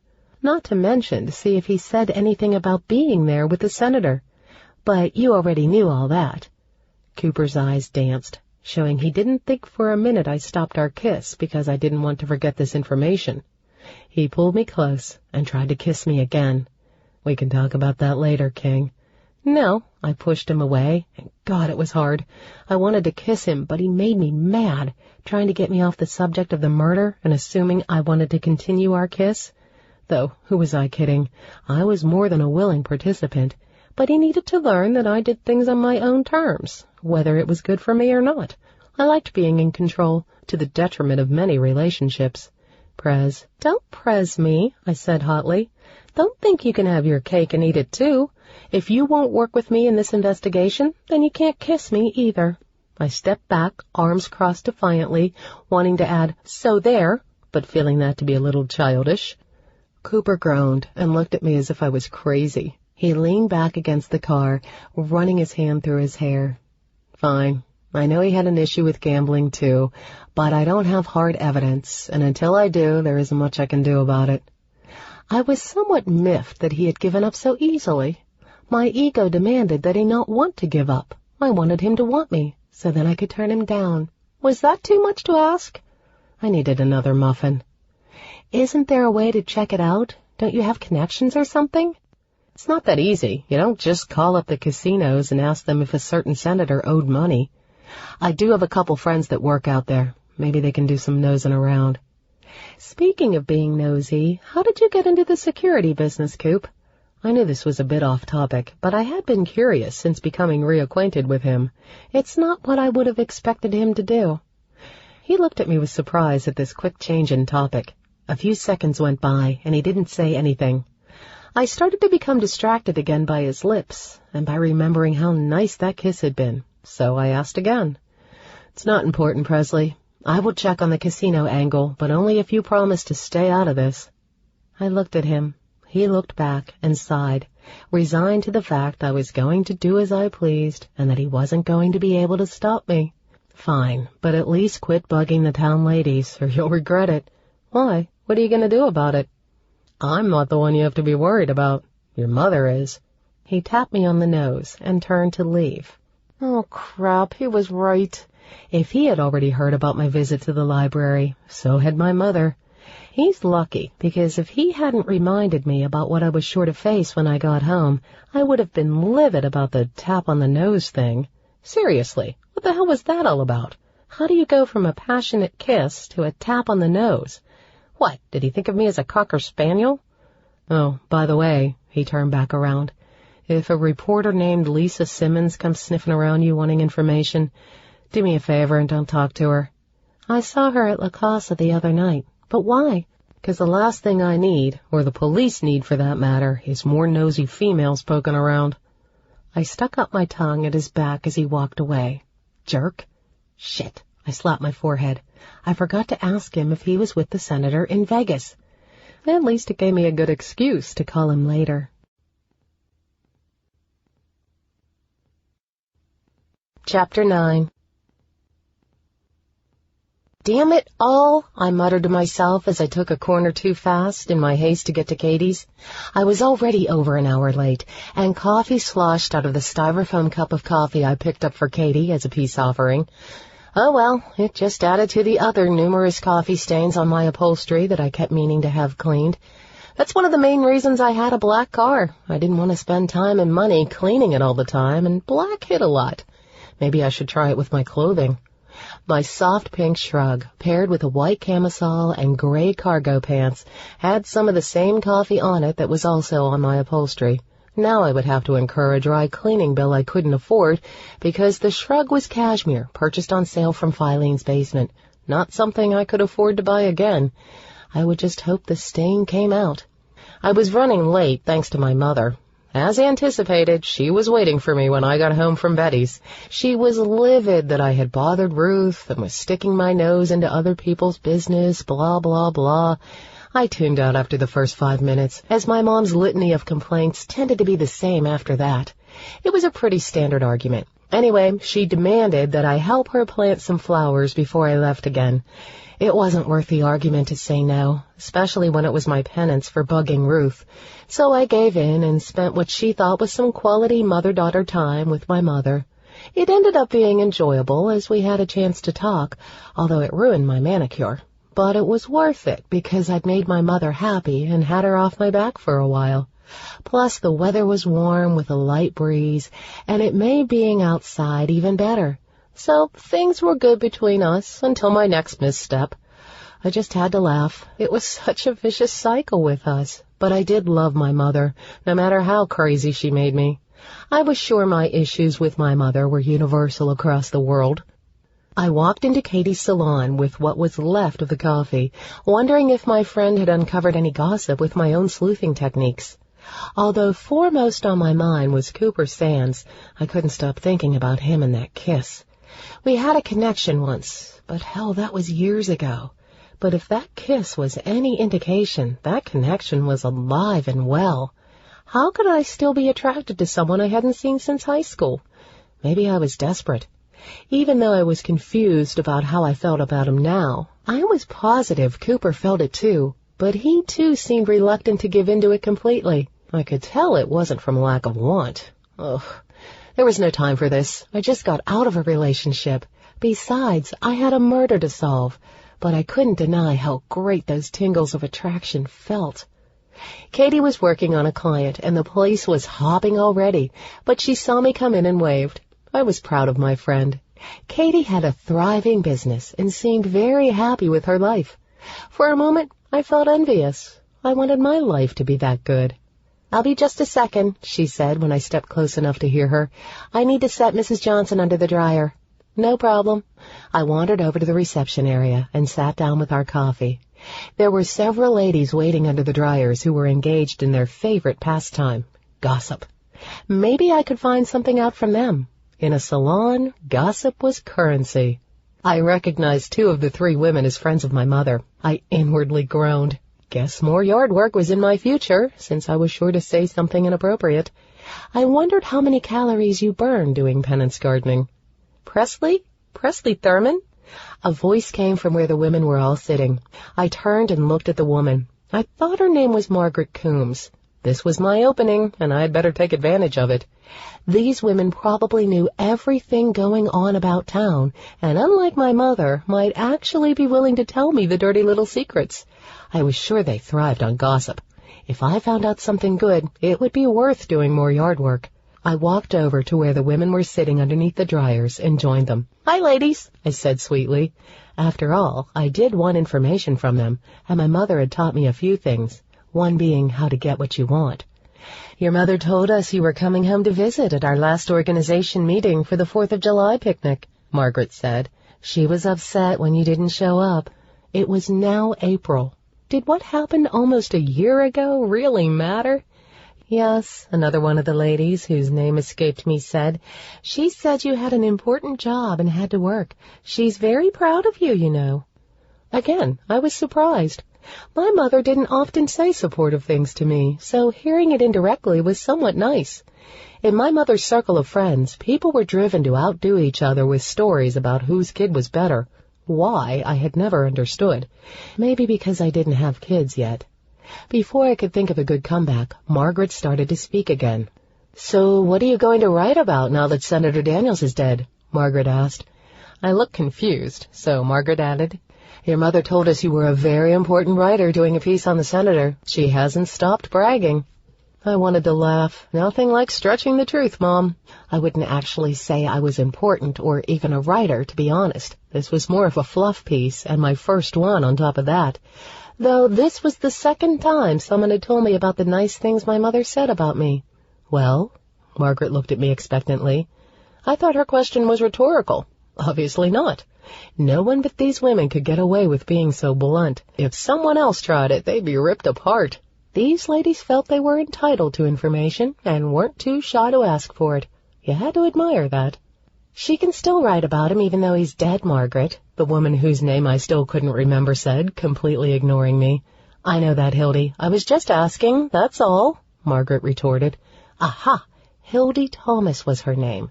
She was the one who always won the Best Garden Award every year, the one my mother wanted to win and said Hildy didn't deserve, for reasons I had never really paid attention to. My mother didn't like Hildy. She said she was a mean, gossipy woman, exactly the kind I needed right now.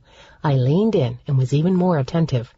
"She could probably write an even better story now that the senator is dead. People will be much more willing to talk," Hildy said. "Talk about what, Hildy?" Margaret replied. "About Tom Daniels and what a jerk he was. I know for a fact that Helen had cut him off, wouldn't give him one more cent," Hildy said with conviction, sticking her chin out. "You don't know that for sure," Margaret said, shaking her head. "Stop spreading gossip." Of course I do, Hildy said smugly, with the confidence of someone who had an inside source. I hope she kept talking, as this was interesting, especially the part about Helen cutting him off financially. If he did owe people money, that might have put him in a bad spot. But bad enough to be killed over it? Maybe. Money was a strong motivator. It made people do crazy things. I bet a lot of people find it interesting that the senator had someone working for him who was, well, someone of an alternative lifestyle. The third woman finally spoke up, and as soon as I heard her voice, I recognized who she was. Harriet Sands, Cooper's stepmother. His parents divorced when he was in high school. His mother left town, and his father quickly remarried.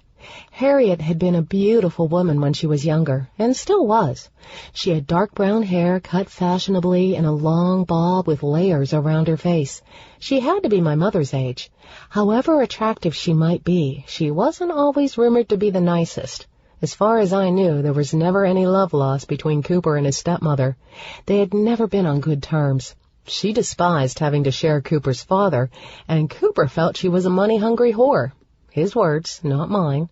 However, they were the words of a teenager. This all happened years ago, so maybe things were different now.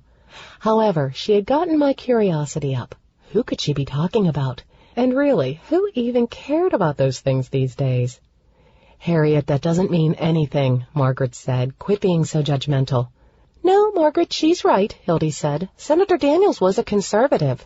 He took a strong side against gay marriage. It's not about being judgmental, but about being a hypocrite. Not that I'm surprised. He was a politician, so being a hypocrite is a given.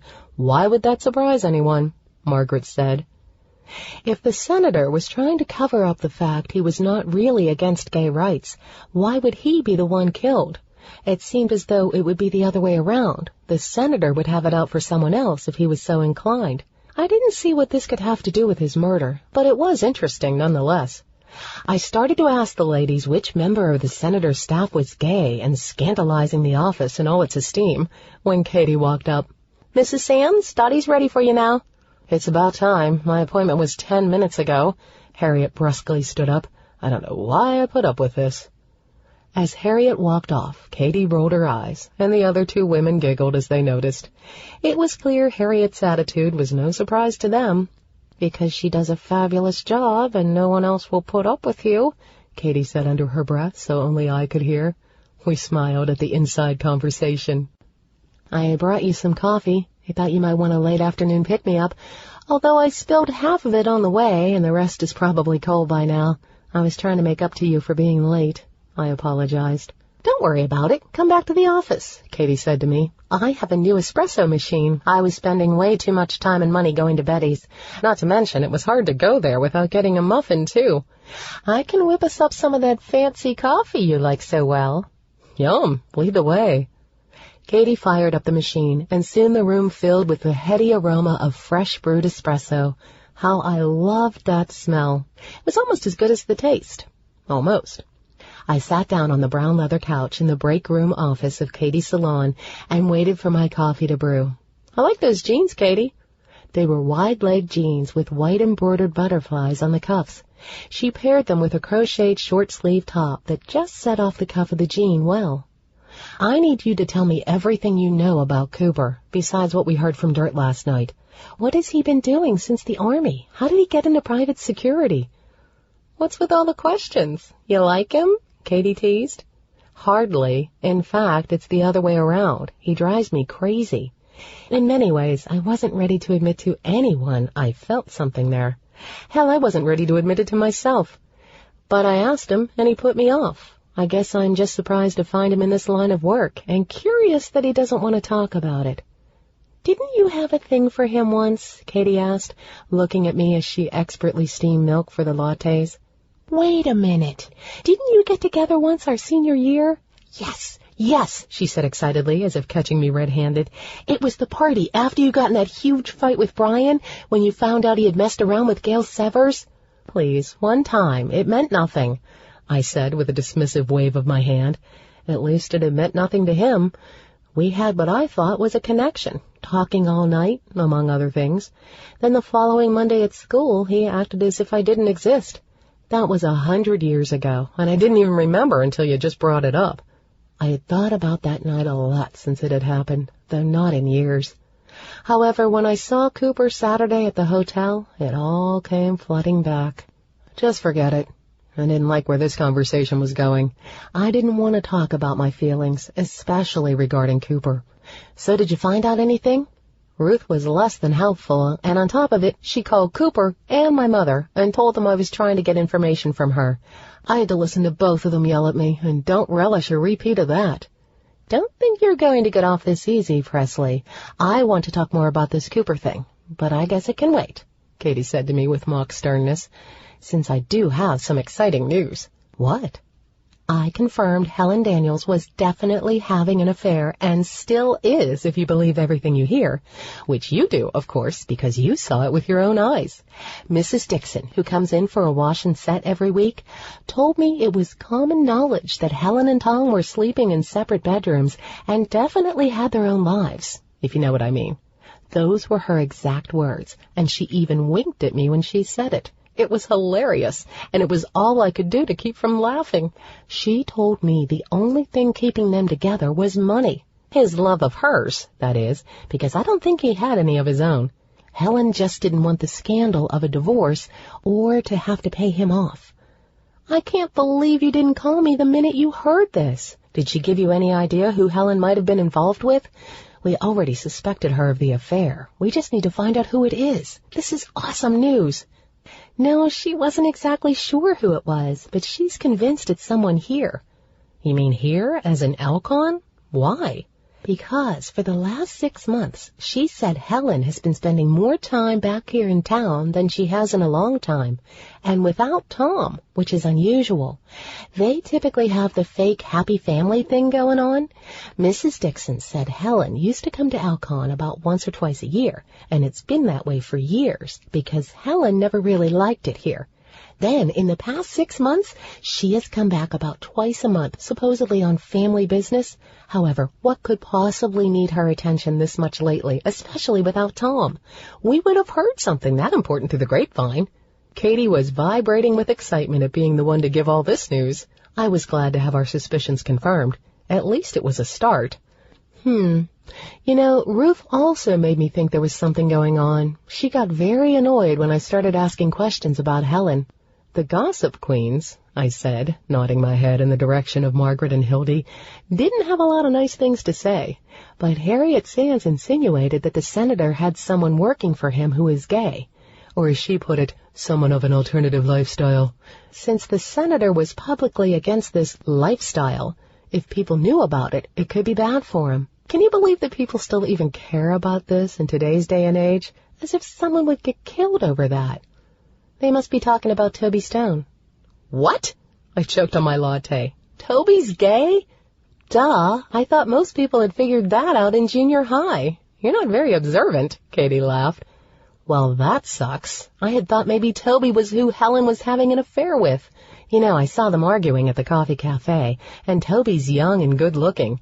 I thought maybe Helen might have picked him to get back at the senator, since he was one of his employees. Would have been a great way to get back at him if she was so inclined. Nothing like a little young eye candy on the side. Toby's definitely not having an affair with Helen, Katie laughed. You should have told me before that that was what you were thinking. I could have saved you a lot of time. Well, then maybe it's Chris. You know, keep it in the family. I was joking. But the look on Katie's face made me stop for a moment and start to think there was definitely something going on between her and Chris. More than just the casual fling Katie had alluded to. The other night at the restaurant, I knew Katie liked him, with the shameless flirting and noticeable cleavage. However, when Katie said it was all in fun, I believed her that she was just playing around. But when I mentioned Chris having an affair, even in jest, a pissed-off look flitted across her face and was quickly replaced with sadness. Katie, what's wrong? Is there something you're not telling me? I probed gently. Tears welled up in Katie's eyes. Is there something more than just a flirtation and fun going on between you and Chris?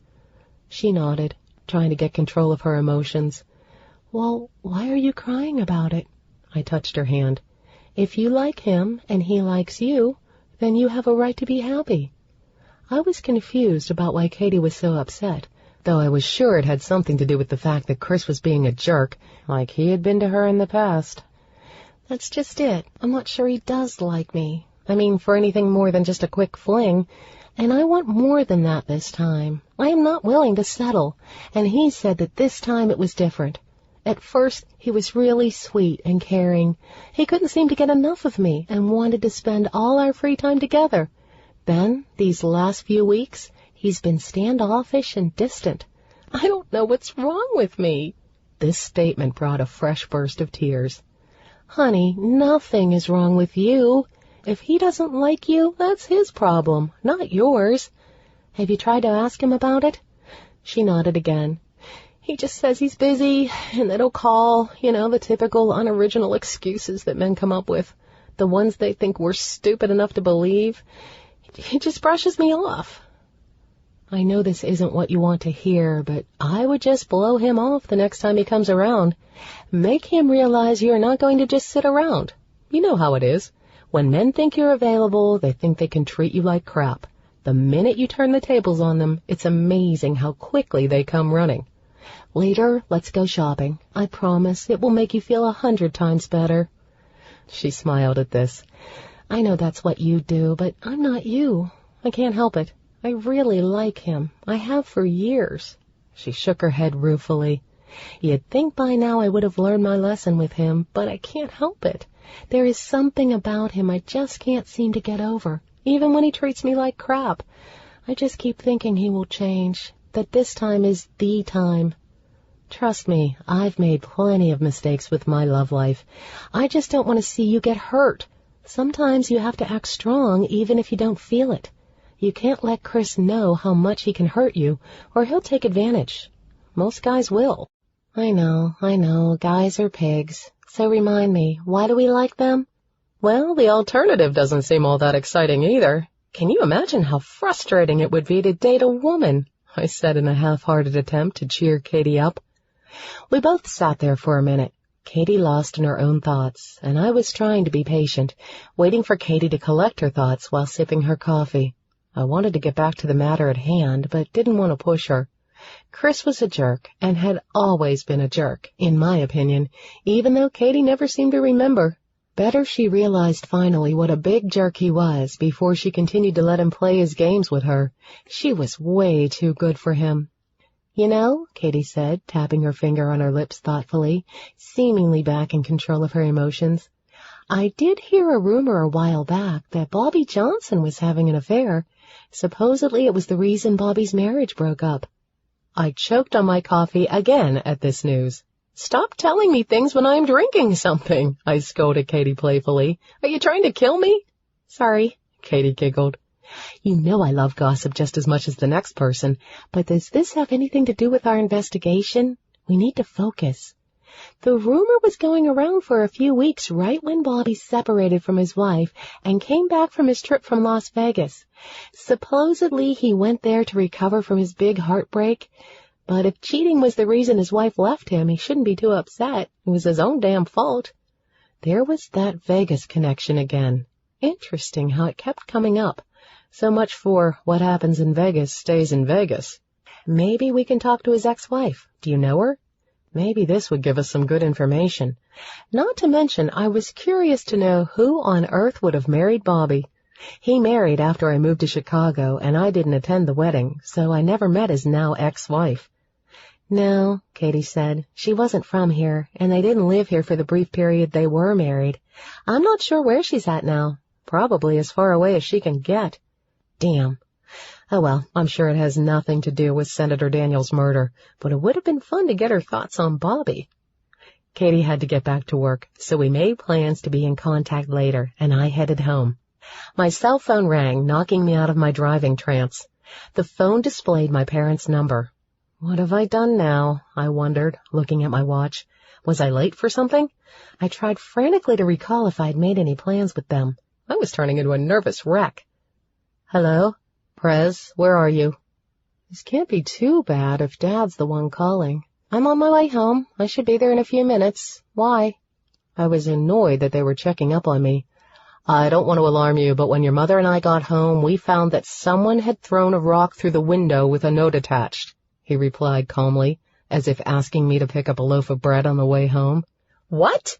I screamed, almost driving off the road. Annoyance quickly changed to fear.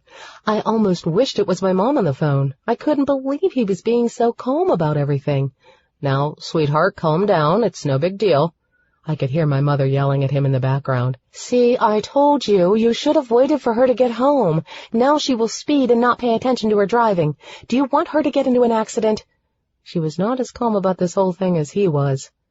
Dad ignored her and kept talking. Everything is fine, and I've called Derek. He should be here in a few minutes. He paused. Actually, I see him pulling in the driveway now. Did you see who did this? You said there was a note. What does it say? My words tumbled out. Don't worry about it, King. Concentrate on driving, and when you get here, we can figure this all out. Concentrate on my driving after hearing this? Was he freaking kidding me? How can he be so calm about this? I thought, snapping my phone closed and accelerating. While my panic had subsided a little, I was still really worried. Come on, pick up, I said into the phone. The voicemail kicked in. Cooper, I said urgently, call me the minute you get this. My next call was to Katie, who didn't answer either. Wasn't the point of cell phones to be reachable at all times? In the city, people kept their phone glued to their ears. I threw my phone onto the passenger seat out of frustration. It rolled off the seat and onto the floor, taking me from frustrated to pissed at myself. How stupid! Now, if someone tried to call, I would have to stop to get the phone or risk reaching over to get it while driving and swerving off the road. I gritted my teeth to keep from screaming. Deep breath in and exhale. In with the good and out with the bad. That never worked for me in yoga class, and it sure didn't work for me now. It's okay, I told myself. I'll be home in a minute. The last few miles seemed to take forever. As I pulled in, I noticed Dirt's county-issued Tahoe was already there on my parents' driveway. Then I saw a car following me up the driveway. Who the hell drove a red truck? Then it clicked.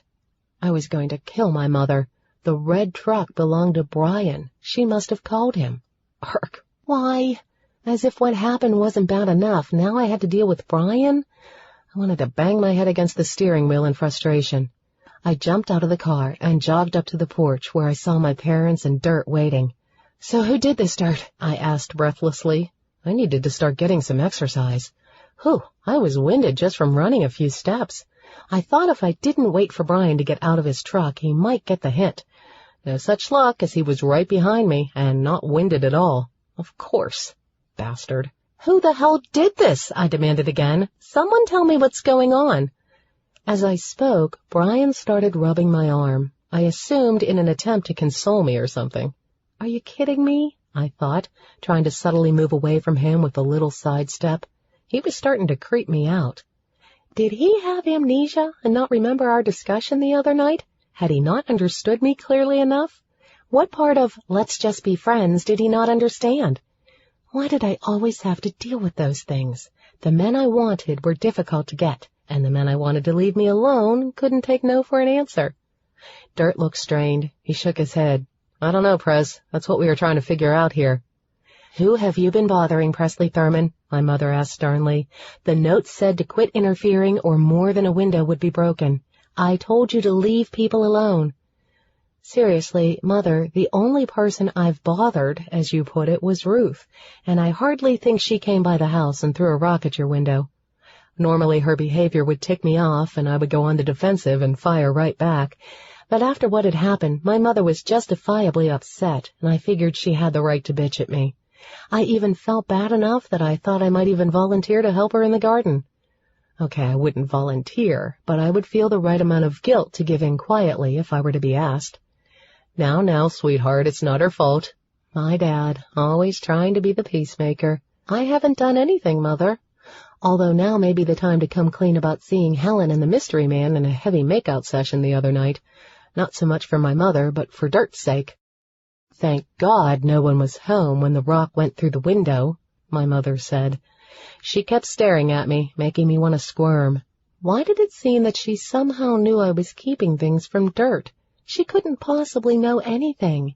Maybe it was that mother's intuition, but more likely she was just mad. That's one reason we don't want to blow this out of proportion. Obviously, the person who did this made a point to do it when no one was home. That means they were probably not out to hurt anyone. Dirt resumed talking. As much as we've been able to narrow down, it happened sometime between the time your parents left at 2 and 4:30 when they came home about a half hour ago. I looked at my watch, a knockoff Cartier, but completely authentic looking, and saw it was a little after 12:30 p.m. Did you talk to the neighbors yet? I asked, moving away from Brian, who kept inching closer and closer. As big as this porch was, I was about to run out of room. I noticed out of the corner of my eye that my dad was looking at me and trying to hide a smile. Leave it to him to be amused by my discomfort while having to deal with a broken window. Maybe it was kids, just a prank. No one heard anything, and I doubt it was kids. Their pranks include mailboxes and graffiti, usually not something as close and personal as breaking a window, Dirt replied. That wasn't surprising. My parents didn't have any close neighbors, and those in the area had kids who were all grown. It would have been easy to pull this off undetected. I started to ask Dirt something else when another car pulled into the driveway. What was this, the new Grand Central Station? I squinted into the sunlight. It looked like Cooper's SUV. I was relieved he was here, but also tense, because I knew Dirt wasn't going to take kindly to Cooper stopping by. I hadn't really thought that part through when I called him. I just knew I wanted him to know what was going on and wanted him there. Cooper knew what kind of treatment he was bound to get, since he knew Dirt would be here. I looked over and saw that Dirt had noticed Cooper's SUV. Brian was oblivious to the entire thing, focused solely on me. If it wasn't so annoying, I might find his persistence cute. What are you doing here? Dirt asked Cooper as he stepped up on the porch. This is none of your concern. Dirt took a step forward, and my dad put a hand on his arm. For a second, it looked like Dirt wasn't going to back down, but then he stepped back. Cooper just stood there, not saying anything, which was probably smart under the circumstances. I called him, I said, defiantly, taking in how good Cooper looked in his faded jeans. I thought he should know. Even though I had my own issues with Cooper, I was even more annoyed by Dirt's attitude. Couldn't these guys just talk about things and get past this, whatever this was? Wasn't solving the murder more important than some kind of pissing contest? Men. Do you think it could be related to the senator's murder at all? Dirt glared at me, which didn't faze me at all. I wasn't about to be intimidated by someone I had known for years. Why did you call him? Why not me, Prez? Brian asked. I just looked at him, actually grateful for the interruption to break from Dirt's stare, but that was short-lived. I started to answer when Dirt interrupted. Why did you call him, Prez? He has no place here, Dirt snapped. Oh, for the love of Pete, I felt Cooper had a right to know what's going on. I have the right to tell anyone I choose, so get over it. Dirt turned to my dad.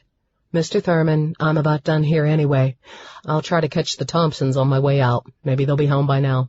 I'll give you a call back tonight or tomorrow and let you know if I find out anything. When he finished talking to my dad, I turned to Brian. Brian, why are you here anyway? Did my mother call you? I most certainly did not, young lady, my mother interjected. I held up my hand. Mother, please, let me handle this. Your mother didn't call me. I heard it on the police scanner at my shop. I listened to it for company sometimes. I wanted to make sure everyone was okay, he said, rubbing my arm again. He was far beyond the annoyance stage now. I had to put a stop to this, no matter what my mother wanted. Presley, I need you to stop by the police station as soon as possible to speak to the FBI. Without even waiting for a response, Dirt turned and walked away. Whatever, I thought. I would have to try to talk to him later. Listen, Brian, I thought I made it clear the other night. And then I stopped. Another car was coming up the drive. For God's sakes, who was it now? Half the town was already here. This car I didn't recognize at all. A royal blue Dodge Neon. I didn't recognize the girl driving either. Her brown hair was pulled back in a ponytail, and the serious frown on her face made her not quite as cute as she probably normally was. Brian saw the car and blanched. Oh, shit, he said under his breath, thinking this was not going to be pretty. There were a few minor things he had not told Presley, and he knew she would be pissed when she found out, especially after the way he had acted toward her. We all looked at Brian. I raised my eyebrows questioningly at him, and he looked thoroughly embarrassed. as if he had been caught doing something wrong. Brian looked back at me sheepishly, then toward the newcomer. He took a step back, and I turned around to follow Brian's gaze. A petite brunette in jeans, adorable yellow sandals decorated with flowers, and a plain yellow t-shirt stomped up onto the porch. She was cute in a wholesome way. I would give him that. So cute, I wondered why he had been pulling shenanigans with me. However, this girl was also extremely pissed off at finding Brian here. I shook my head at him. Some people never changed, and I couldn't wait to see how he was going to get out of this one. "Brian Roger Ames, what the hell are you doing here? You said you were working. Last time I looked, this wasn't your shop," the brunette screamed, getting ready to take a swing at him. Cooper stepped in and tried to calm her down. Too bad. This was just getting interesting. I would love to see Brian get beaten up by a girl, and this girl seemed like she had quite the temper. He so deserved that. I could tell that my mother had no idea Brian had a girlfriend and was just figuring it out, making things even more interesting. I had no doubt his mother would be getting the full scoop of what happened here. My mother would make sure of it. I almost started feeling sorry for him, but not quite. This was pretty funny. "Hi, I'm Presley Thurman," I said, holding my hand out to the brunette. I wasn't sure what Cooper said to the girl, as I had been too busy enjoying the look of horror on Brian's face, but it seemed to have calmed her down a bit. She still looked mad, but not ready to do bodily harm. "Barbara George," she replied, shaking my hand while staring Brian down at the same time. If he knew what was good for him, he would say something. I just wanted to laugh. Poor guy. Finally, after what seemed like an eternity, Brian spoke. "Barbara is my girlfriend." He seemed to have a hard time saying the words. I assumed it wasn't because he didn't want to admit Barbara was his girlfriend, but rather because he had to admit to me he had a girlfriend after the way he had been acting. I was sure he wondered if I was going to bust him or keep my mouth shut. As much as I would have loved to rat him out, I thought keeping my mouth shut and having something to hang over his head might work more to my advantage down the road. Plus, I didn't want to hurt Barbara's feelings over what was really nothing. "We just moved in together," she said. I raised my eyebrows at this. I was just at Brian's house the other night. Where had Barbara been? Oh my, that would have been awkward. I glared at Cooper as I saw him suppress a laugh, which made me want to start laughing. Barbara looked at me funny, wondering what I found so amusing, while Brian stood there with a hangdog expression on his face. He knew he was in trouble with both Barbara and me, and he still wasn't sure if I was going to keep his actions just between us. "I'm sorry, Barbara. It has just been a long, stressful day. Brian just came to check on my parents. Didn't you, Brian? Someone threw a rock through the window, Barbara, so we've had a bit of drama here." "Oh, no. I hope no one was hurt. I'm so sorry to hear that." "No one was home. Probably just kids." While I knew that wasn't true, I saw no reason to tell her what was really happening, especially since they weren't even sure. It was nice of Brian to come out and check on them. "That's my Brian, always concerned for other people," she said, and took his hand. It took all I could manage not to gag, but as long as they were happy, who was I to interfere? I was sure he still had some explaining to do, but he wasn't totally in the doghouse. Barbara seemed to accept everything he said. This made me think Barbara was either stupid or so in love that she was temporarily stupid. Maybe I was being too cynical. Either way, it wasn't my problem, and now I was sure Brian would leave me alone. They left hand in hand, with Brian talking in earnest, no doubt to further try and smooth things over. Once they were out of earshot, I started rolling with laughter. Cooper joined in, while my mother looked at us with disapproval. It's just so ironic. Brian made me feel guilty because I didn't have feelings for him, and here he is, moved in with some chick. I think I've seen this episode before, 10 years ago. Even my dad had to laugh at that. My mother, on the other hand, was not at all amused. She frowned at us and stomped into the house, probably to call Brian's mother. Poor Brian. He still had some trouble to face, much worse than what Barbara could dish out. Seriously, though, King, what happened here tonight? Cooper asked me. What does it look like? Someone threw a rock through my parents' window. There's more to it than that, Cooper said, brushing my face with his hand. There was that spark again. Damn that spark. I could tell by the look he gave me he felt it too. I wished we were somewhere a little more private. Cooper had a strong suspicion that this incident was not kids playing pranks. It was way too much of a coincidence. He needed to make some phone calls and get to the bottom of this. He couldn't bear to think of me or my family in any kind of danger. "See you kids later. I need to get started on boarding up this window until the repair folks can get out here. It's supposed to rain, and we don't want any wild animals crawling in to sleep with us. Bye, Mr. Thurman." "I'll be back in a few, Dad." Cooper suggested we go for a walk, so we went down behind my parents' house. There were woods and trails that went on for miles. As a child, I spent hours running up and down the trails. Even though I hadn't been on them for years, they still looked familiar. "Come on," I said to Cooper. "Follow me." I went down the path on the right. I knew it ended up at a little creek, as it had been one of my favorite spots as a child, and even as a teenager for that matter. Though as a teen, I liked it for different reasons, mainly because my parents never came back here looking for me. This spot had seen a lot I would never want them to find out. As we neared the spot, I was excited to see that the rock formation that had always been my hideaway was still there. Time hadn't changed anything there. I walked around the larger rock to sit on the smaller one that overlooked the creek. It was getting a little chilly as the sun started to go down, but I didn't feel it. I could only think about Cooper, and that kept me warm enough. I decided this might be a good time to ask him what happened all those years ago. Why we seemed to have such a great time, but yet the next day he acted like I didn't exist. Even though it didn't matter now and was probably really stupid, it was just curiosity that I wanted to satisfy. It was strange how something forgotten for years could come back and just annoy the piss out of you. Must be why closure is so important. I sat down on my favorite rock and motioned for him to do the same. His body next to mine radiated heat, and he put his arm casually around me, which radiated a lot more than heat. What was it about him that aroused me so much? I couldn't remember a time where the mere presence of someone could make me feel this way. Talk about a chemical reaction. I put my head on his shoulder and just sat there for a few minutes, lost in thought, enjoying the moment. "Cooper, can I ask you a question? One that is silly?" "Sure, Pros." "I know you might remember that night so many years ago. I thought we really connected. Well, as much as teenagers can. I thought you liked me." "I did like you. Why?" "Well, that Monday at school you acted like I didn't exist. I went to talk to you and you completely blew me off." "Oh, Presley, is that what you think I did?" He gave me a slight squeeze. "Well, isn't it? What do you call ignoring me in the halls and not replying to the notes I sent you? I know it sounds so juvenile now, and honestly it doesn't matter why. I'm just curious after all these years." Okay, Cooper said, laughing. "Stop laughing." I leaned back and punched him in the arm.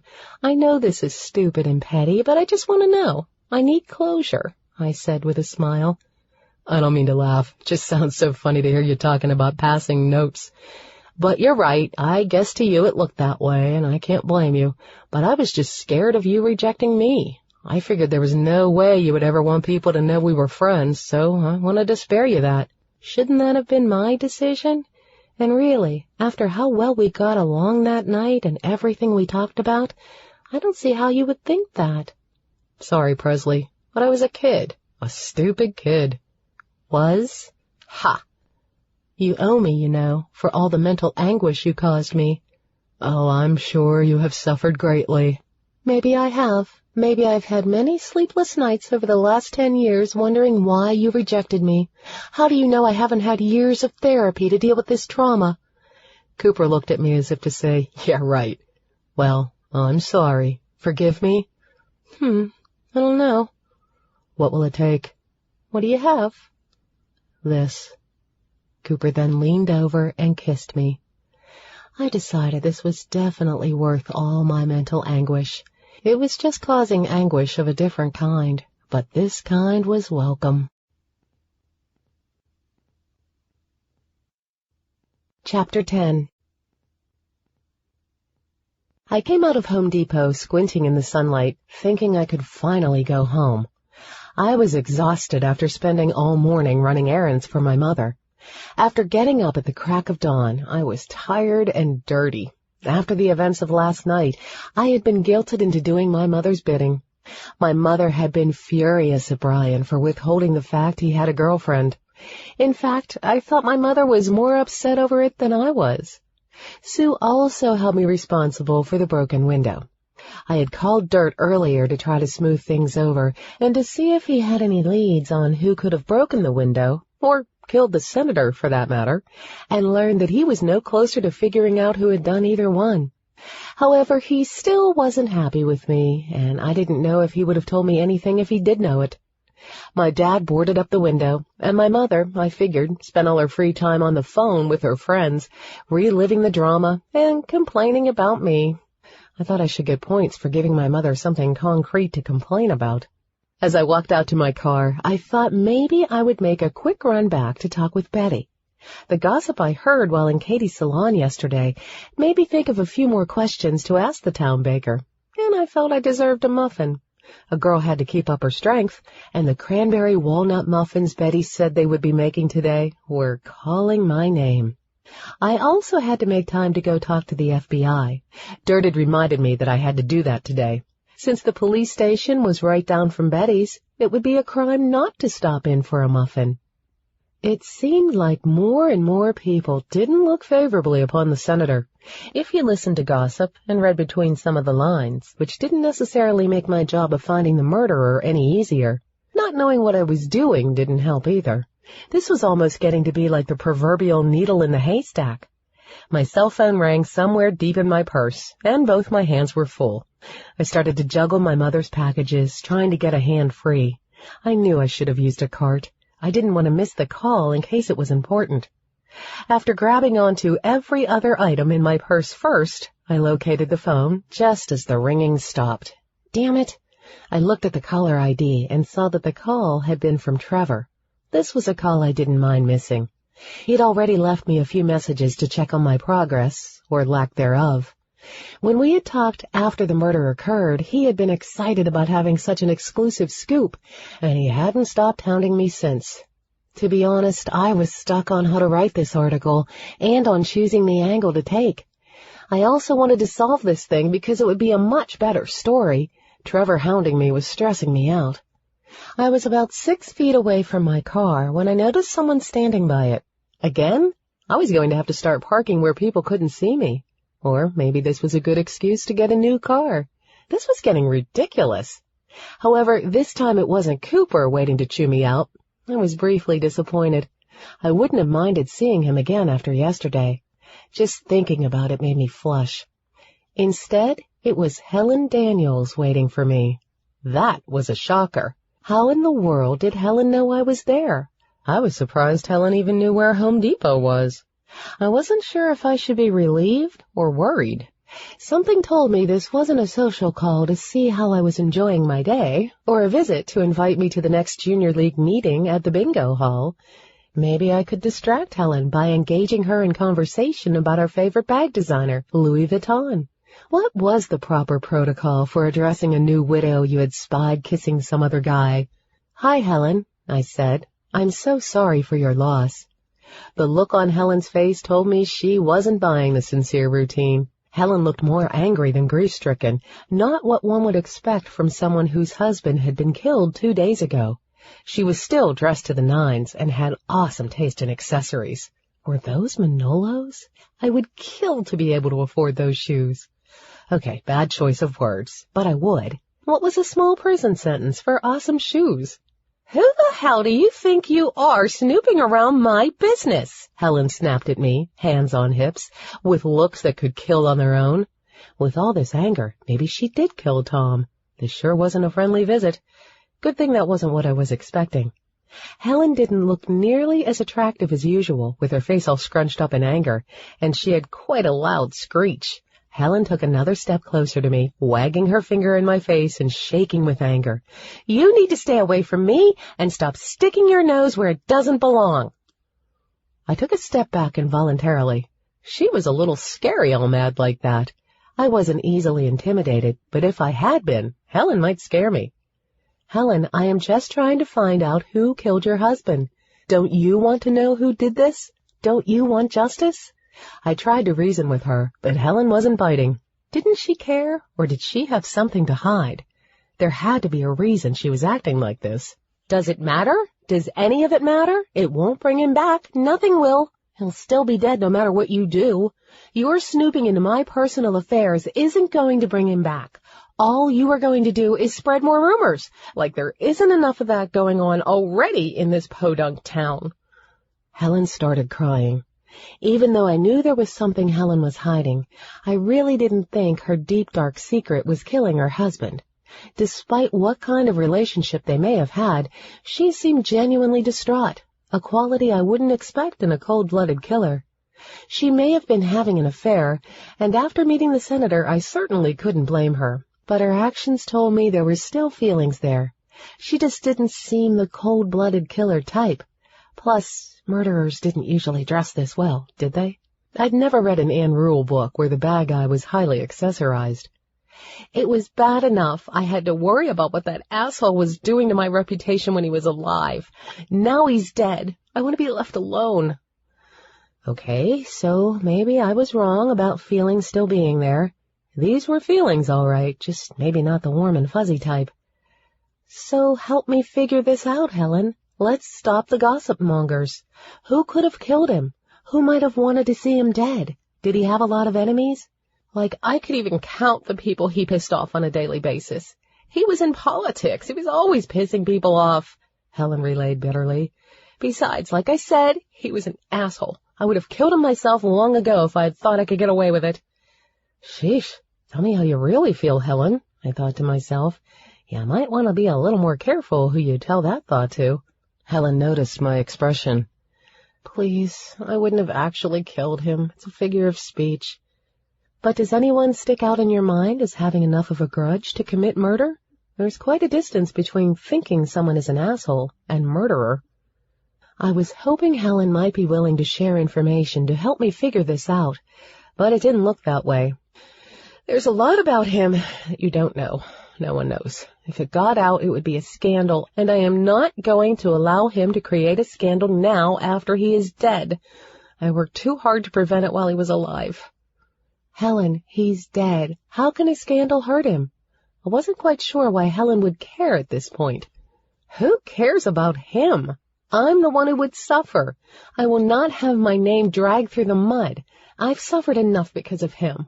Silly me, thinking she was worried about him, I thought.